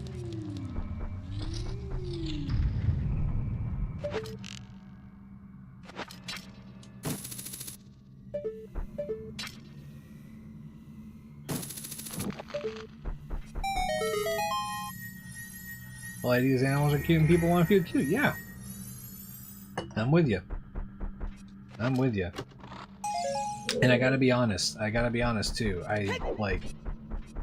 People who are weird about furry stuff. It's like you can point to like fucking cool animal hybrid characters from like fucking anime or whatever, and they'll be like, oh, that's fucking sick. And it's like yeah, of course it's sick. Why do you think there's furries? Because it's sick.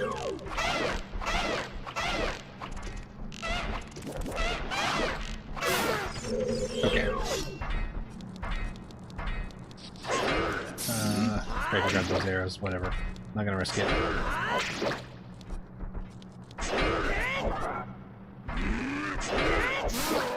But that's another thing also. I gotta say, it is nice, like, being part of Glass Beach because, you know, we're a band of queer people, and it's like, it's nice because when shitty people show up to the community, it becomes really easy to filter out the shitty people pretty fast, because they realize like, oh, you're gonna encounter a lot of people you don't like here, and it's like, yeah, and if you're gonna be a piece of shit, just don't show up, you know? So whatever.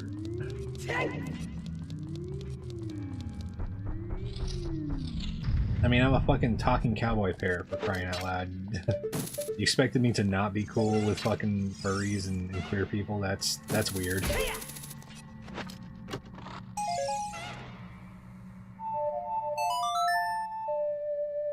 And I'm playing Zelda, for Christ's sake.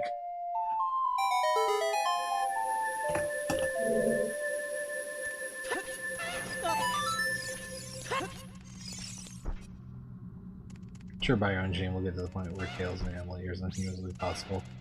Only too old for it to. Hey, never lose hope. Never lose hope. You never know. They might come up with some fucking Lazarus Pit, de-agifying shit.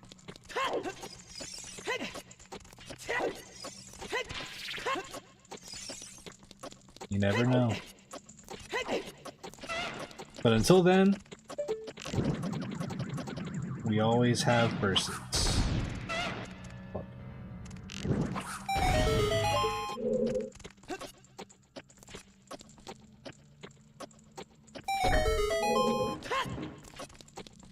many totally straight cis still players. Yeah, I mean, that's the thing. It's like, you know, have I met, just like any community, I've met assholes in the Zelda community, but hey, look. It's the fact that I'm a talking cowboy parrot who plays in Glass Beach and is also playing Zelda. It's like the checklist is there. There's what else do you need as proof, you know?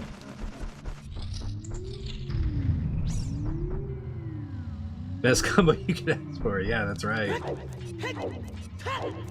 All right, let's do light trial because now we can get a fuck ton of shit. Maybe we'll get boomerang, and then we can do Baronade. Got lots of furry characters though, and call myself furry. I mean, that's fair. I'm like, look, I'm solidly in the camp that I don't classify myself as a furry. Like, yeah, I've got a bird avatar, but it's like there's like a level of like intentional community involvement with like furry communities that I feel like is part integral to being a furry, I guess. And it's not like a shame thing or anything like that.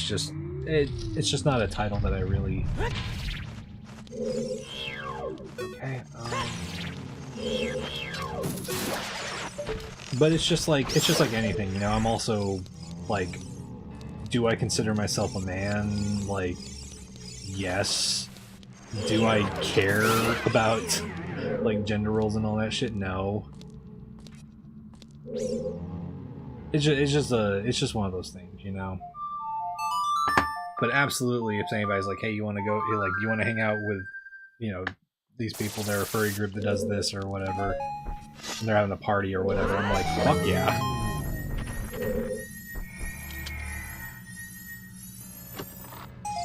And it's only like, the more I expand my circles, the more that continues being a thing. I'm fucking getting into game development. You know how many fucking furries are in game development?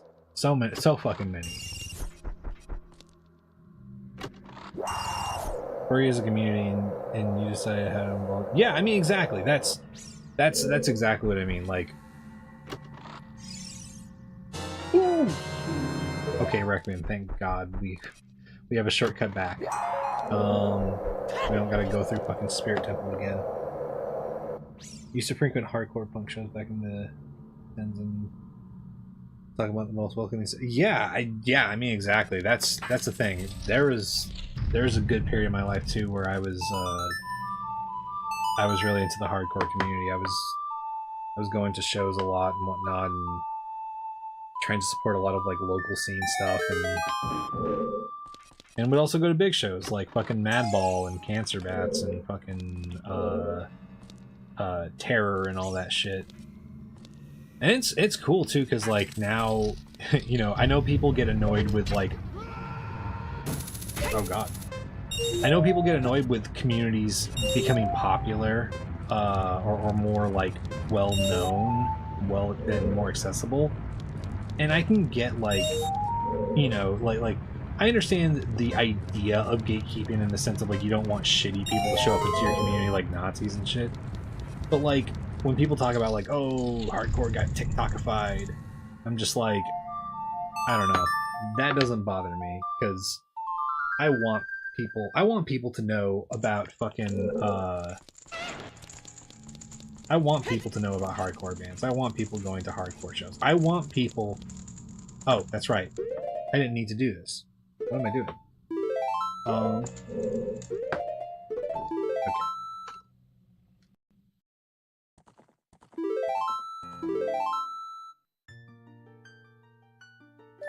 Okay. Yeah, I mean, exactly. Blade knows his bones and shit, but if someone felt unsafe, yeah, I mean, exactly. There was, oh man, so speaking of Madball and Cancer Bats and shit like that, one time I was at a Madball show, and I still remember, very weird experience. At the time I was friends with this guy who was in the Air Force, and we were both there, and this one dude fucking donkey kicked like a tiny girl who was in the back of the, like, I'm talking like back of the crowd. This dude went all the way back and like fucking donkey kicked her into a wall. And I still remember my buddy jumping in immediately and like he immediately like threw this dude on the ground and then like had a moment where he was like, oh fuck, I'm in the Air Force, I can't get into fights, and was like trying to run away simultaneously because he was like, if I get in trouble then I'm gonna get fired.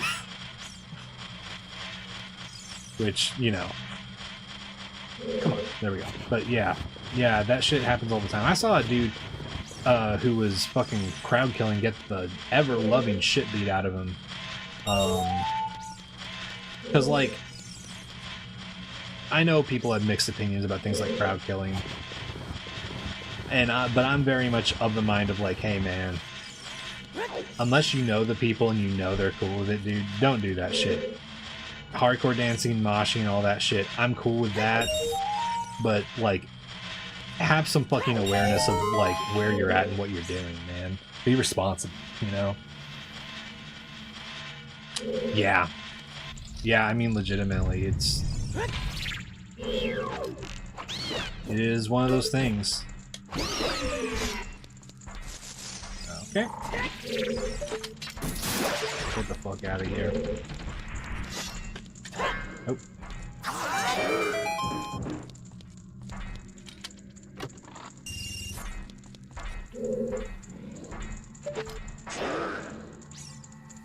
Okay. Got 35 bomb shoes. Oh, that might miss. Nope, never mind.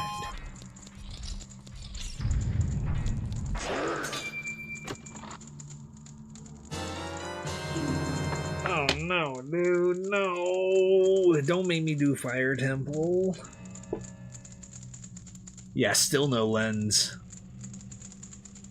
What's crowd killing? Yeah, like crowd killing is, yeah, crowd killing is basically, imagine, you know, there's like a circle with like a mosh pit and whatnot, where like it's like there's the area where people are moshing and then there's the people outside of it. Crowd killing are people who go to the edge of that circle and just start wailing on people. And some people do it jokingly. Some people will like throw like just like shit that's not gonna cause any damage to people, and that's just like goofy fun. But there are a lot of people who just like straight up throw fists into the crowd, and these are people who don't want to be in that pit. I can't remember, was this one of the things that protected it? Can't remember, but yeah, those guys are they're fucking genuine pieces of shit. I fucking hate crowd killers, unless you got like express permission from those people, which that doesn't happen. You know, I just think you gotta be responsible about how you're doing that shit at shows. Get too drunk and then, yeah, still no lens. Yeah, socially better to be. Yeah, I'm with you on that. Any crowd gets way too chaotic unless it's prematurely organized. I mean, then, yeah.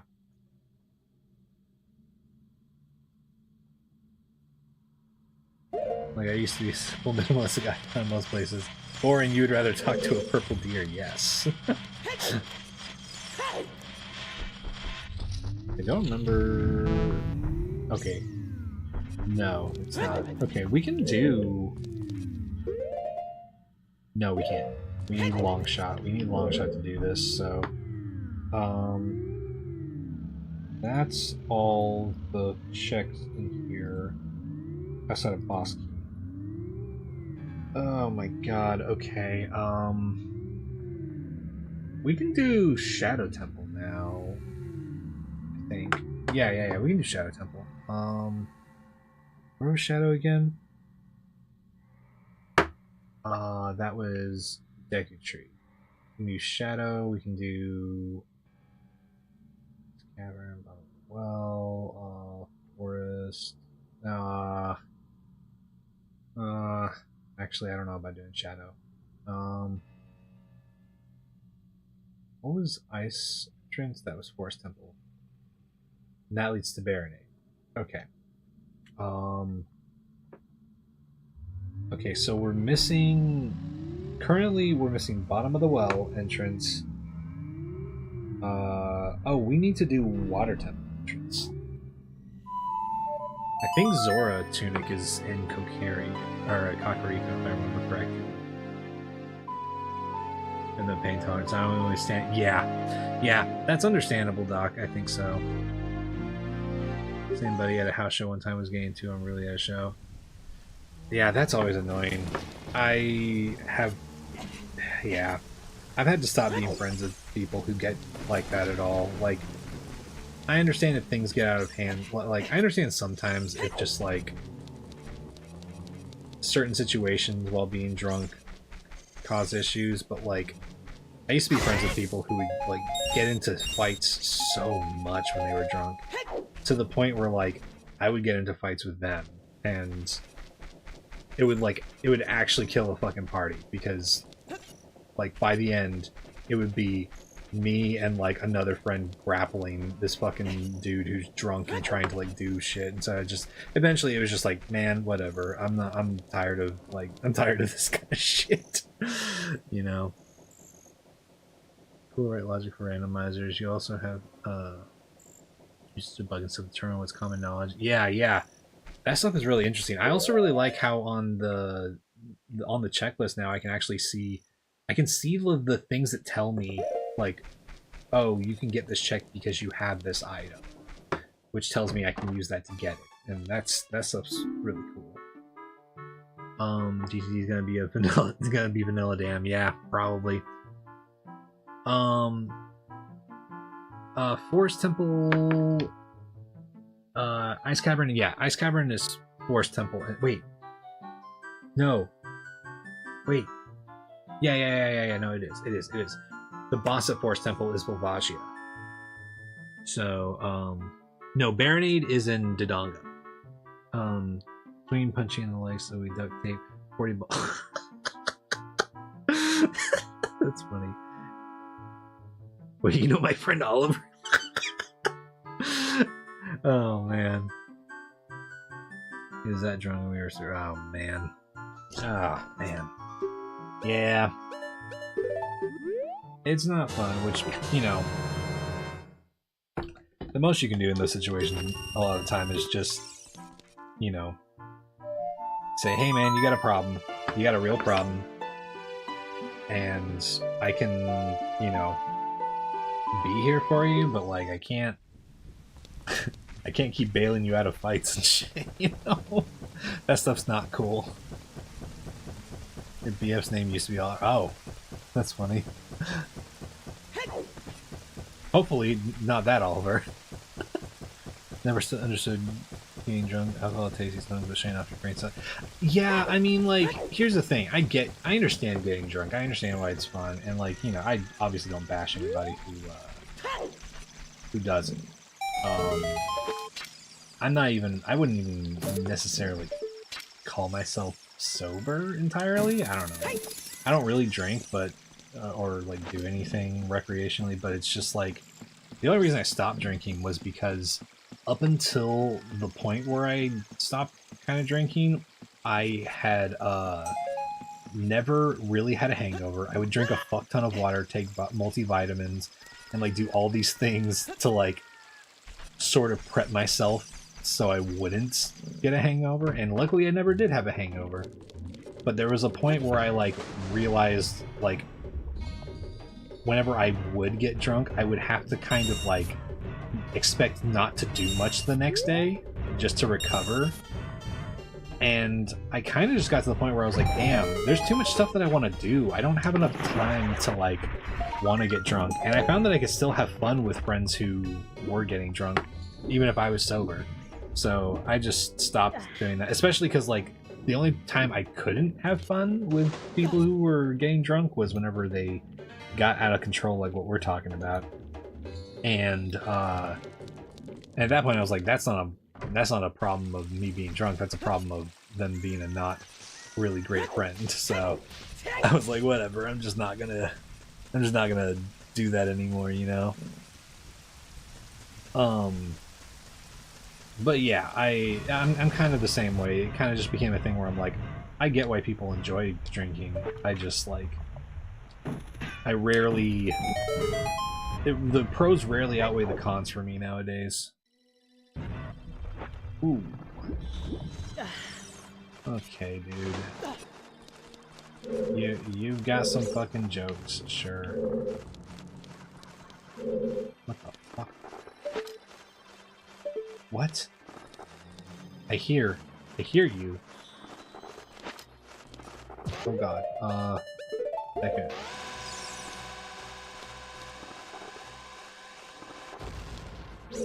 Oh no, dude, this is terrifying. It looks like Gerudo Training Grounds is probably gonna be vanilla. Oh no. Yeah, we got vanilla water again. That's so fucked up, dude. Oh man.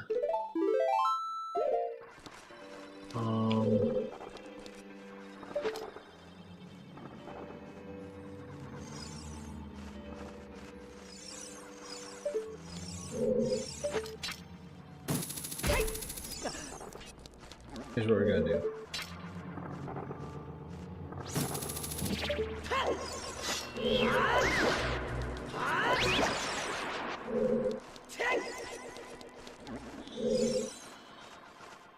Where are you?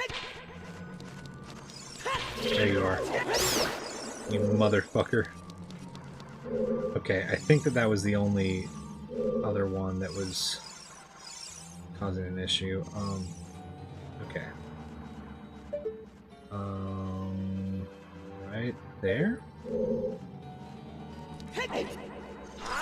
No! Yeah, okay.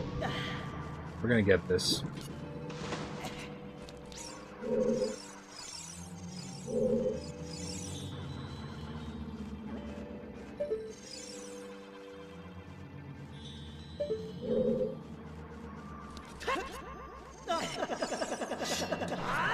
Damn it. I think I need to do it with Master Sword.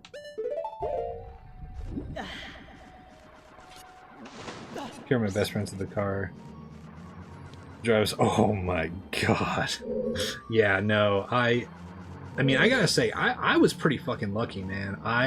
My mom, when I was like a teenager, I remember she sat me down. She sat me down and she was like, okay, look. You're a teenager, I'm not stupid. You're going to go out and you're probably gonna drink and you're probably gonna party with your friends. And I'm not gonna tell you, you know, like that I'm gonna like punish you if you go and get drunk with your friends and whatnot. She was like, but you need to promise me some things. She's like, number one, don't ever do stuff like that. Like whenever I wasn't 21, she was like, don't do that stuff anywhere in public where you will get in trouble. Do not even risk getting arrested. And then she was like, and if you even take a single sip of alcohol, you always call me. Because I will never be mad at you. I will always come pick you up or find a way to get you home. But do not ever, like, get behind the wheel or let anybody get behind the wheel who's taking even a single sip. And I didn't.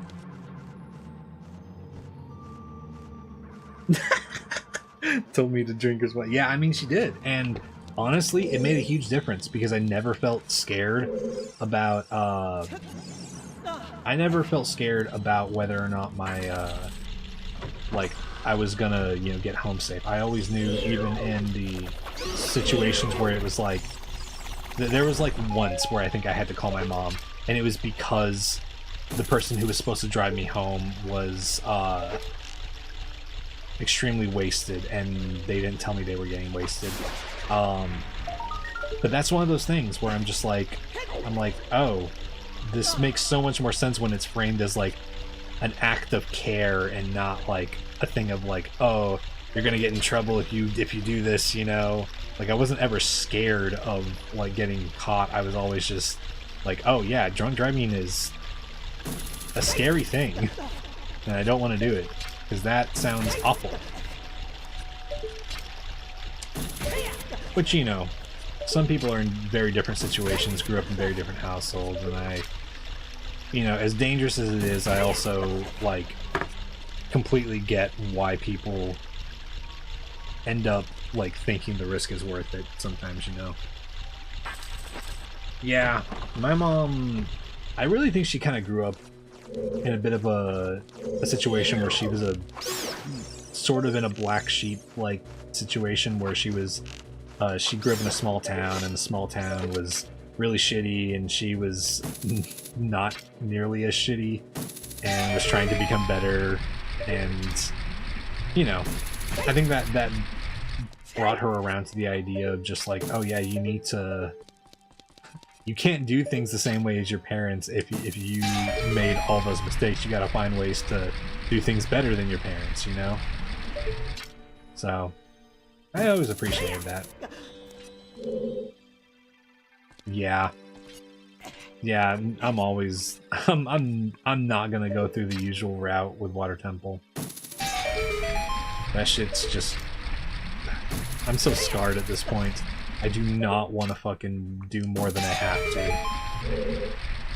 No probably to skip half the shit. Yeah, pretty much.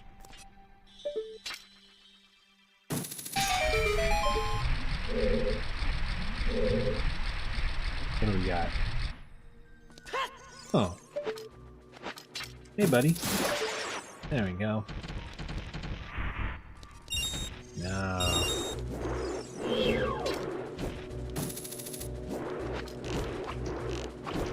God damn it. Okay, there we go. Yeah, I'm not gonna fuck with the fucking jellyfish. Okay, what have we got going on here?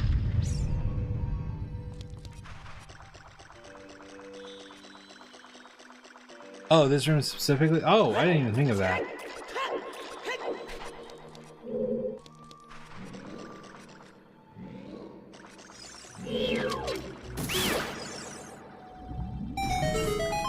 You know, that's a terrifying sound without the context of knowing that it's a jellyfish.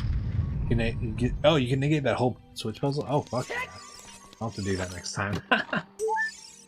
Okay, fine.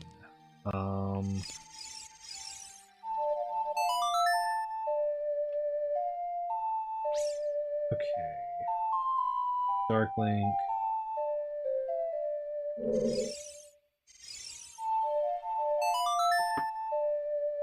I guess if even 1 foot is on there, I can't fucking do that. There we go.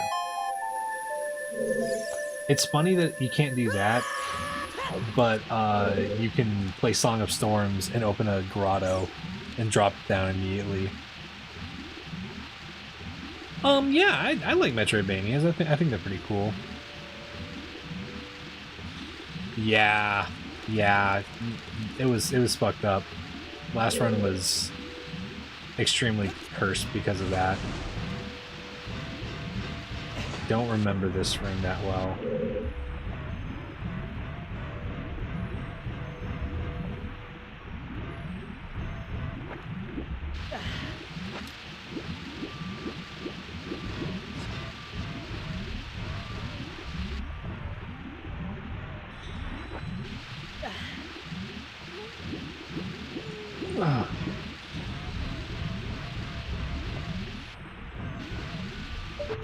Okay.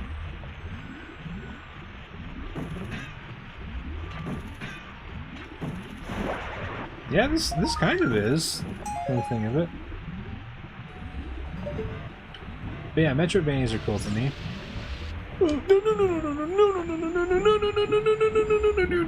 No, fuck! You're kidding me, dude. Oh, I thought I could get past it without slipping in, man.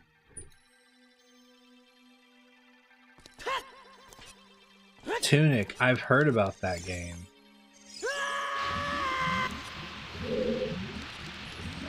God damn it, dude.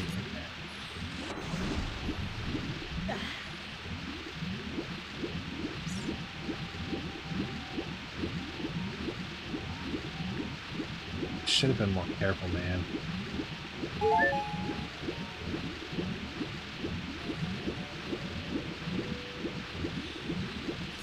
Okay.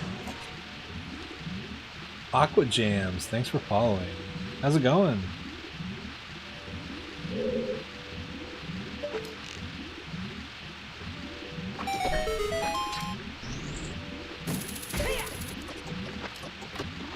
Risk of Rain 2. Yeah, I have that on my fucking Steam wish list.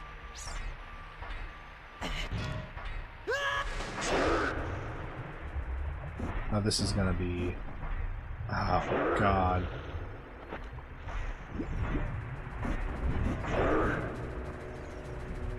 This is gonna suck, man. Okay.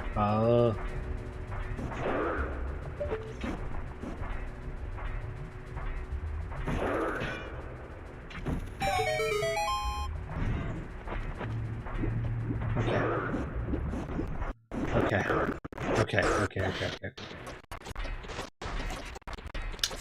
They are, honestly, Aqua.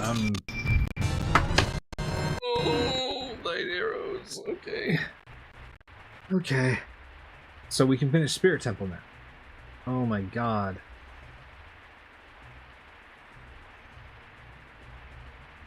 Okay, that's really good. That's actually really good. Let's see. This is the... Okay, dragon. Cool. But yeah, Risk of Rain 2 is fucking awesome. Yeah, you drop... Oh, fuck.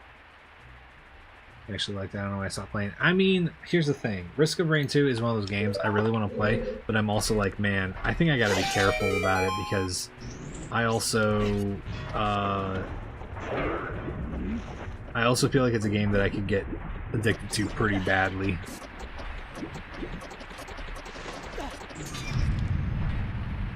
Peer pressured into purchasing it, and by the time that my friend finished the run, I had already purchased the soundtrack.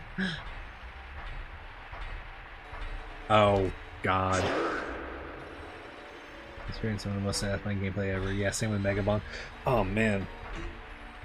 I really want to play Megabonk. I gotta get it. Okay. I'm gonna do spirit checks. I'm gonna do that now. Because we can finish Spirit Temple, see what the boss is. We can't do the boss. But... Well, hold on. Before we do... I actually think I'm gonna do some of this... You fucking piece of shit.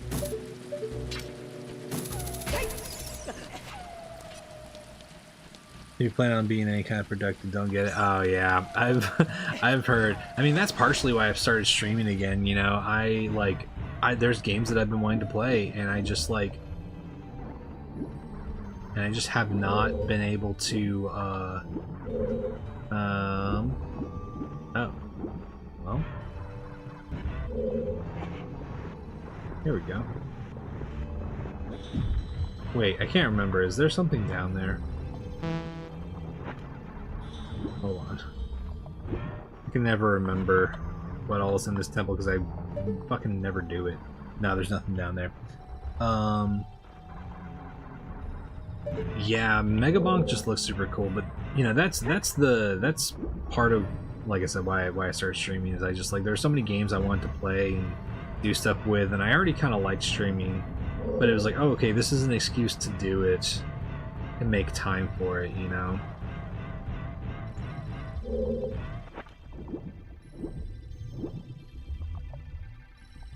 Okay, here's what I'm gonna do.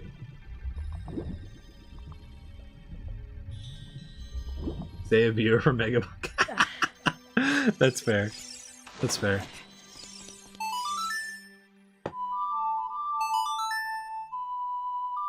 Okay, I'm not gonna worry about trying to do the fucking bomb wall strat this time, because...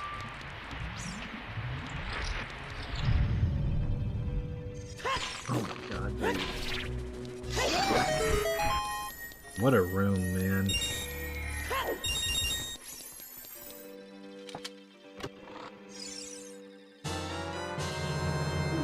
Oh yeah, and code. I'll keep that in mind.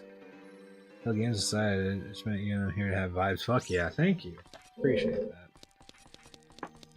Yeah, I just try to have good vibes and have fun with games, man.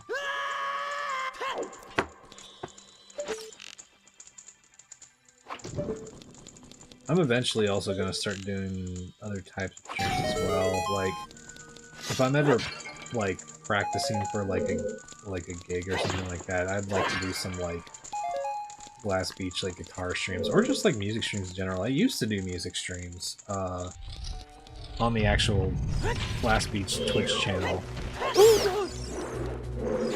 but then part of why I'm wait, can't kill me.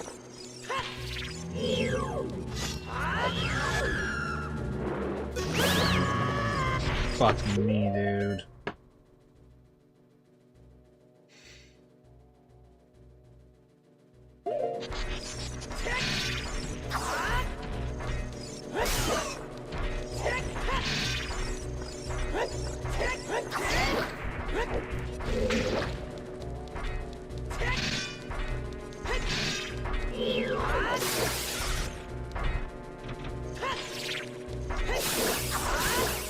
Oh god, dude. Okay.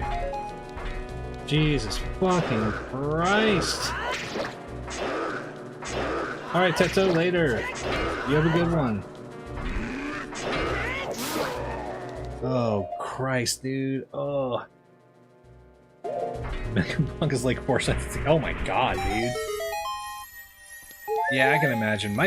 One of my favorite streamers, Peeve, plays Megabonk every now and then. And that's one of his things. He just gets engrossed in a video game and plays so much of it. So it's hard to tell whether things are addicting or not whenever he plays them. Finishing the day before you started acting. Oh, that's funny.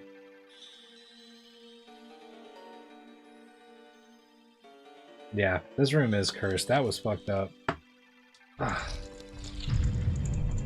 It was funny too, because that technically saved us from that read technically saved us from a hit from the Floor Master.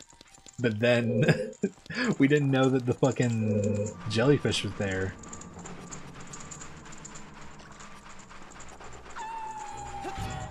Oh god. Get away from me, dude. Get away from me. Get away, get away, get away, get away, get away. Oh god.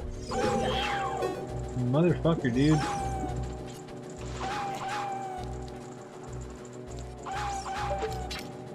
Oh, Risk of Rain DLC. Oh, that's right. I can't fucking go in here yet.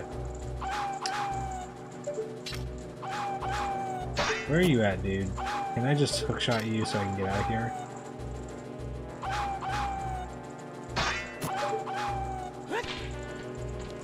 I can't. I can't get out of here, dude. I'm fucking... Chameleon, thanks for following. Appreciate that.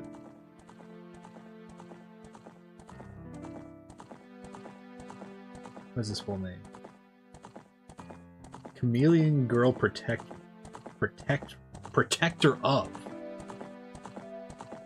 Oh, hell yeah. Welcome in, Chameleon. Yeah. Yeah, fucking... Some of these wolf hosts are real opportunists. They learn that they can't get me 1v1, so they wait until shit is... Wait until I'm fucking distracted for a moment, and then they fuck me up.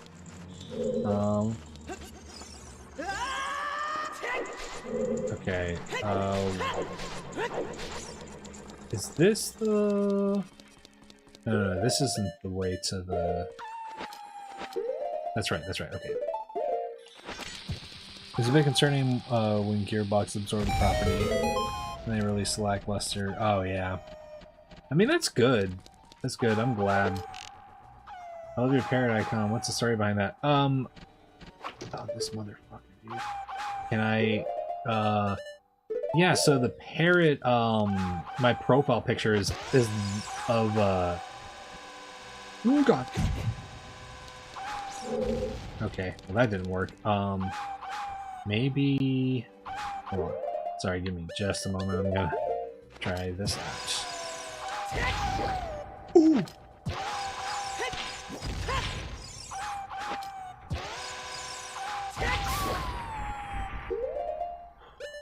Okay. Okay. Sorry. So the parrot icon is kind of based off of my parrot profile picture. Who that parrot in that picture is an actual parrot. His name is Maximus. And oh god. Oh no. Okay. Okay, we're okay. It scared me. It scared me. But his name is Maximus, and my mom, who works at a an exotic an exotic bird sanctuary, takes care of a lot of the animals there, runs the animal care department, and Maximus just let them put a cowboy hat on him one day, and it was really cute, and I was like, that's a cool picture. And my mom does not use that picture enough, and I was like, I'm gonna start using it for my profile pictures. And then when I was starting to stream, my lighting setup wasn't always right, and I wasn't always like, you know, wanting to be on camera, so I just made a parrot PNG because I was like, well, I need an icon, like an avatar for something, so I drew it, and then I just got a little program that makes it look like I'm talking, and yeah. So I drew it, and it is based off of a real parrot named Maximus, who really wore a cowboy hat because he's just a cool-ass fucking bird.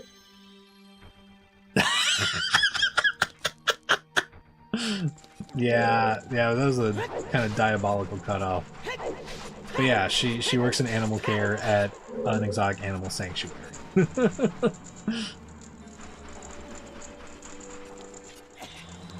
It's technically a botanical garden, but people come there for the birds. The birds and the reptiles.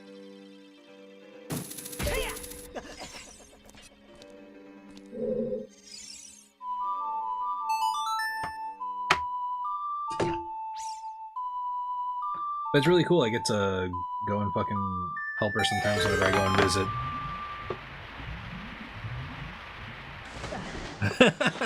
Hell yeah. Okay, what are you? Nothing.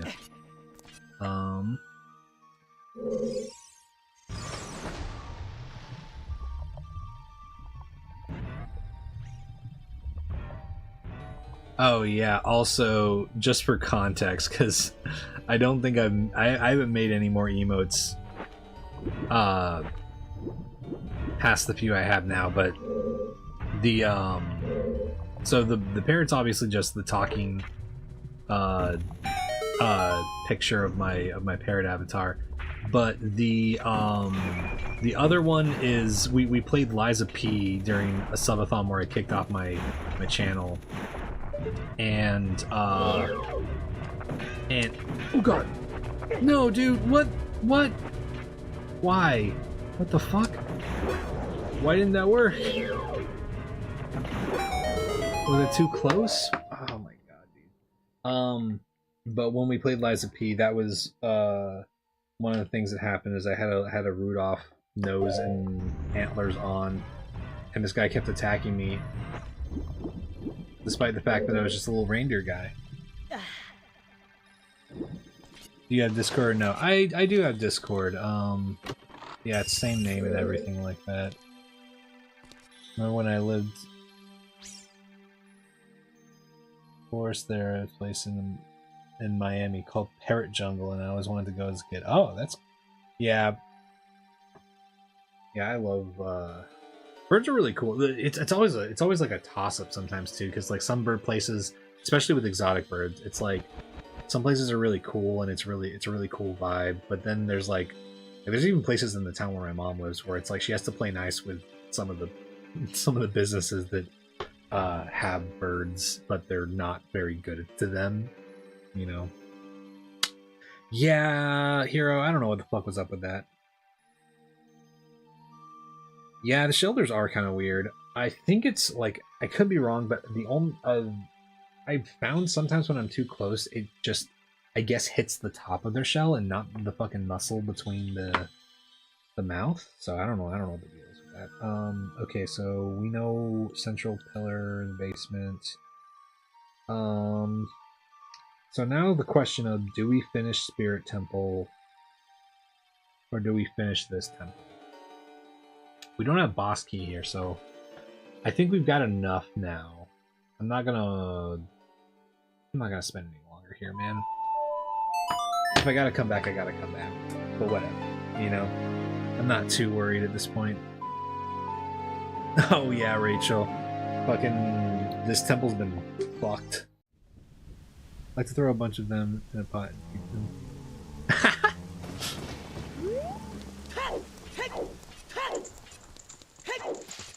Funnily enough, I don't think I've ever eaten. I don't know if I've even eaten like mussels before. Oh fuck, I forgot. I really gotta be better. I gotta be better, dude. I have Ocarina of Time. What am I doing? I don't think I've ever actually eaten like mussels before. I don't know why. I've just never had the opportunity. Parrot Jungle opened in 1936. Damn.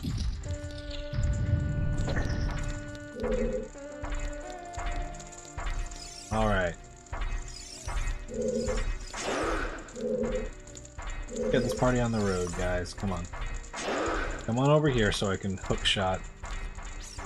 Spirit Temple music is so good. Yeah, the Redeads really, they really fucking suck.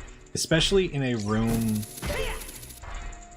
full of otherwise, like really active enemies. They're the fucking worst, dude. Redheads are the fucking worst, man. I'm also just forgetting that I have Ocarina of Time. I'm so used to not having it that now I'm like, oh fuck, I have it. I should use it. Okay.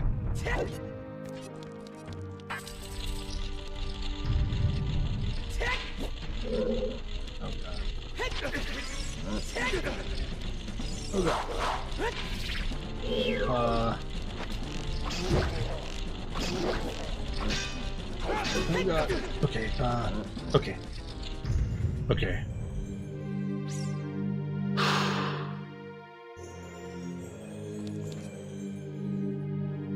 Does Denspire work on Stalfos? You'll fuck up the seafood boil? Oh yeah, seafood boils are fucking good.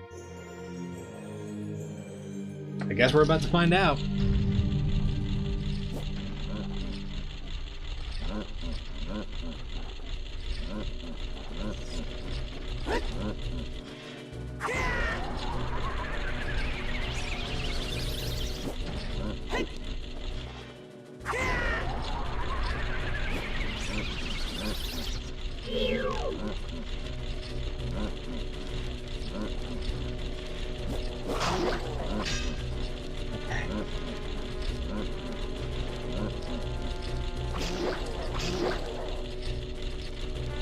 Come on.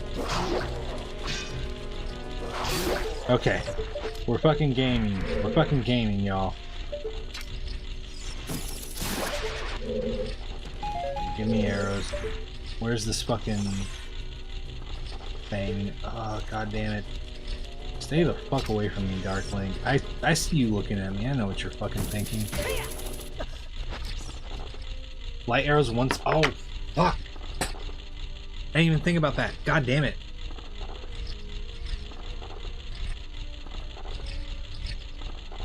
Oh. That's good to know. Yeah, there's things like that where I'm just like... Darkling... Yeah, that's... Oh no! That was a fucking... Oh, god damn it, dude. I'm taking all the fucking stupid hits. God damn it, dude.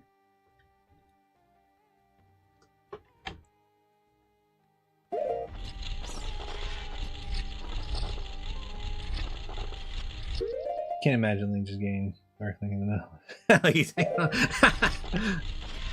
Oh wait, what am I doing? What am I doing? What am I doing? Fucking Christ, dude. Pay attention, Lane. Okay. Here's what we're gonna do. We're gonna do it on this side.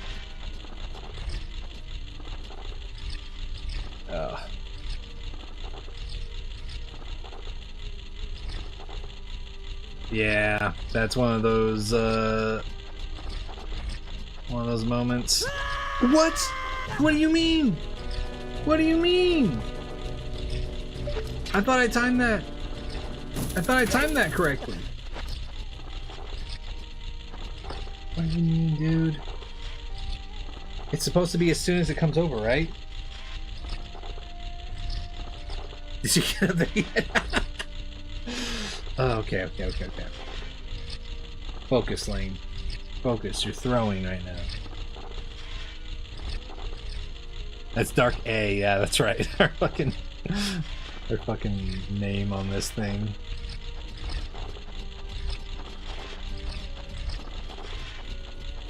There we go. Jesus Christ, dude.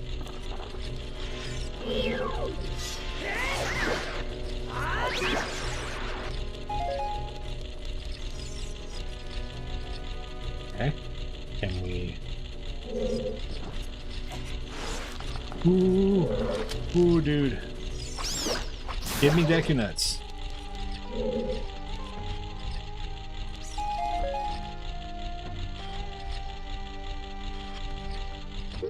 It didn't take damage? It still counts. It still counts. Because it's not about the damage, it's about the hit itself. Because, like, even if I shield, for example, if I get hit on the shield, then that still counts as a hit in the no-hit challenge.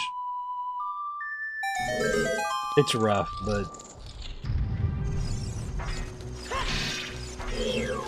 as far as I know, that does count. Okay,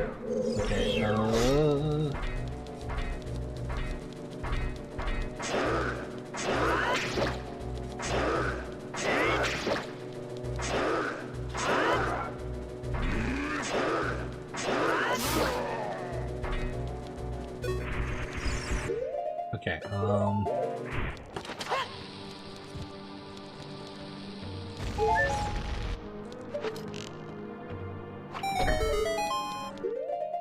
that's rough, buddy.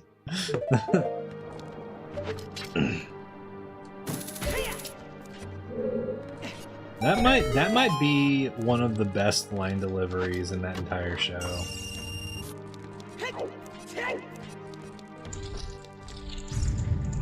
I fucking love Avatar. The Last Airbender.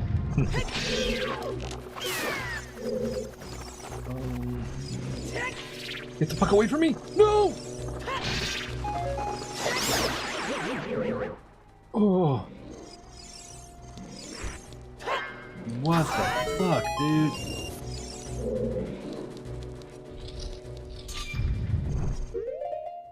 For a second, so I was thinking iframes, but yeah. No, that's understandable. That room is actively fucking horrible. If you're lucky and get a decent room, it's kind of a fucking miracle.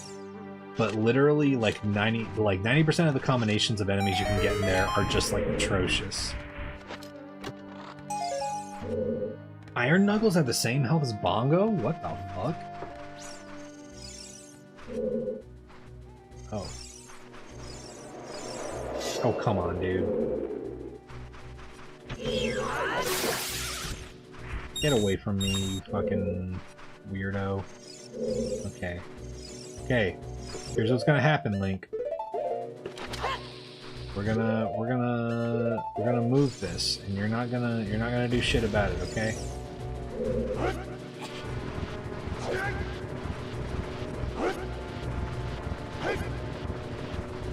Yeah, mind your business, dude. Oh no, dude.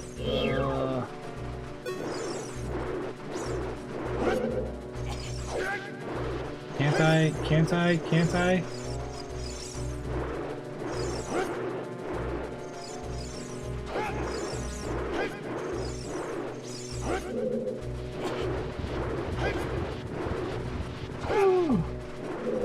Okay, I'm out. I can't believe I got away with that. Oh god. Oh! Fucking Christ, dude, what is the hitbox? Oh no! Get the fuck away from me, dude.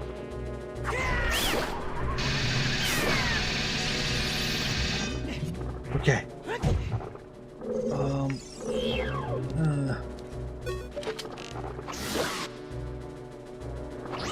Get the fuck out of here, you piece of shit.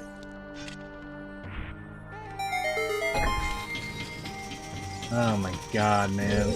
That Beamos was just minding his fucking business the entire time.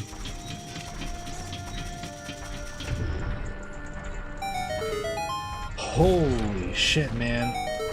Is that... That's Morpha, I think. Just gonna check. Okay, yeah, that's Morpha. Cool.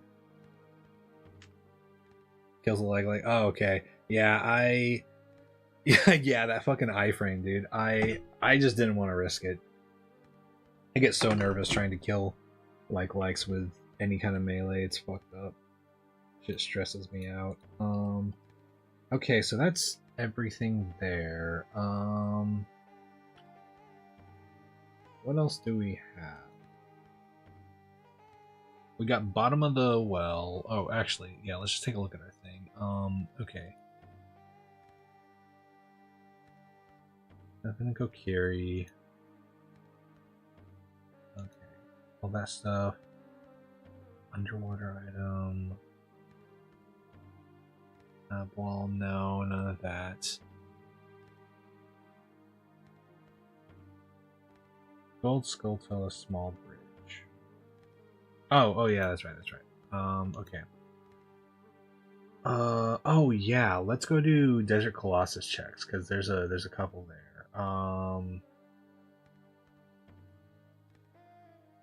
Can't do anything in Hyrule Market.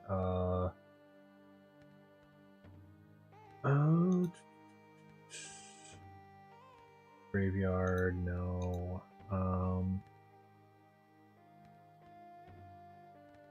Falling Rock Path. We're not doing the Falling Rock Path yet. Oh wait, that's right. We should go to Forest Temple and kill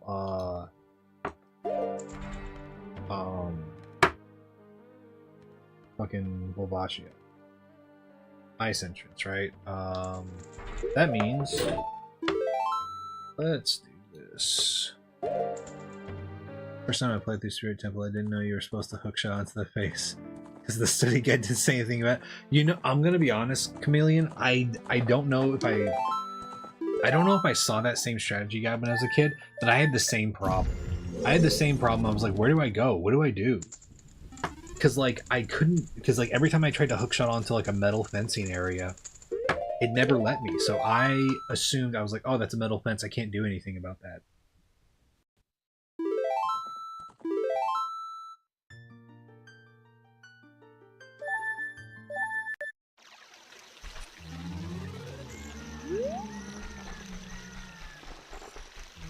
Okay, what do we... Yeah, okay, we got hammer. So we can take out Volvagia, and then we can go and check on the Gold Skulltulas and Death Mountain Trail, because Death Mountain Trail is still Way of the Hero. Dead Hands, that's level grade Halloween.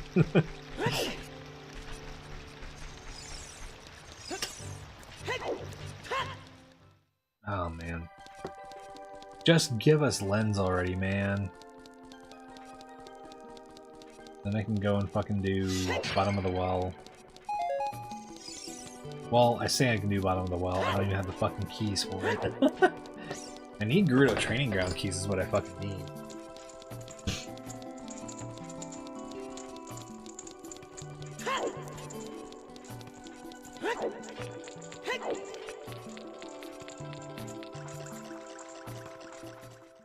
Isn't it though when you're like, I don't...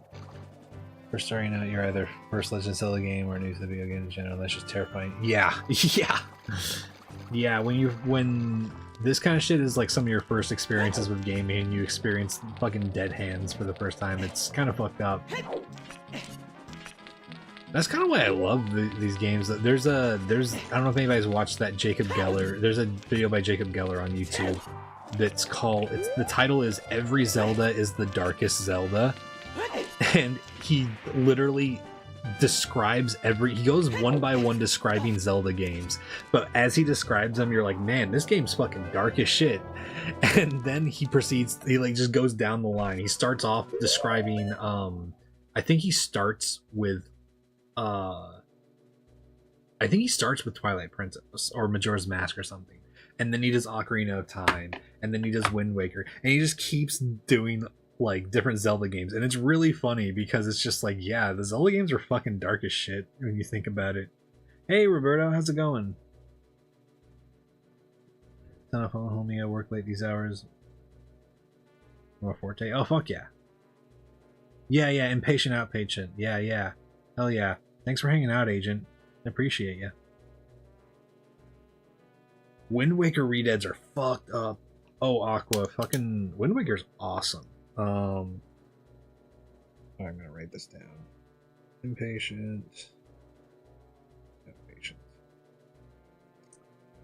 Yeah, Wind Waker maybe has maybe my favorite soundtrack. But it's definitely up there with some of my favorite Zelda games. No work for you on the weekends? Fuck yeah. Glad to hear that, man.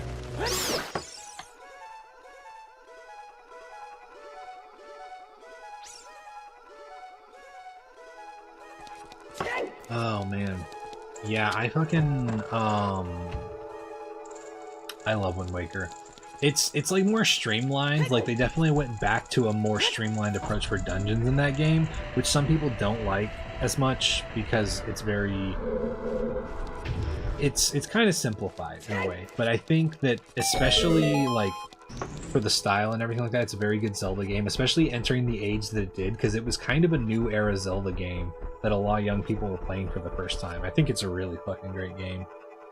Yeah. The fucking aesthetic, like it's cartoony, but it's so well done. You don't think you enjoy graphical design, but right? Oh, okay.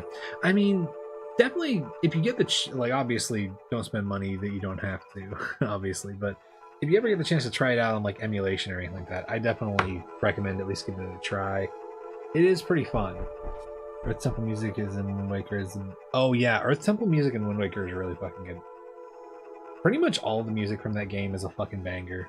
Maybe at some point. Understandable. Yeah.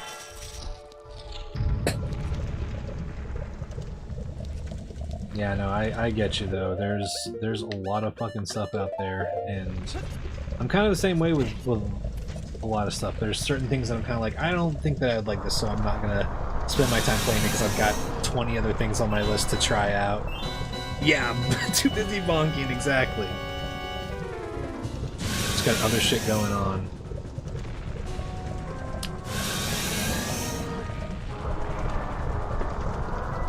Oh, fucking equip hammer lane. Come on. Where's my hammer?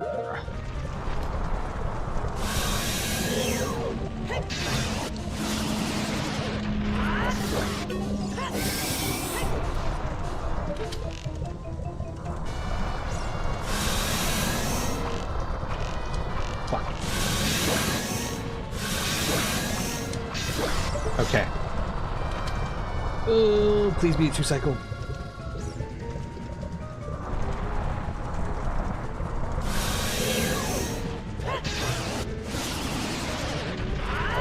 Yes! Fuck yeah, dude. I love 2-cycle Bavaggio. Oh, man. Do arrows do more damage than bombing the hole? I don't know. I've just never tried bombing the hole because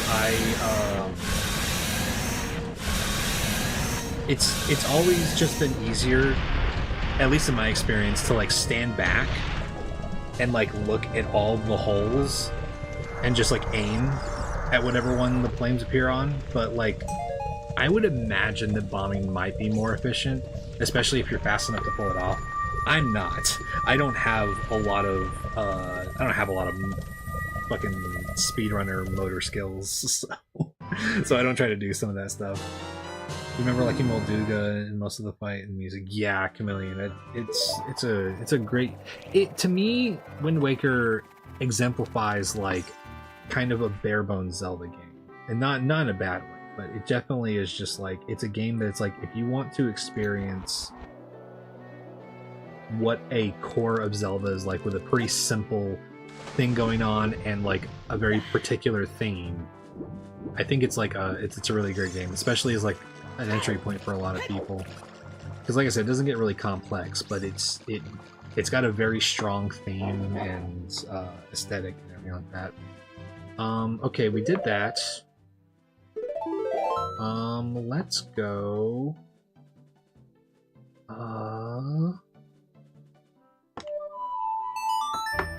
Death Mountain Trail. Keeping track of which all, yeah, exactly. Volvagia just also makes me nervous, man.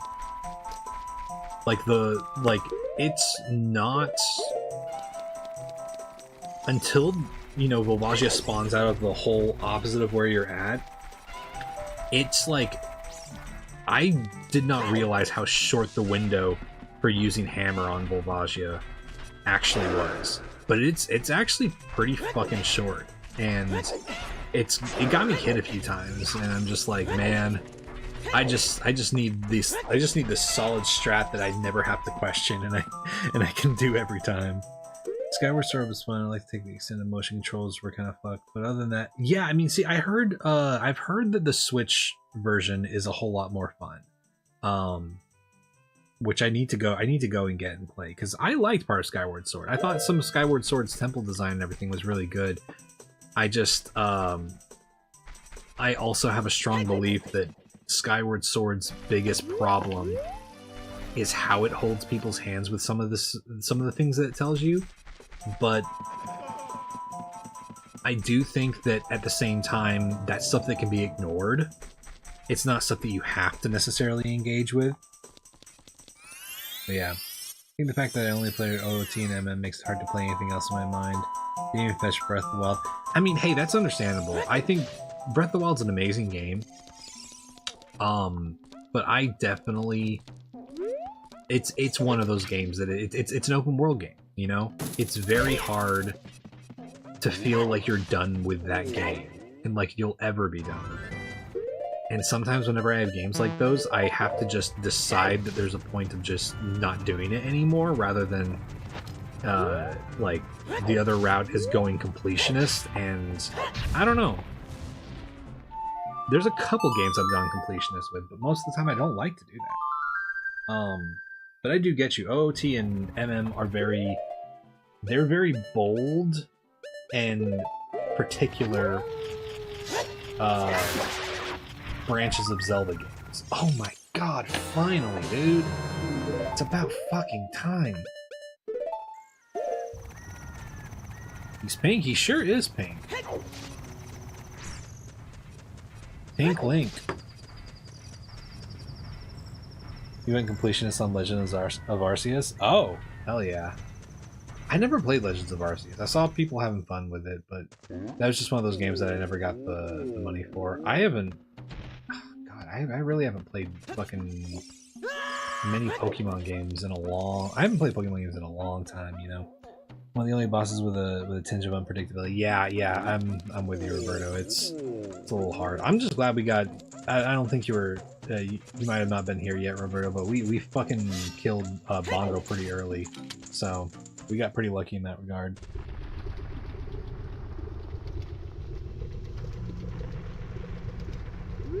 If you ever pick up a Switch for Pokemon games, that's the one. Oh, hell yeah. I'll try it out at some point. I'd like to eventually get back into playing Pokemon games one day. Wait. No! I forgot to grab the fucking... cheap viewers. Get out of here, fucking... What are you, a One Piece fan? Shanks? Get the fuck out of my fucking chat. Problem is everybody who has been mods on my channel have been are people who now have the opposite schedule as me.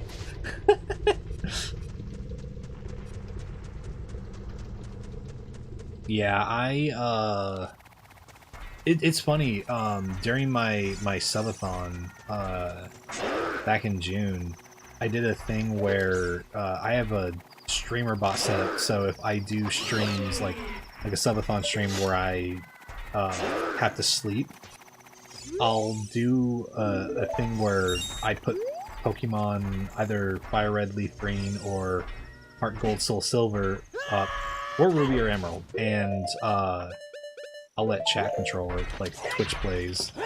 And I really want to expand that into a thing at some point for my streams. I'd really like one day, now that I'm getting into game development, to make a game that chat can play that's actually just like a game that I made with, you know, a friend or two or something. I feel like that'd be cool. Yeah, chat plays stuff. It's really cool and fun. And I feel like it's a great way. There's sometimes people who come into like streams super like late at night whenever I'm like going to sleep, and I always felt bad, so I just gave them something to do, and it was really cool because there were a lot of cool moments where people would just come in and play Pokemon for an hour and then leave. Why am I standing there? Don't do that. That's dumb. I'm gonna go get Great Fairy now.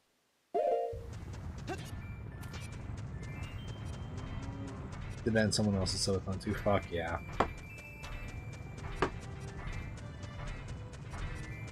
Had some chicken wings? Fuck yeah, Doc. We did Volvagia. My first Pokemon game was Pokemon Black. Hell yeah. I mean that game is legitimately incredible. I think, you know, people get iffy about Pokemon. What do you mean? What? Huh? Huh? You gonna call it night? Alright, see you later, hero. Thanks for hanging out. You have a good night. That's weird. I was holding forward. I don't know why I didn't roll. But yeah, Pokemon Black is one of those games that, like, I know some people get like iffy about Pokemon generations after 3, but like Black is one of those like generations that I'm like, it's visually one of my favorite Pokemon games. Was the first Pokemon game? Hey, same here. My first one was, I think I had,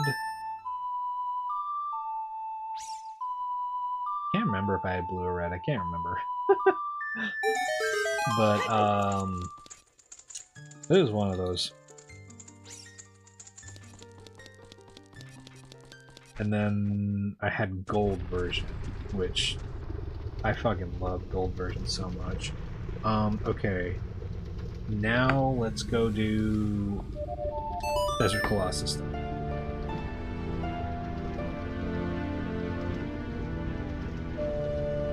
Yeah, Aqua, that kind of stuff, that whole era.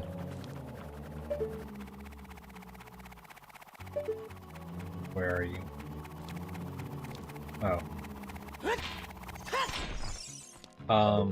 Yeah, the old school era, you know, I get it. I think that there's advantages and cool stuff that can be done with the 3D stuff, but God, I love seeing people push the limits of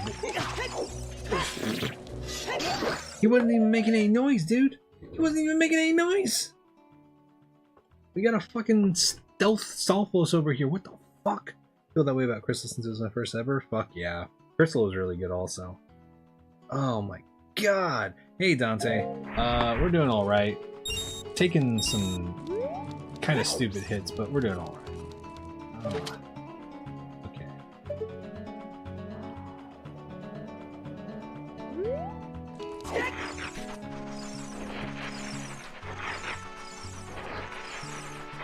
Yeah, those fucking dudes, those big Stallchild are fucking so... They're relentless, dude. If you're not paying attention, they'll fucking sneak up on you. The king of jump scares, that's right. That's right. The John Cena of fucking enemies. Okay. Did Death Mountain Trail. Beam Patch and Great Fairy Reward. once again, I don't think it's worth it to do Great Fairy unless I have to without Magic Beam. Say that's done. We can go and do should we go and do Shadow Temple now? Or should we no, let's do bottom of well, should we do bottom of the I don't know. I don't know if we should. What do you think, Doc? Bottom of the well or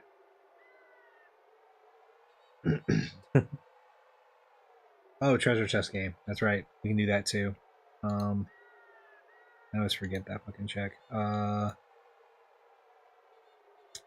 Yeah, that might be the play right now.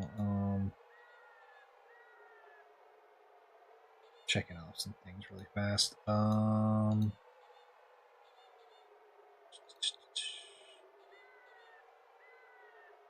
we don't have Bolero, so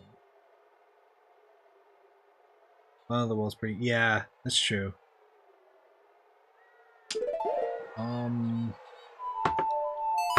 Yeah, let's go do that. Let's go do chest game, and then we'll do bottom of the well. Might as well.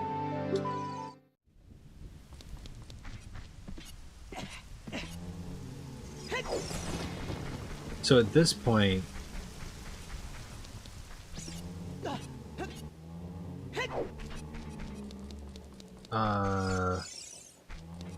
what was bottom of the wall entrance again? That was Shadow, right? What did Jabu's belly lead to?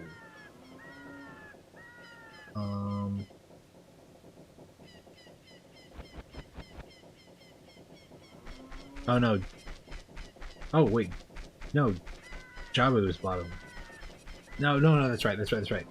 Shadow Spirit. I'm getting them mixed up with the previous. See, Jesus Christ. Even without keys, that's true. Yeah. Alright, Cool. So we know Jabu's bottom of the well. That means that bottom of the well is Deku Tree. And Gerudo Training Grounds is vanilla.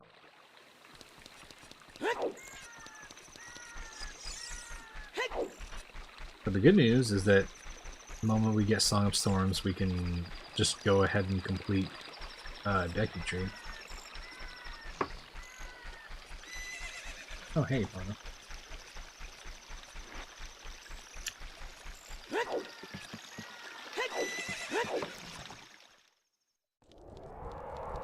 Oh god. This market is pretty bad this time.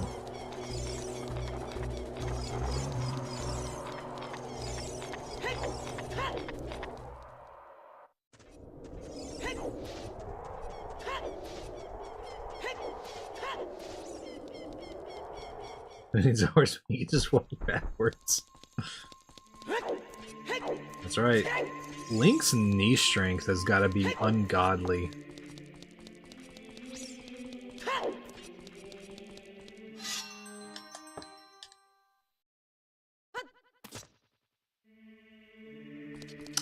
Okay, so bottom of the well, yeah, Jabu, so.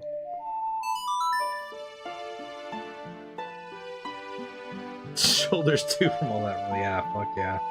Link's built like a brick shit house.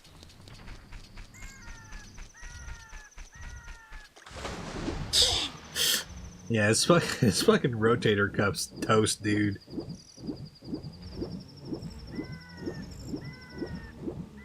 Yeah, Rainbow Master Sword.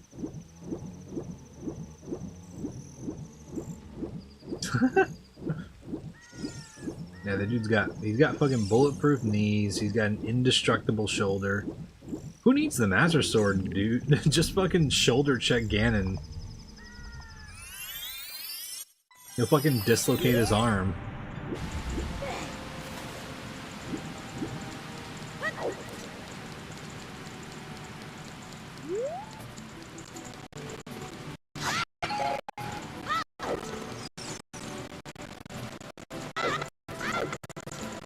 People from the 40s, okay, you're good. They had to roll everywhere, yeah, that's right. They fucking lost the function of their arms in their 20s because they were just rolling all over the place. Aw. I need to get channel point things set up. I started doing that, and then I ended up having to work a fuck ton, so I didn't end up getting it done. But I gotta do that. I gotta do that soon. Cause I've got some plans. I've got some plans for stuff. We rolled to hunt. Ah, you think taking the bus to school is bad? Back in my day, we had to roll uphill. Oh, this piece of shit. God damn it! Get over here, dude. Oh. Are you fucking kidding me, dude? Ooh. I should have just done Deku Stick.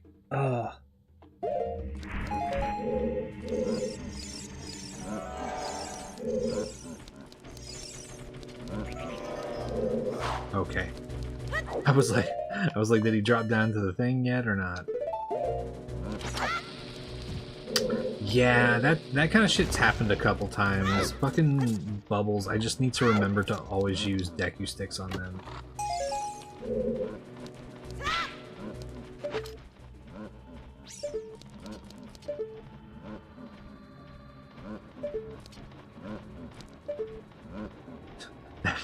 That fucking music, dude.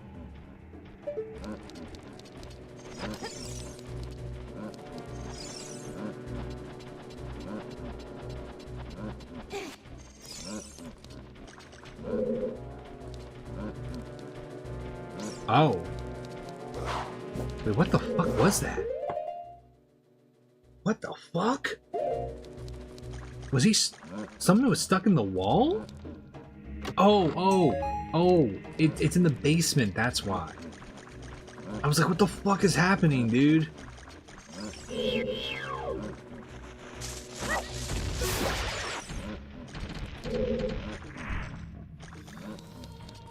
I was like, did the Stalfos clip through the fucking thing? No, it's just a fucking bird or something. Ooh, baby! I'm leaving!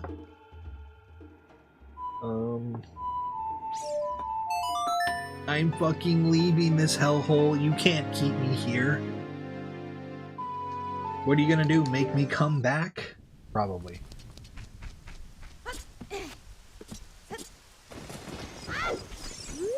Nope.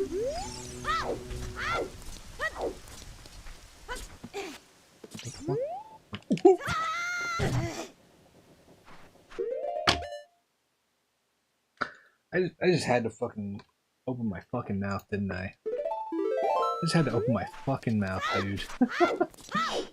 Holy shit. Dude, the Skull Kid is the most diabolical motherfucker in this entire run. Yeah, it's the Skull Kid with his fucking blow dart bullshit. Oh, what a fucking bastard, man.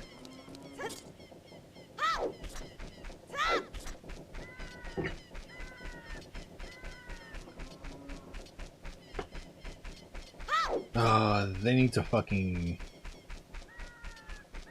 They need to nuke that dude into oblivion. Smack you with that Deku Seed. Oh wait, oh no! I'm not paying attention. I'm not paying attention.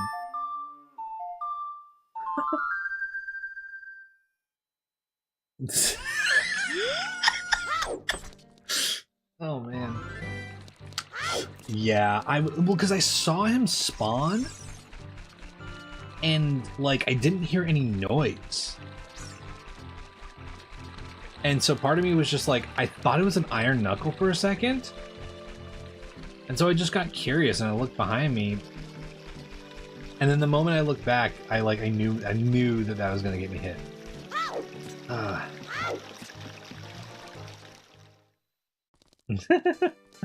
Kill him and steal his 200 rupees. Oh man. Oh. Treasure chest game. Hey dude. Ever had a 10-year-old beat your entire fucking game in one go?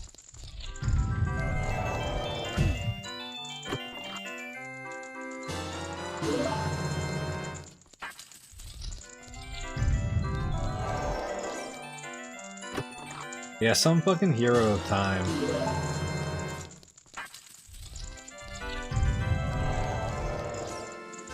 Fucking scamming a local game organizer out of his hard-earned money.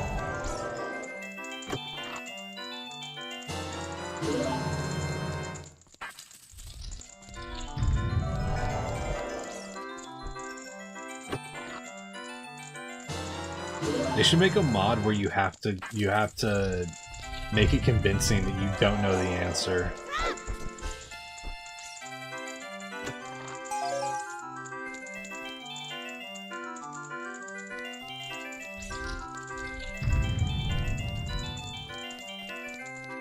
Oh.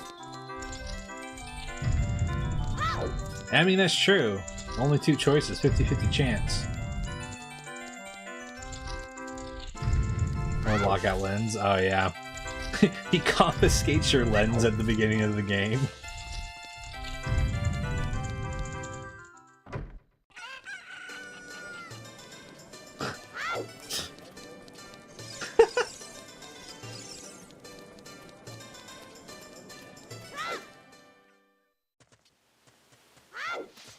The lens of partial truths.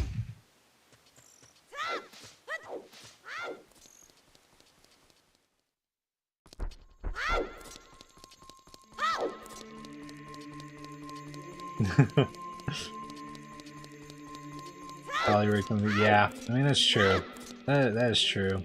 There are some scumbags in the Zelda world. We can't turn a blind eye to that. Okay. Treasure chest mini game done. We are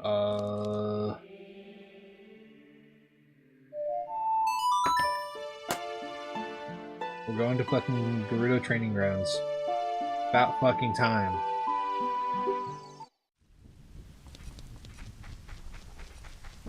And we're gonna take a look at horseback archery because I fucking hate doing horseback archery, but I need to know whether or not anything important.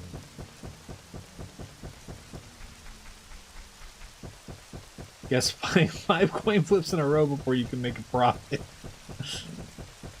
Yeah, I already did bomb chew.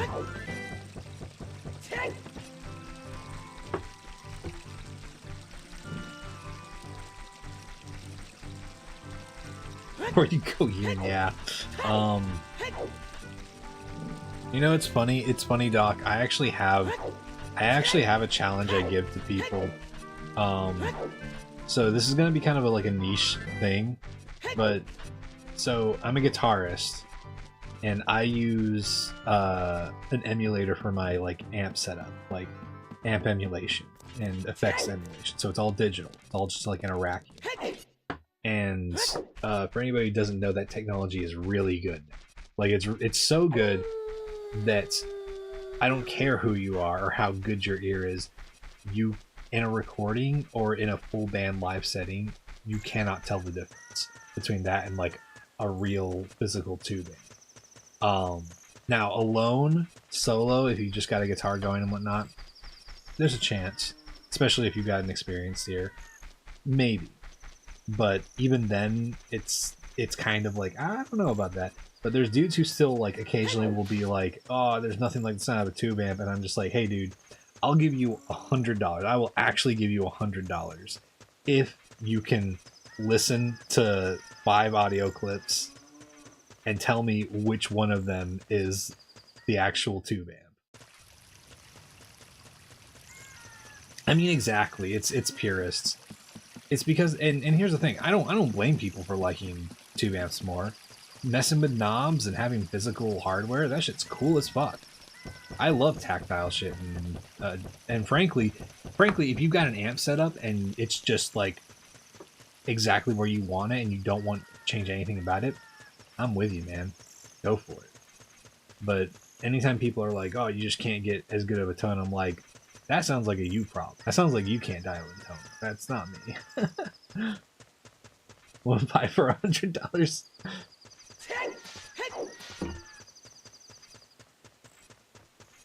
What do you have for your setup, Aqua? I had a. I was working at. I had a borrowed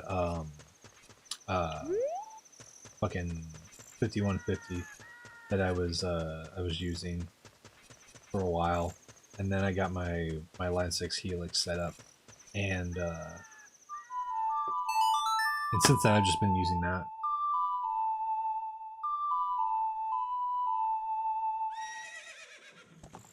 I really just walked here, didn't I? I was so zoned out that I just fucking walked. Okay, come here, Ipana. Design electric guitar with a Fender Mustang. Hey, Fender Mustangs are fucking... they're sick.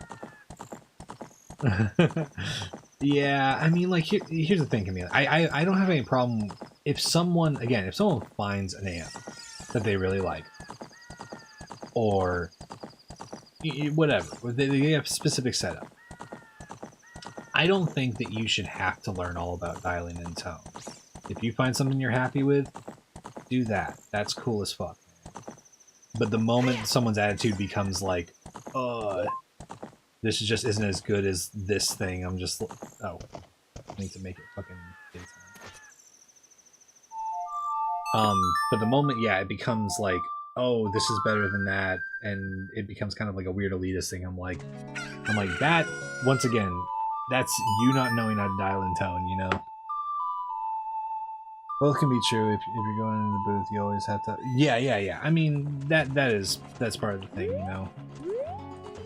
Okay, you're still up there, Kono. Yeah, exactly. I mean, that's exactly the thing. And, you know, and my setup is plug and play, but that's because I have, like, a bunch of shit set up in a very specific way. Oh, hey, Heath. You're the kind of streamer that responds well to positive fan requests. Thanks. Oh, thank you. I appreciate that. Appreciate that, Heath. But yeah, I mean, again, the biggest thing is what works for you. In my opinion, the goal is not, you know, you have to have this kind of, like, whatever thing. The goal is to make the thinnest barrier between you and getting creative shit done.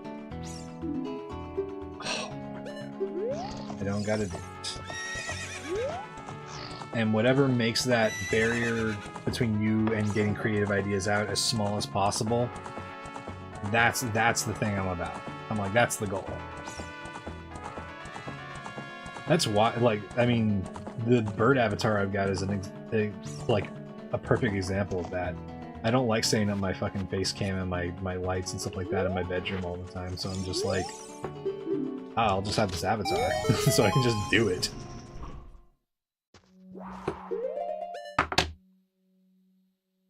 That's disgusting, man. That's disgusting. Yeah, exactly. Get it on paper now. You can always make it better if you really feel like you need to. Okay. Wow, dude.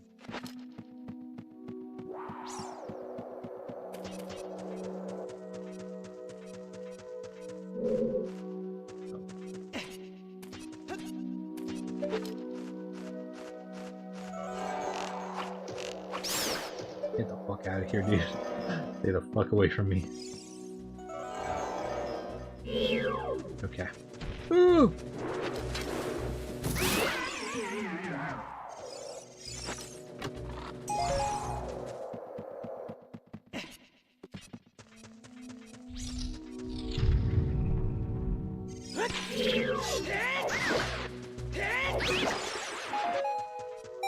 Basis here setup was a Arc 15-inch 210s and a Behringer head back in like 2010. Low setup, but definitely with the same. Yeah. You are bird. Yes, I am. But yeah, I mean, exactly. And I mean, it's funny. It's kind of funny because I'll admit I do get a little bit of satisfaction out of the fact that when we're on tour, we'll be playing places, and I'll show up with my rig, and I don't use a cab live. I just run direct. And whenever I do it, there's usually with about, I would say, like a third of the sound people we encounter, there's like a moment where they're like, I don't know if that's gonna work, and then they try it out, and about like halfway into the show they're like, damn, yeah, this is good. And I get a little bit of satisfaction out of that.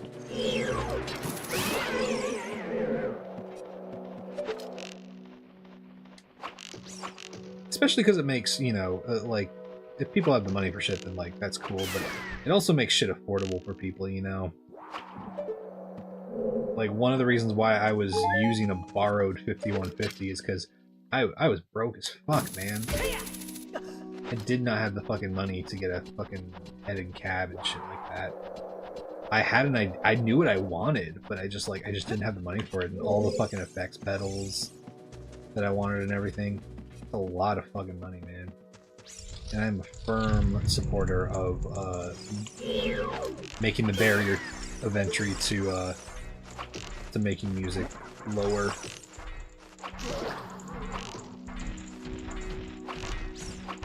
Motherfucker.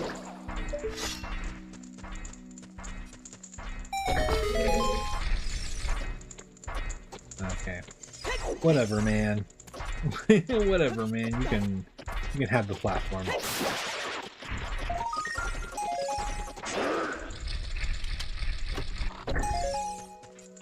That being said, I'm also a bit of a proponent of raising the standard for creativity. Lower point of entry, higher point of saying this is creatively impressive.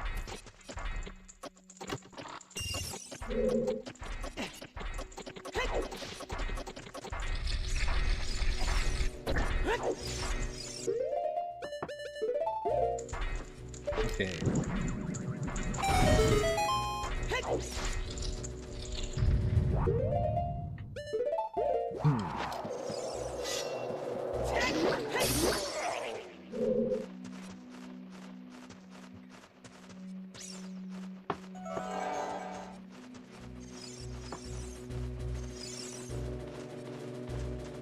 God damn it, dude.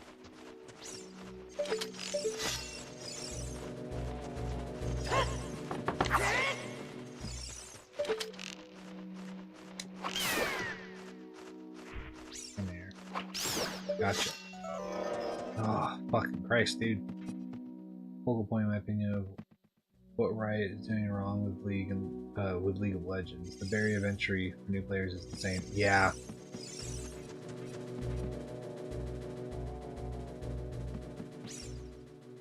Oh, that's true. Yeah, I could have. Yeah, that's true. I could just do that now. But I'm gonna get down there because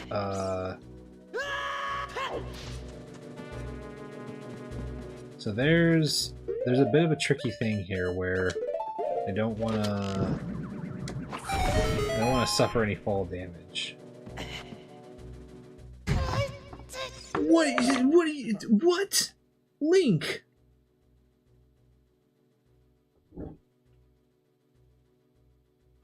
What do you mean? What do you mean? I didn't mean to burn your face off, dude. Sorry.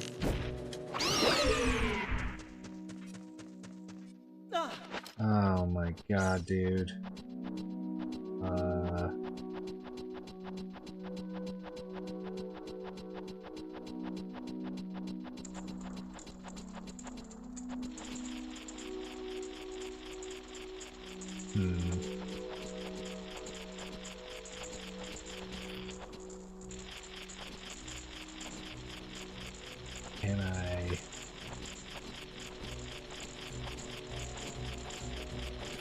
Can I see this dude?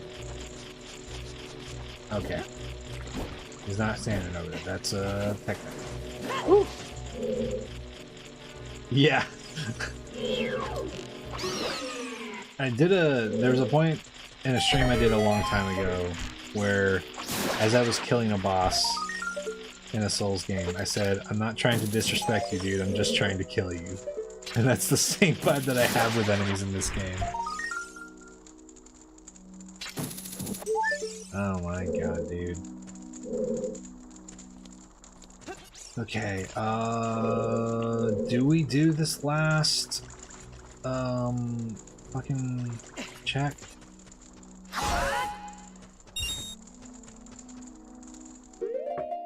Because what checks can we do?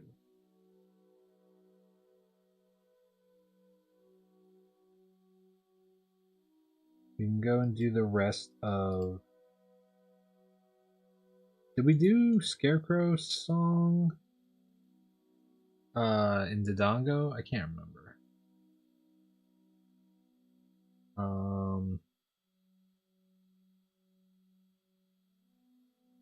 Okay. Do we know where Fire Temple is one question I have. I don't remember what all we discovered. No, we do not. God damn, dude. Wait, we haven't gone to Forest Entrance. We haven't gone to Forest Entrance. Okay, fuck this. I'm not gonna do this last check.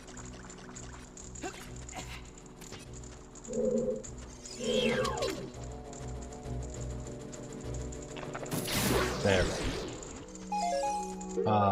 I'm gonna see what this boss is. I mean, I should be able to kill it, but, oh god, damn it.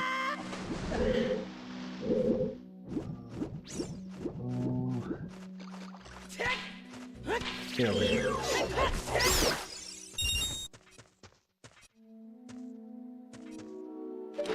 Yeah, there's just been times where there's been times whenever I've dropped down and then a mini P-hat comes and hits me.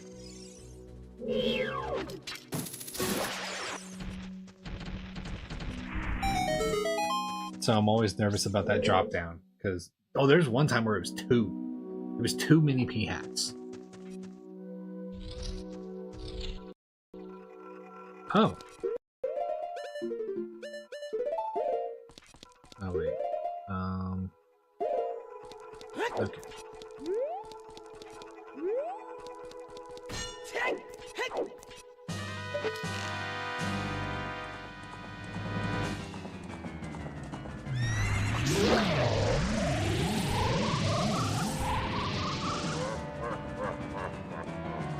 I'm gonna replace the music to this. I'm gonna replace the music to this boss fight with like a Mario Tennis track.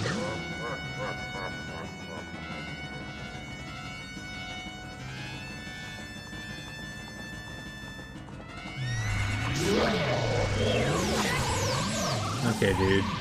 He's gonna get up in my fucking personal space here.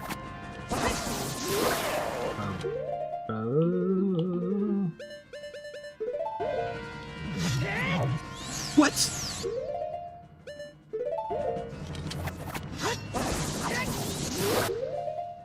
Okay.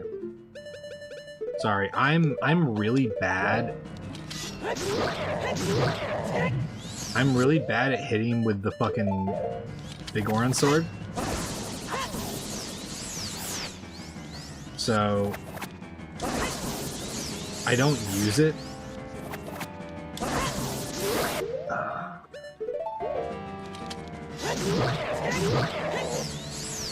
Damn. But the timing's off like this. This guy's a fucking asshole. He fucking... He always throws it like point blank. There we go. Okay. Back ZFG did all course with no audio? What? What the hell, dude? That's wild.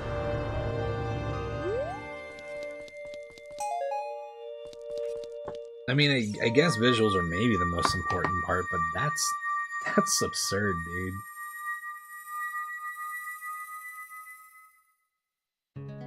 Couldn't hear the game. Oh, fuck, man. That's gonna be fucking scary. Like, I mean, it's not life-threatening, I guess, so not scary in that sense, but just like, I don't know, I'd be so nervous. Okay, Forest.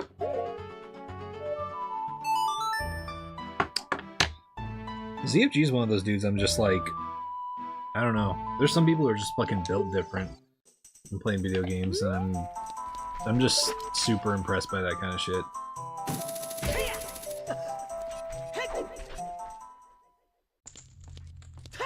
Oh my god, I should have just come here the moment I got fucking hook shot.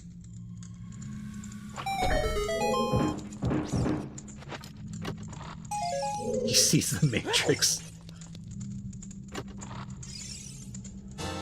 Oh my god, dude. Okay. Well, let's clear this shit out.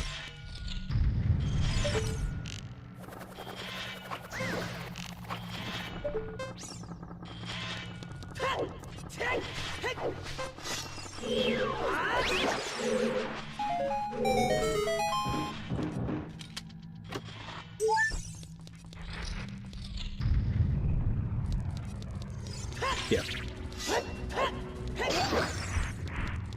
Oh, that's right. I gotta fucking do this bullshit. God damn it.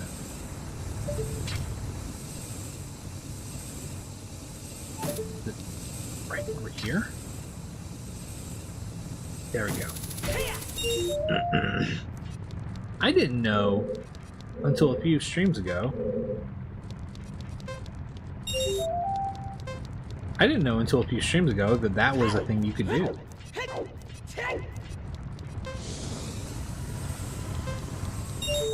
I thought you always had to have a long shot to get this done. I mean, obviously it's not intended, but I kept getting checks for fucking Gerudo training grounds, and I was like, I don't know what else to do.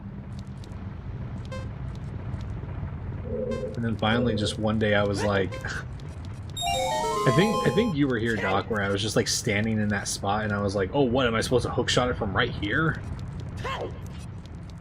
And then I did. Yeah, Bolero and Prelude, which, it's always fucked whenever they don't give you Prelude until really late in the fucking game. Oh god. Oh no.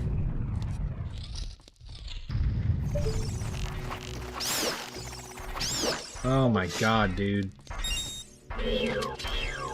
Absolutely get fucked, man.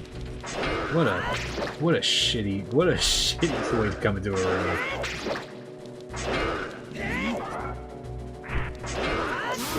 Yeah, mark it with new Prelude, yeah.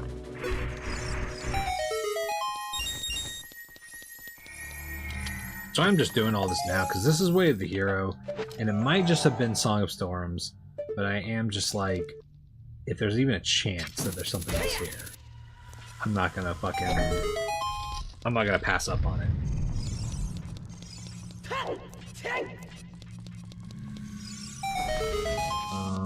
Actually, yeah, no, I'm gonna do this room over here first.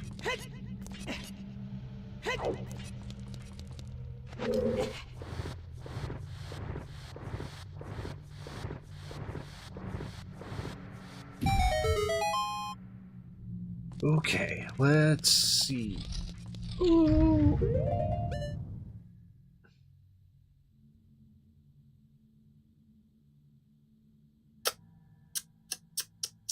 Is it daytime?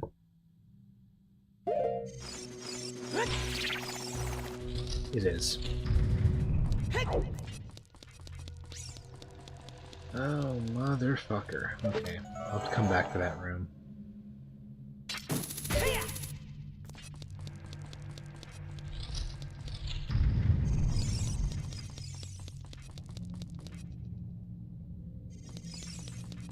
That was your introduction to spell speedrunning. Yeah, I can't remember. I don't remember who my introduction was, but Majin Bill was the first person that I saw doing Majora's Mask speedruns, and that's my favorite Zelda game. So I was like, oh, that's cool, and that was kind of it's funny because I followed Bill on this account, and then at a certain point I stopped using this account for a long time. And then when I came back to the account, I was like, oh, I'm still following Majin Pill, and I started watching his stuff again, and then eventually the no-hit stuff started up again. Okay. Now we go back to the entrance. Linkus. Oh yeah, I've heard about Linkus. I haven't watched any of this stuff though. We have Gerudo Training Grounds key. We do not have fucking keys here. God damn it.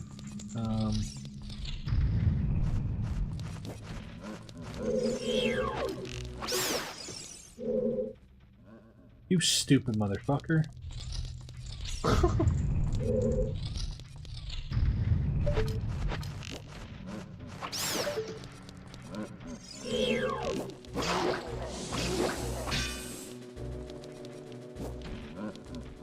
God damn it, dude.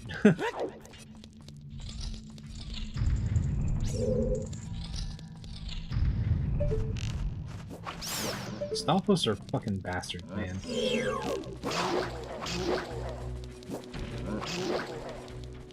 No. Dude! No! Oh my god, man. The light arrows. Light arrows, dude, come on. Think. Think. Remember what you were taught. God damn it.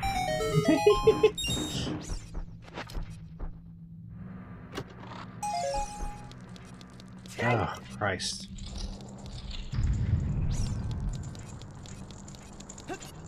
They can't just be the hardest enemy to fight. They also have to be the one enemy that constantly clips to the ground, even in rooms where you have to. Speedrunning randomizer, ZFG, Phil, and Linkus would all be cool. That would be pretty wild. Okay, we're not gonna grab that yet, in case we need a golden rupee at some point.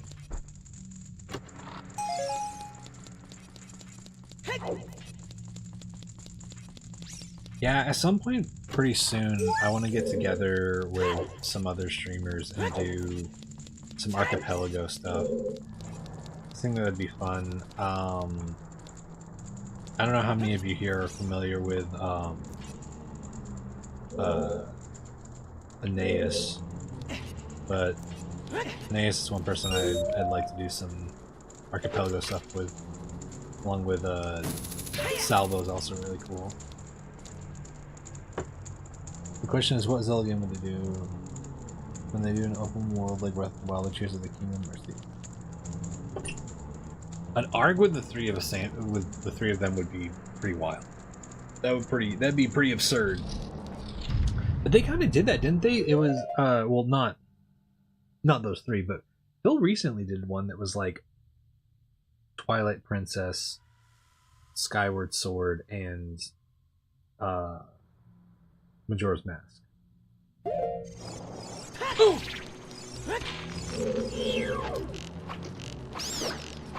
Oh god. I see you. I see your fucking shadow, you piece of shit. My god, dude.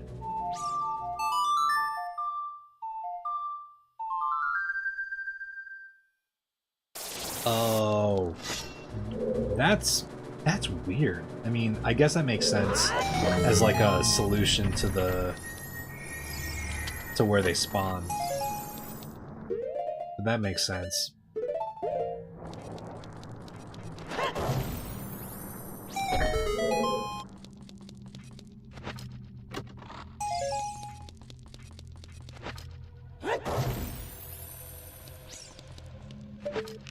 Yeah, that trick is always pretty funny. I'm so glad that that's a thing that you can do. Okay, now we go back and do the other.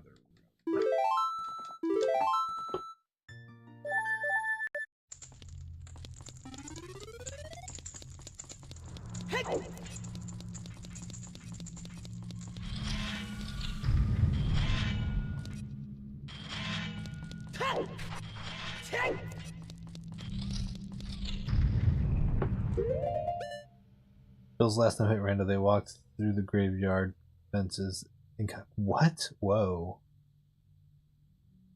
Oh, wait, yeah, no, I remember that. Yeah, I experienced that one time. Yeah, they just walked through the fences. It's fucked up, dude.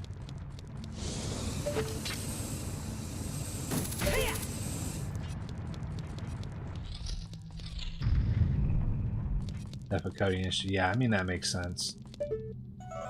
I mean, I think that they've since like fixed it and dealt with it, but there was that whole thing where like Ocarina of Time's like character animations were not based in Delta time, I believe. So there's a whole thing where if you increase the frame rate, like windows for attack went like way down to ridiculously like fast windows that you couldn't really react to. So I'm curious if that's ever something that they'll try to adjust. Okay, so that's most of everything. We just don't have the block maze keys, so just keep those highlighted for later. Okay, I think the next thing that we need to do, is it time to do Shadow? Or do we go back to bottom of the well?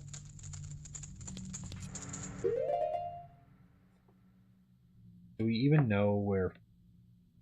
Okay, Fire Temple's gotta be bottom of the well. So actually...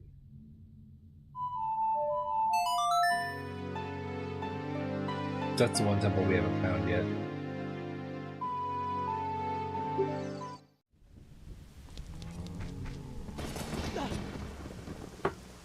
Oh, man.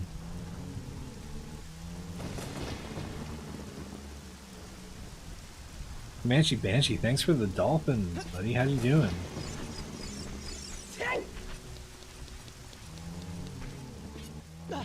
Oh yeah, also, just in case anybody hasn't been here for this spiel, but I do multi-stream across both TikTok and Twitch and YouTube. So if I talk to someone who is not appearing on screen, it's because of the whole thing where I can't have all the chats on screen. Someday we'll be able to do all combined chats and they won't fucking get their britches in a fucking bundle, but that day is not today. Oh man, give us Prelude, man. Wait. Before I go back. What was Forest Temple?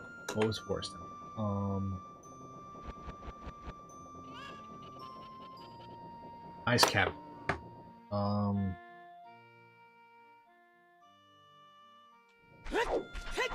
We are gonna go to the Forest Temple, because there's 2 more checks we can do.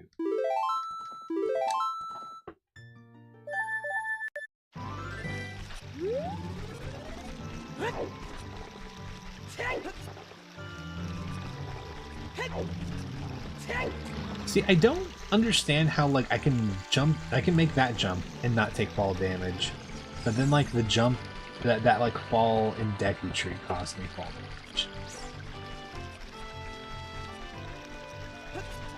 Weird stuff.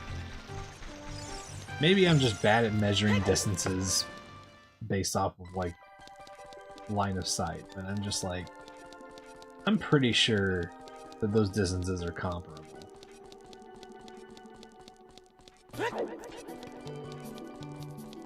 Maybe not, but... Okay.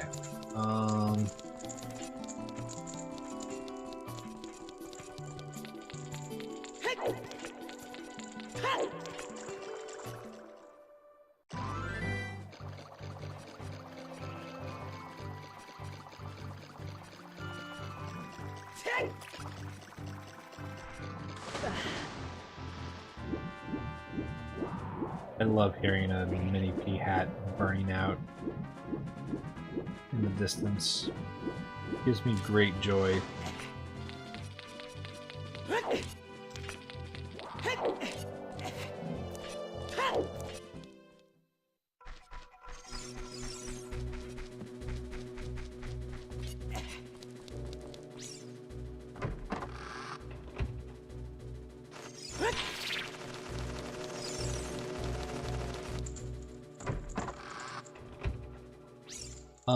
Okay, if I remember correctly,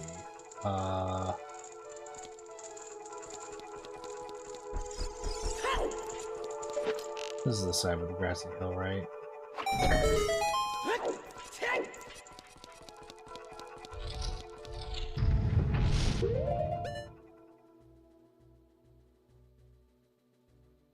Is it daytime? It is. God damn it, dude. I need to be better about making it nighttime.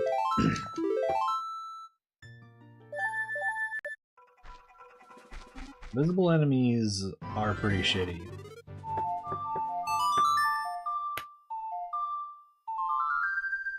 But I guess they come with the territory, you know?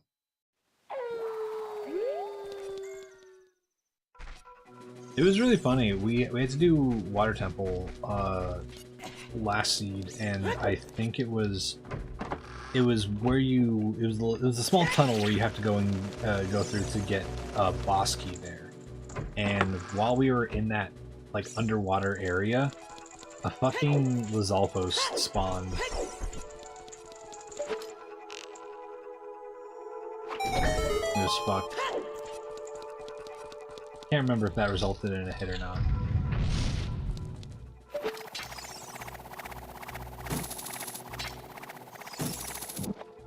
Get the fuck out of here, man. Okay. Oh. Give me the arrows.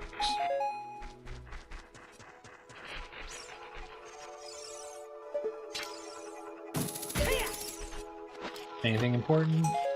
Nope.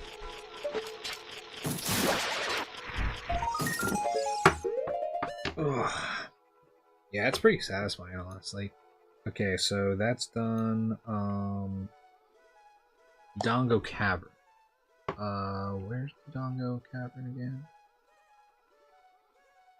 Ooh.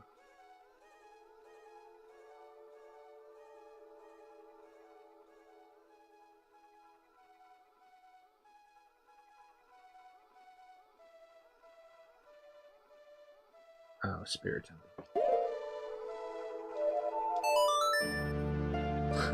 Yeah, they're. It's also funny. I forgot who was bringing it up that like they don't expect you to fight pea hats as an adult, so it's like it's pretty wild that like the hook shot does that to them, you know.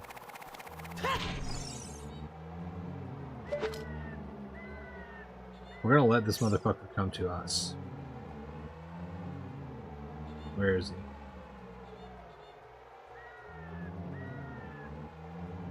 I know he's walking this direction. Maybe not. Maybe he only spawns whenever I get close enough.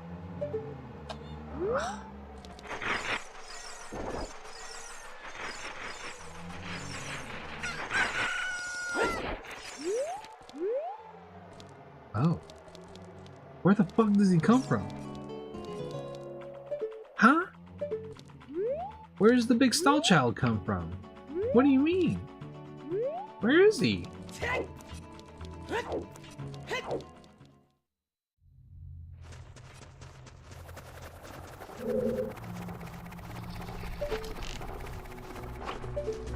Oh, whoa, dude.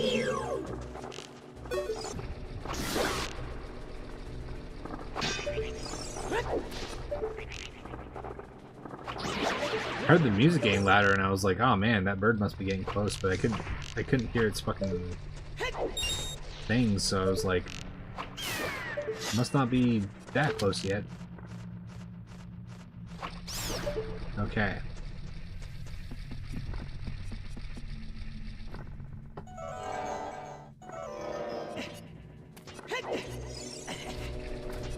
Ah.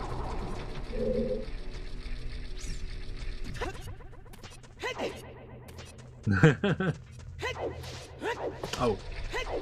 Wow. I didn't even open this path yet.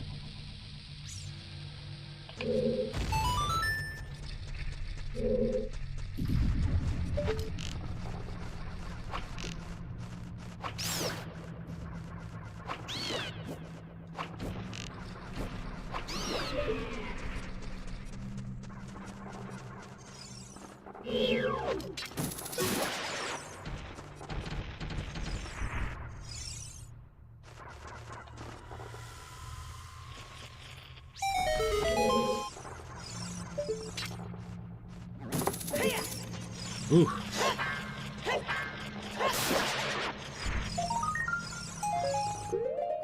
If the stall children only come out at night, I think it was nighttime when you. Oh, okay. That might have been true. I don't remember. That's very true. They would die during the daytime, so. Guys, our only option at this point, I think, is. Okay, we either have to do.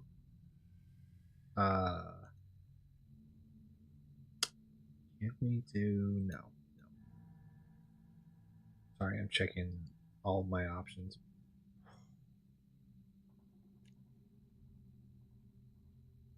Bottom of the Lake Zor Fountain. It's a place we haven't checked yet. But we have Song of Storms now, so let's see. We're one stone away from Ocarina check too, goddamn.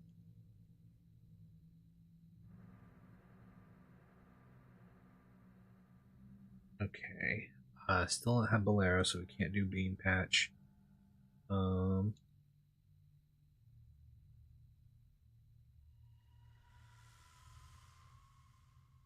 We did Crate Heartpiece.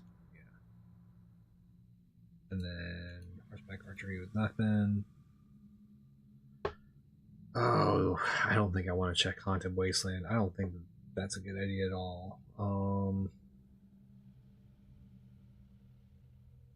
Oh, we can go check Desert Colossus Bean Patch. That's right. Okay. Yeah, let's go do some of this shit.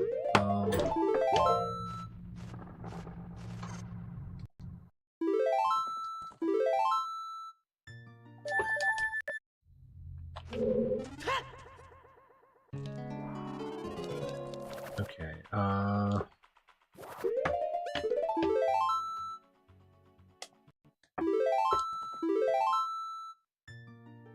we'll check bottom of Zor Fountain, and then if there's nothing there, then we'll go change the child and do all the Song of Storms checks. Which, honestly, we could do some of those before we go and turn back the child, but we're going to need to turn the child because Bean Patch and Frog's Song of Storms are both things that we need to be kid for.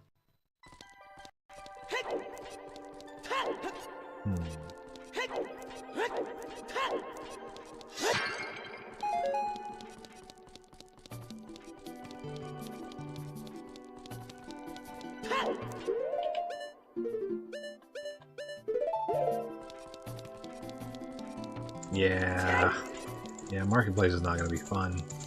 I mean, I've gotten the movement down of getting around it, but I'm just like, it just makes me so nervous because all it takes is one slip up. There was one market where it was, I saw an enemy on the, like, along the right path that I didn't want to go towards. So I went along the left path, and I ended up running into a fucking giant Deku Baba. Okay.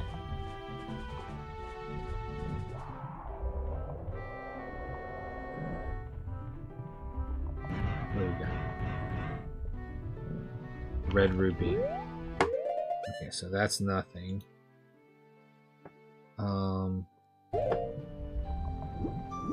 But we can take shortcut to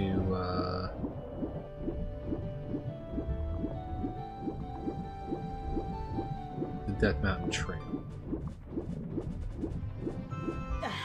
First of all, Zelda games had swimming animations, flying underwater with a sword, like Twilight Princess. It's fucking awesome. Yeah. Yeah, there's I kind of understand why they limited it in this game. But yeah, Twilight Princess did have a lot of cool things that I mean, it's like Final Fantasy, honestly, where I'm like, man, I wish that they would do this thing again in some way, shape, or form. But I'm never sure, because I'm never sure if they're ever gonna do it, because, you know, they're always trying new things. And Zelda's in this, like, open world phase. So I don't know if I don't know if they're gonna what the next Zelda game is gonna look like if there is another one, but I would like I think at this point I would like a shift of focus, honestly. It'd be cool to change it up a little bit.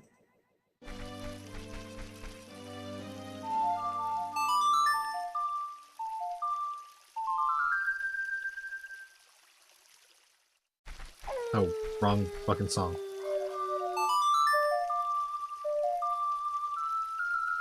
I also am a firm believer that Capcom and Nintendo need to team up again to make a Zelda game. Because they make unbelievably good Zelda games together.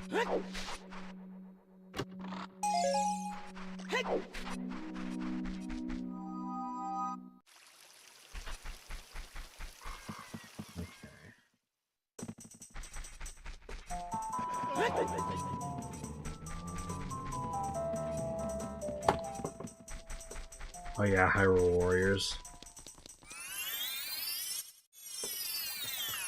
Yeah, Hyrule Warriors is pretty fun.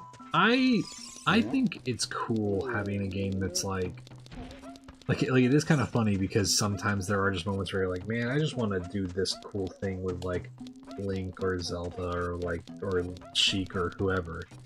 And I feel like Hyrule Warriors is that path of just like, hey, you just want to go buck wild and do some cool shit as this character. And I think when you've got something as well established as Zelda, I think that's a good side thing to have, you know?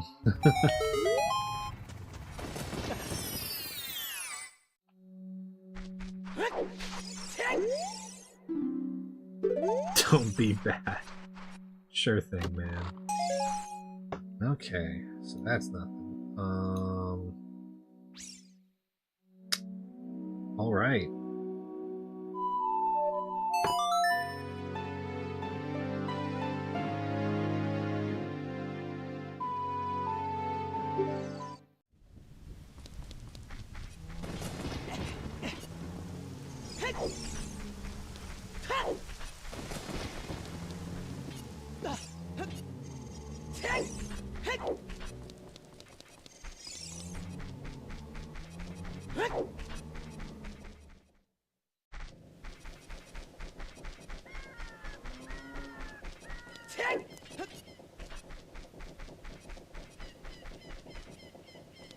Oh man.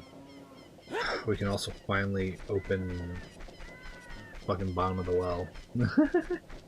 So I'm new here, literally this first time ever seeing you in chat. But are you playing Hollow Knight Silksong?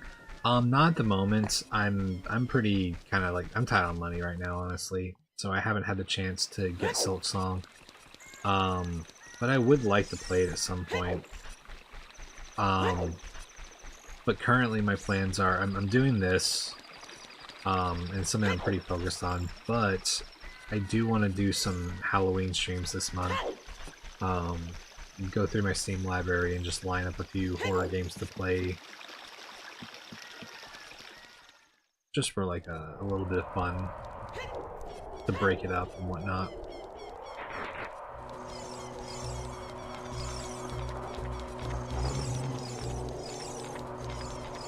Because at the moment, you know, I'm being very wary of getting burnt out on this, but like so far I'm just so I'm so eager to do the next run every time, so I feel good about just like doing as much as possible and then maybe breaking up the streams and whatnot.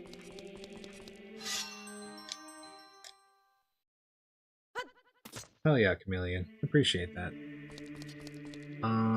Alright. So now let's go to Zora River first, do Frog Song of Storms, and then let's go do Bean Patch in Desert Colossus.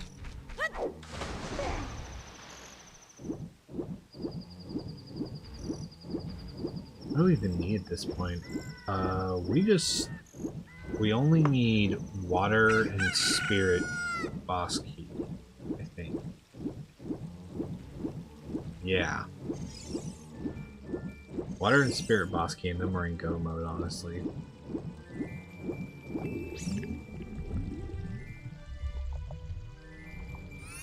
Tech skill, hell, you know, all the checks for the game itself. Yeah, that kind of stuff is really cool also.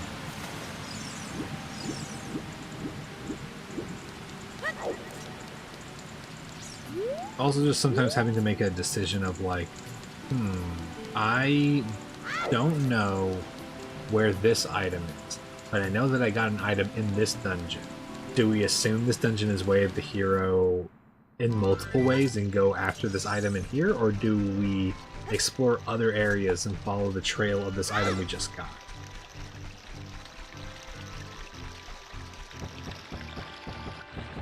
Little Nightmares, oh yeah. Oh, we used to do, we haven't lately because our friend group's just kind of been on different sleep schedules and whatnot, but, we did a lot of repo streams at one point. I don't think I've done my BRB screen, this stream, but a lot of the clips from that are times that me and my friends played repo.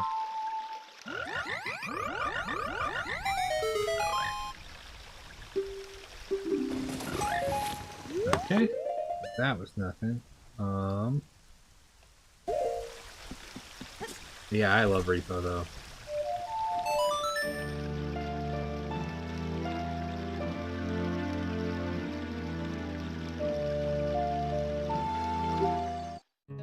Repo, and we played Peak for a good long while too. And in fact, I was making YouTube videos for this for my YouTube channel out of streams, and it was funny because I actually had a whole video planned for Peak, and I don't know what happened, but there was just like 1 week where something happened and all my footage from like a Peak session just ended up being completely unusable, and I couldn't finish the video, so I got like really demotivated from that. But doing this has been not only a good way to get back to regularly streaming, but also I'm excited to make a video about this eventually, you know?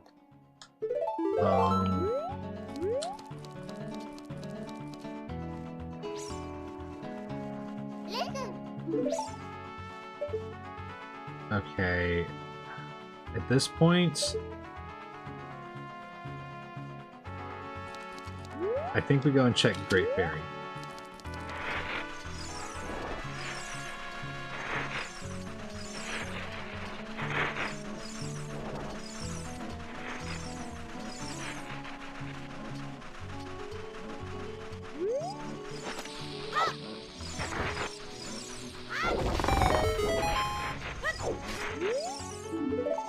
No!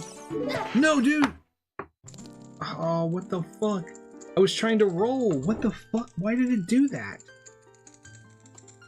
What the fuck, man? Why the fuck would you do that to me, man?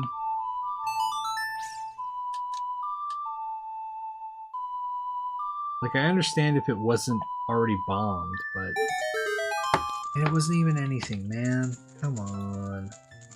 Come on, dude. Okay. Let me do the checks for bottom of the well that I did. Okay. I think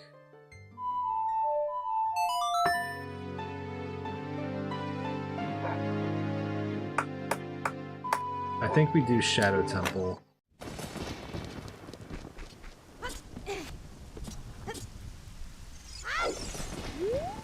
God damn it. My fucking trigger happy finger gets me again.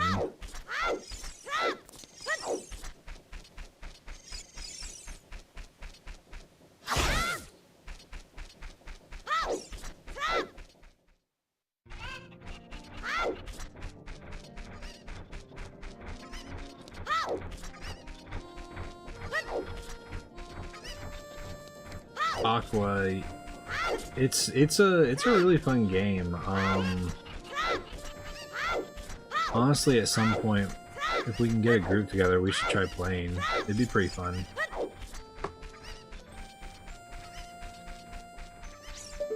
Oh,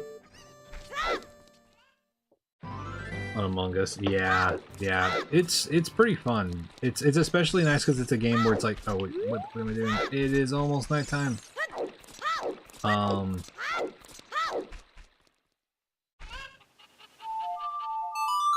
It's pretty cool though. It's one of those games where it's like it's more fun if you don't take it seriously.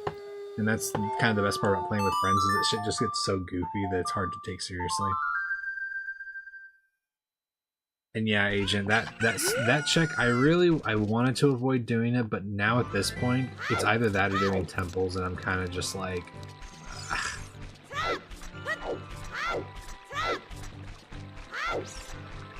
I also don't understand. I mean, I guess I do understand. I understand why the hit happened. But it is just extremely frustrating because I'd already blown up the wall. And usually that text dialogue only appears whenever there's like a bombable wall still there.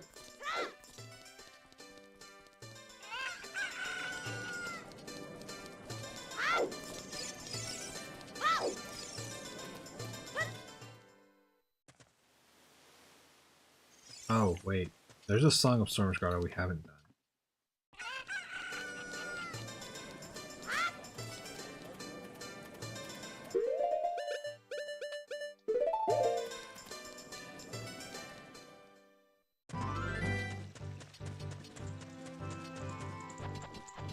Oh, come to think of it, we should...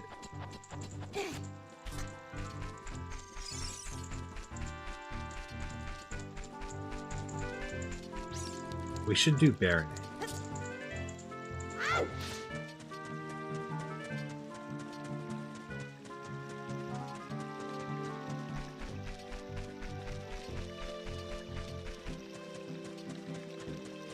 What is the dongo again? I keep forgetting. Oh, Spirit Temple, yeah, that's right. Okay.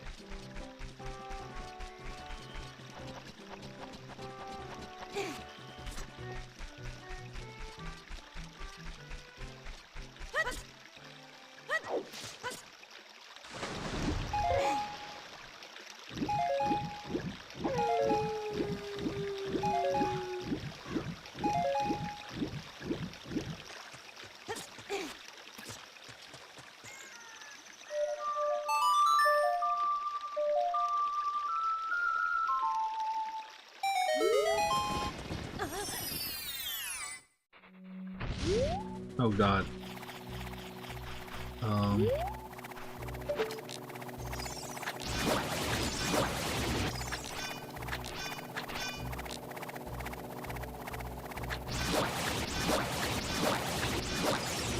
Wow. That was kind of convenient, man.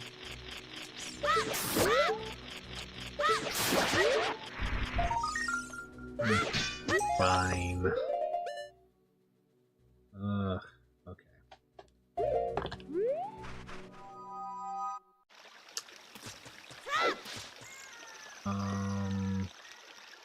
We haven't even seen what child spawn is. Yeah, it was a pretty efficient kill. Let's see what child spawn is here. Cool.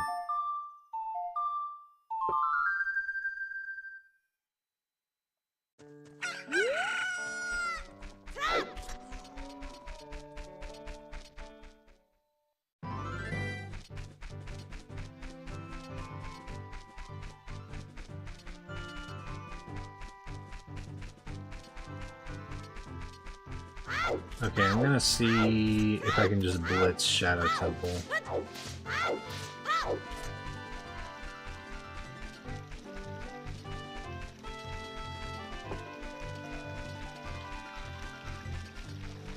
Wish we had any idea where Water and Spirit Boss Key were.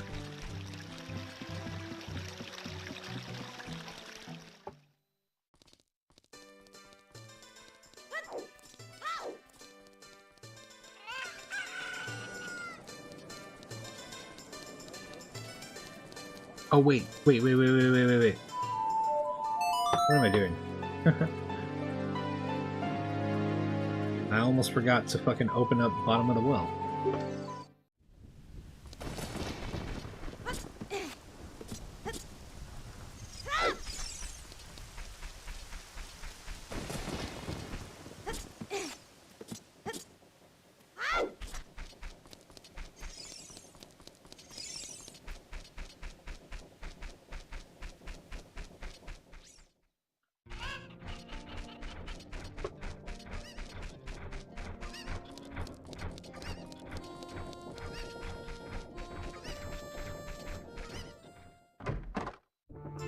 Alright.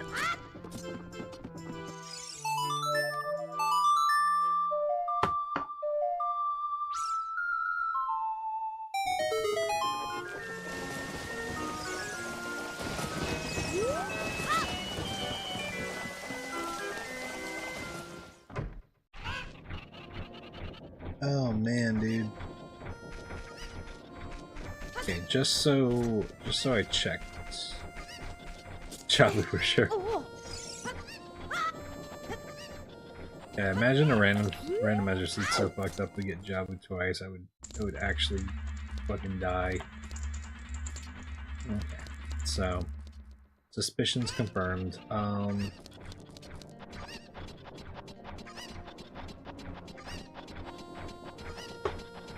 Let's kill Fire Temple boss.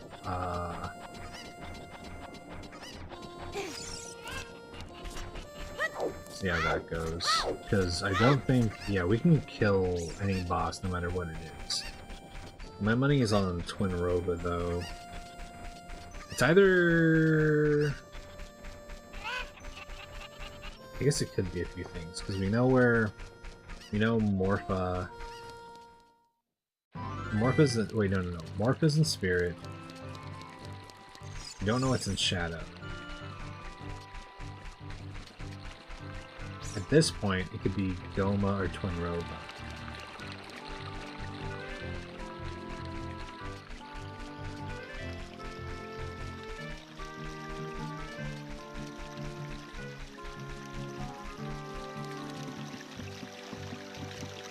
Oh, you just turn back into an adult. Once you open it as a kid, it's available as adults. And this, you don't have to get Sheik check or anything like that. At least in these settings.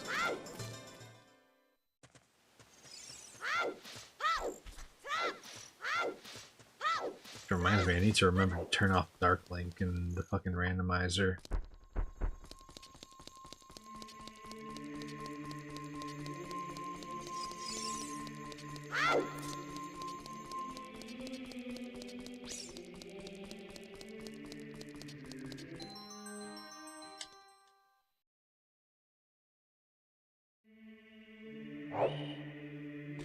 Okay,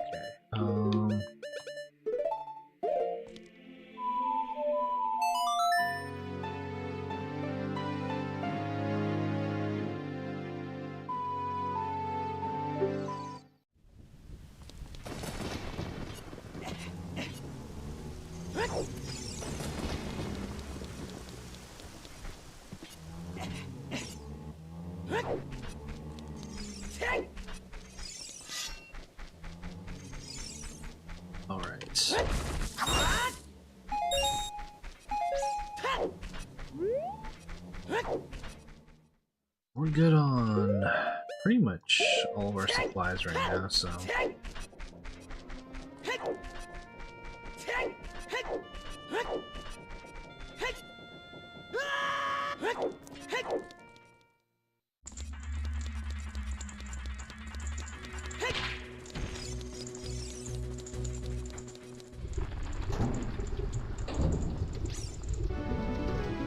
Yep, it's Twinrova.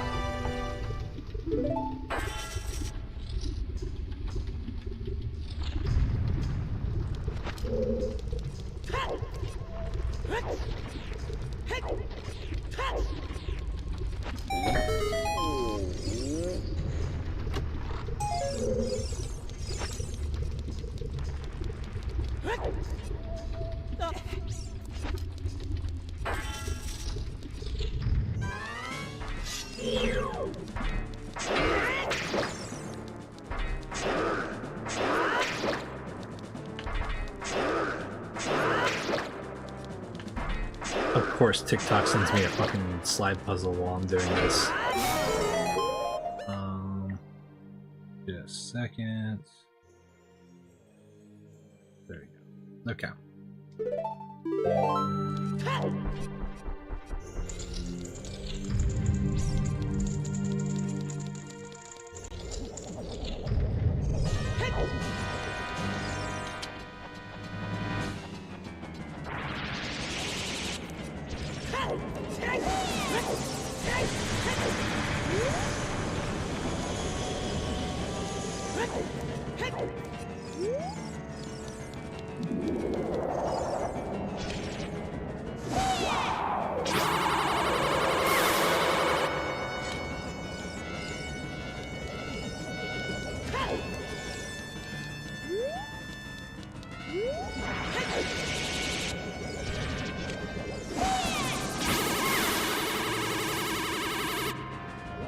Oh.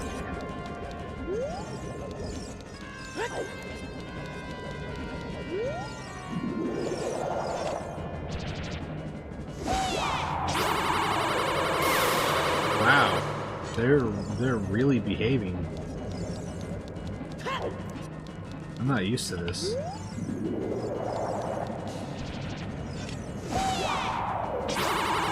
No, you motherfucker, you were doing so good.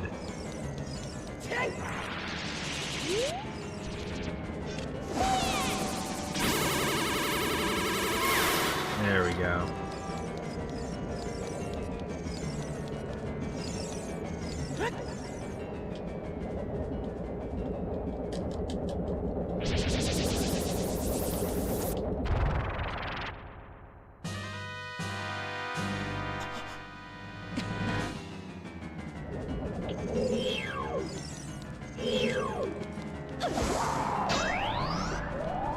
All right.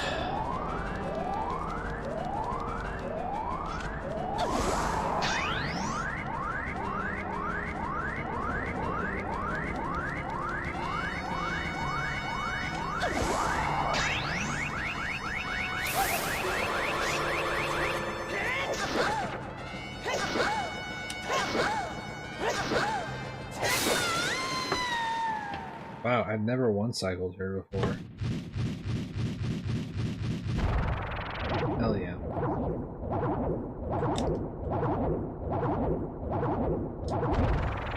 Good shit.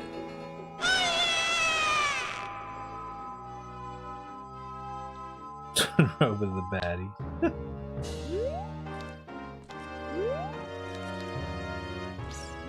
Okay.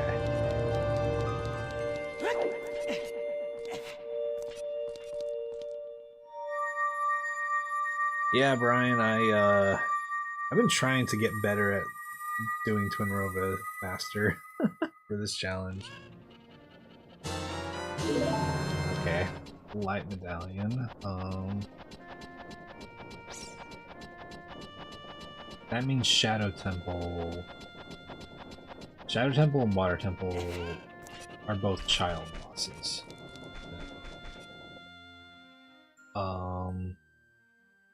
Where's Shadow Temple again? Is that Deku Tree?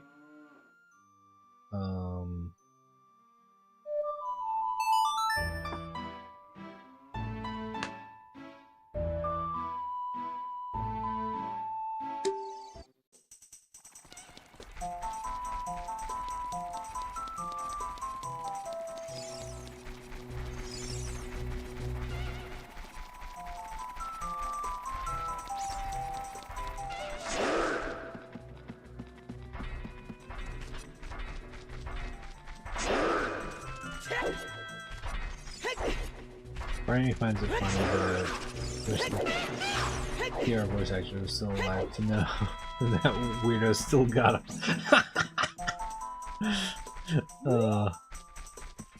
That's good.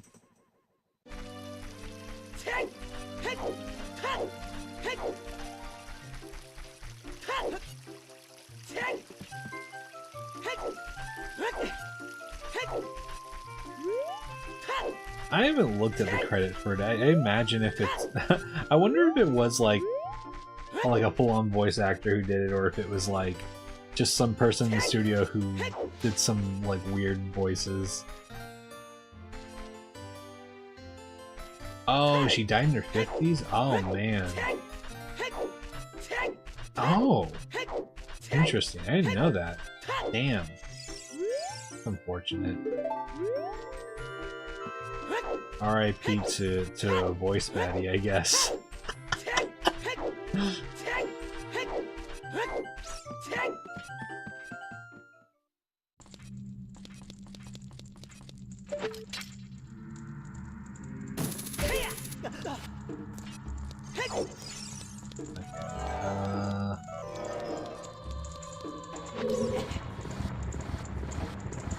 The other day, this skull right here was the answer, and I've only ever had it be this one in every other one of my seeds, and I don't know what's up with that.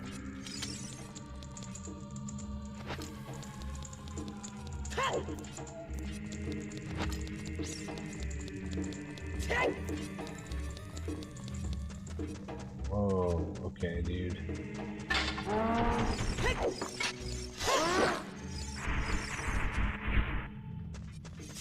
Yeah, but then again, I've had some weird shit in some of my seeds. Twice now, I've had something broken that forced me to go backwards through Haunted Wasteland. The first time it happened, I didn't really think about it too much. Ooh.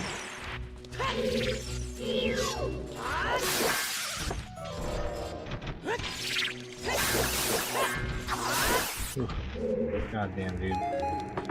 But the first time I didn't think about it too much. The second time it happened, I was like, ooh.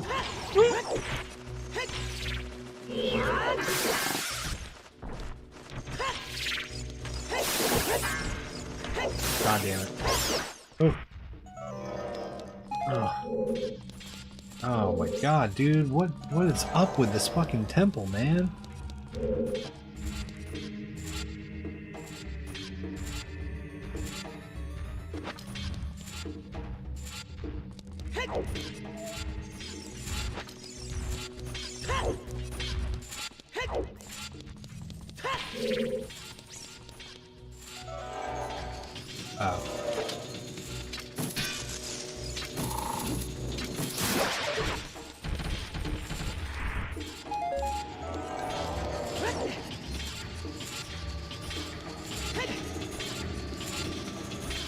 Oh, dude.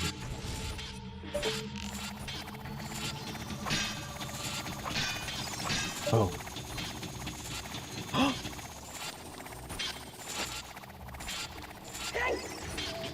Oh, that's awesome, dude. Oh, that's so awesome. I forgot to make it nighttime, so I was like, oh no. No, that's fucking sick, dude. Hell yeah.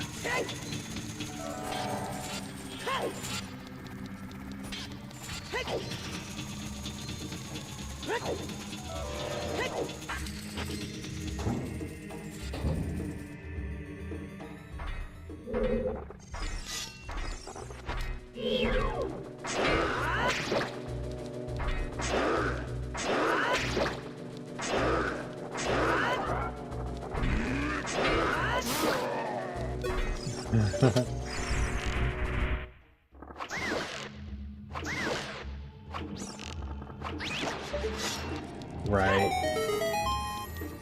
Fucking gravity worked for us for once.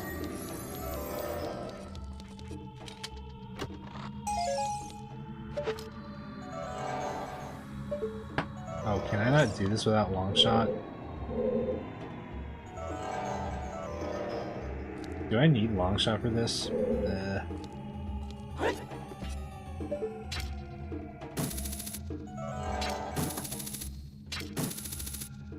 What do you mean? There we go. I couldn't remember.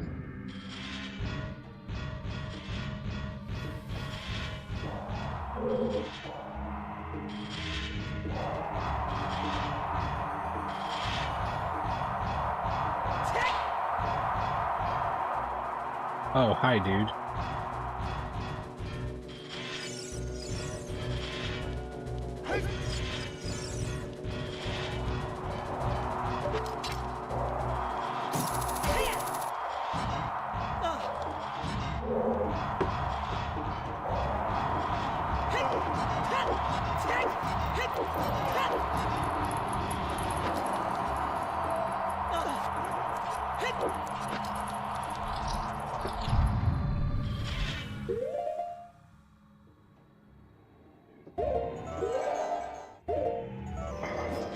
Oh no, dude!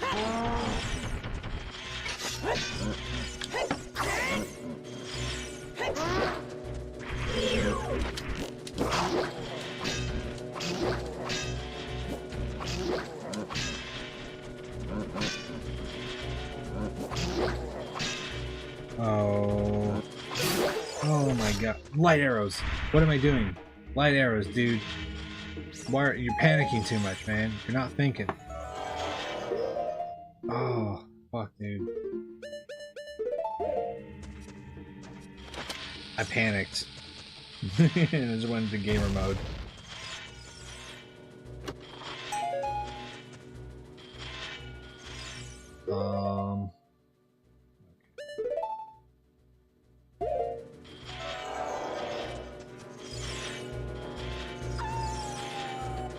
Okay, fuck you, dude. Get away from me.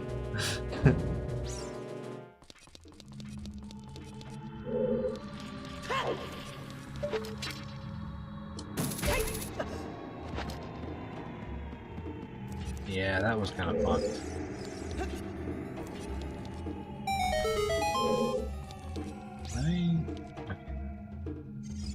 I don't think that I can...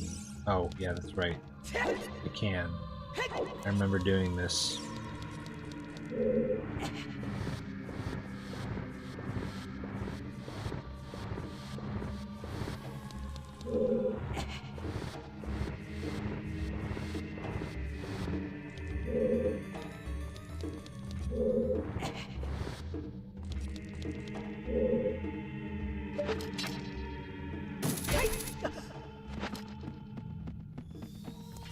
This is the strat.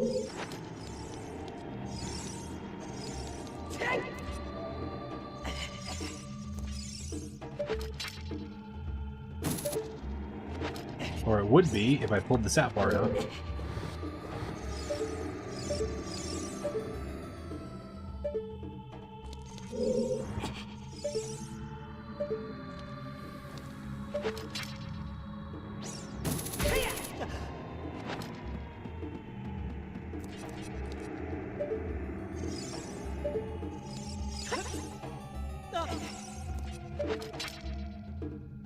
There we go.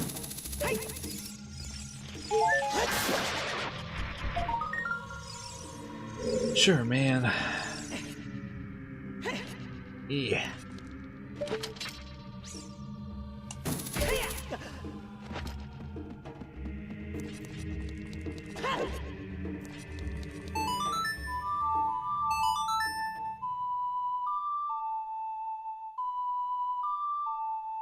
Man, it also doesn't help that we don't have Ferrari yet, so we can't even, like, plant it in a temple that we're like, oh, we might have to come back later.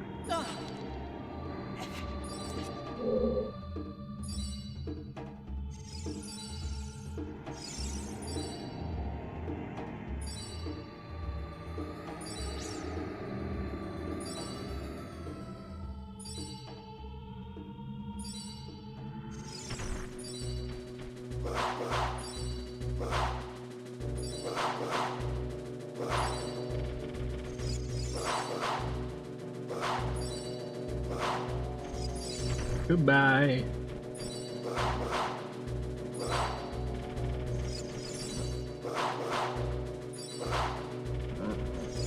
Goodbye.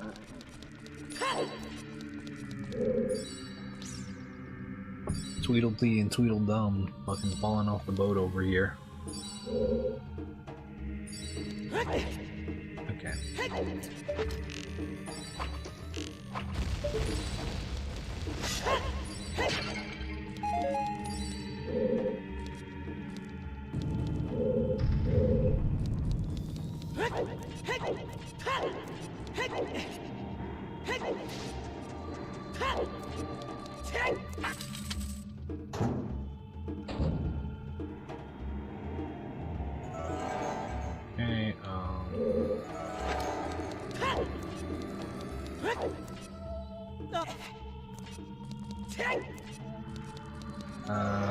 Let's see who this is. Goma. Goma nuts.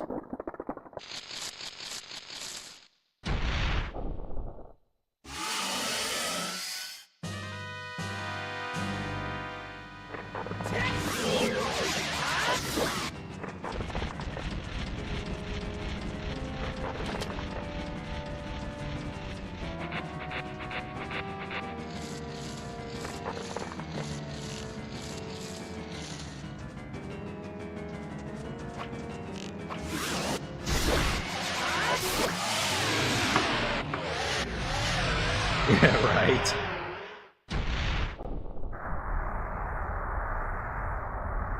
Okay. That's good. Also, we checked out everything in the decketry except for that last check, so I'm gonna knock those off. Magic beams! I fucking guess, dude. Sure thing.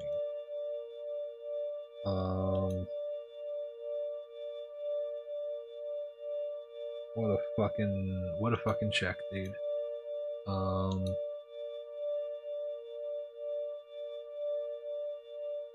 that it? Just those three? Definitely Crater. No, we can't go there yet. Yeah, we got beamed. Yeah, Goma was creepy as fuck as a kid.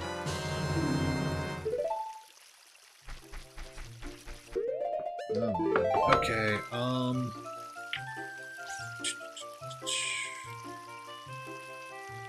alright.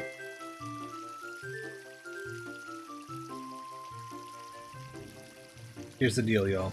I do need to get some sleep. It's super late. We're gonna raid Aeneas, though. If you don't know, Aeneas is all... Yeah, well, there's a check-in mountain, but we can't get there because it's Bolero. That we need to get in there. But that's okay. We've got a few checks we can do. Yeah, of course. Happy that y'all can make it. I'm gonna raid Aeneas. Also doing a no-hit enemy randomizer. PB is 10 hits, so he's pretty fucking close. But yeah, I'll see y'all next time. I'll probably be back tomorrow, streaming around the same time frame. But yeah, I'll see y'all later. Say hi to Aeneas for me and enjoy the stream, y'all. Really cool dude. So yeah, thanks Agent, thanks Aqua, thanks everybody for hanging out. Y'all have a good night.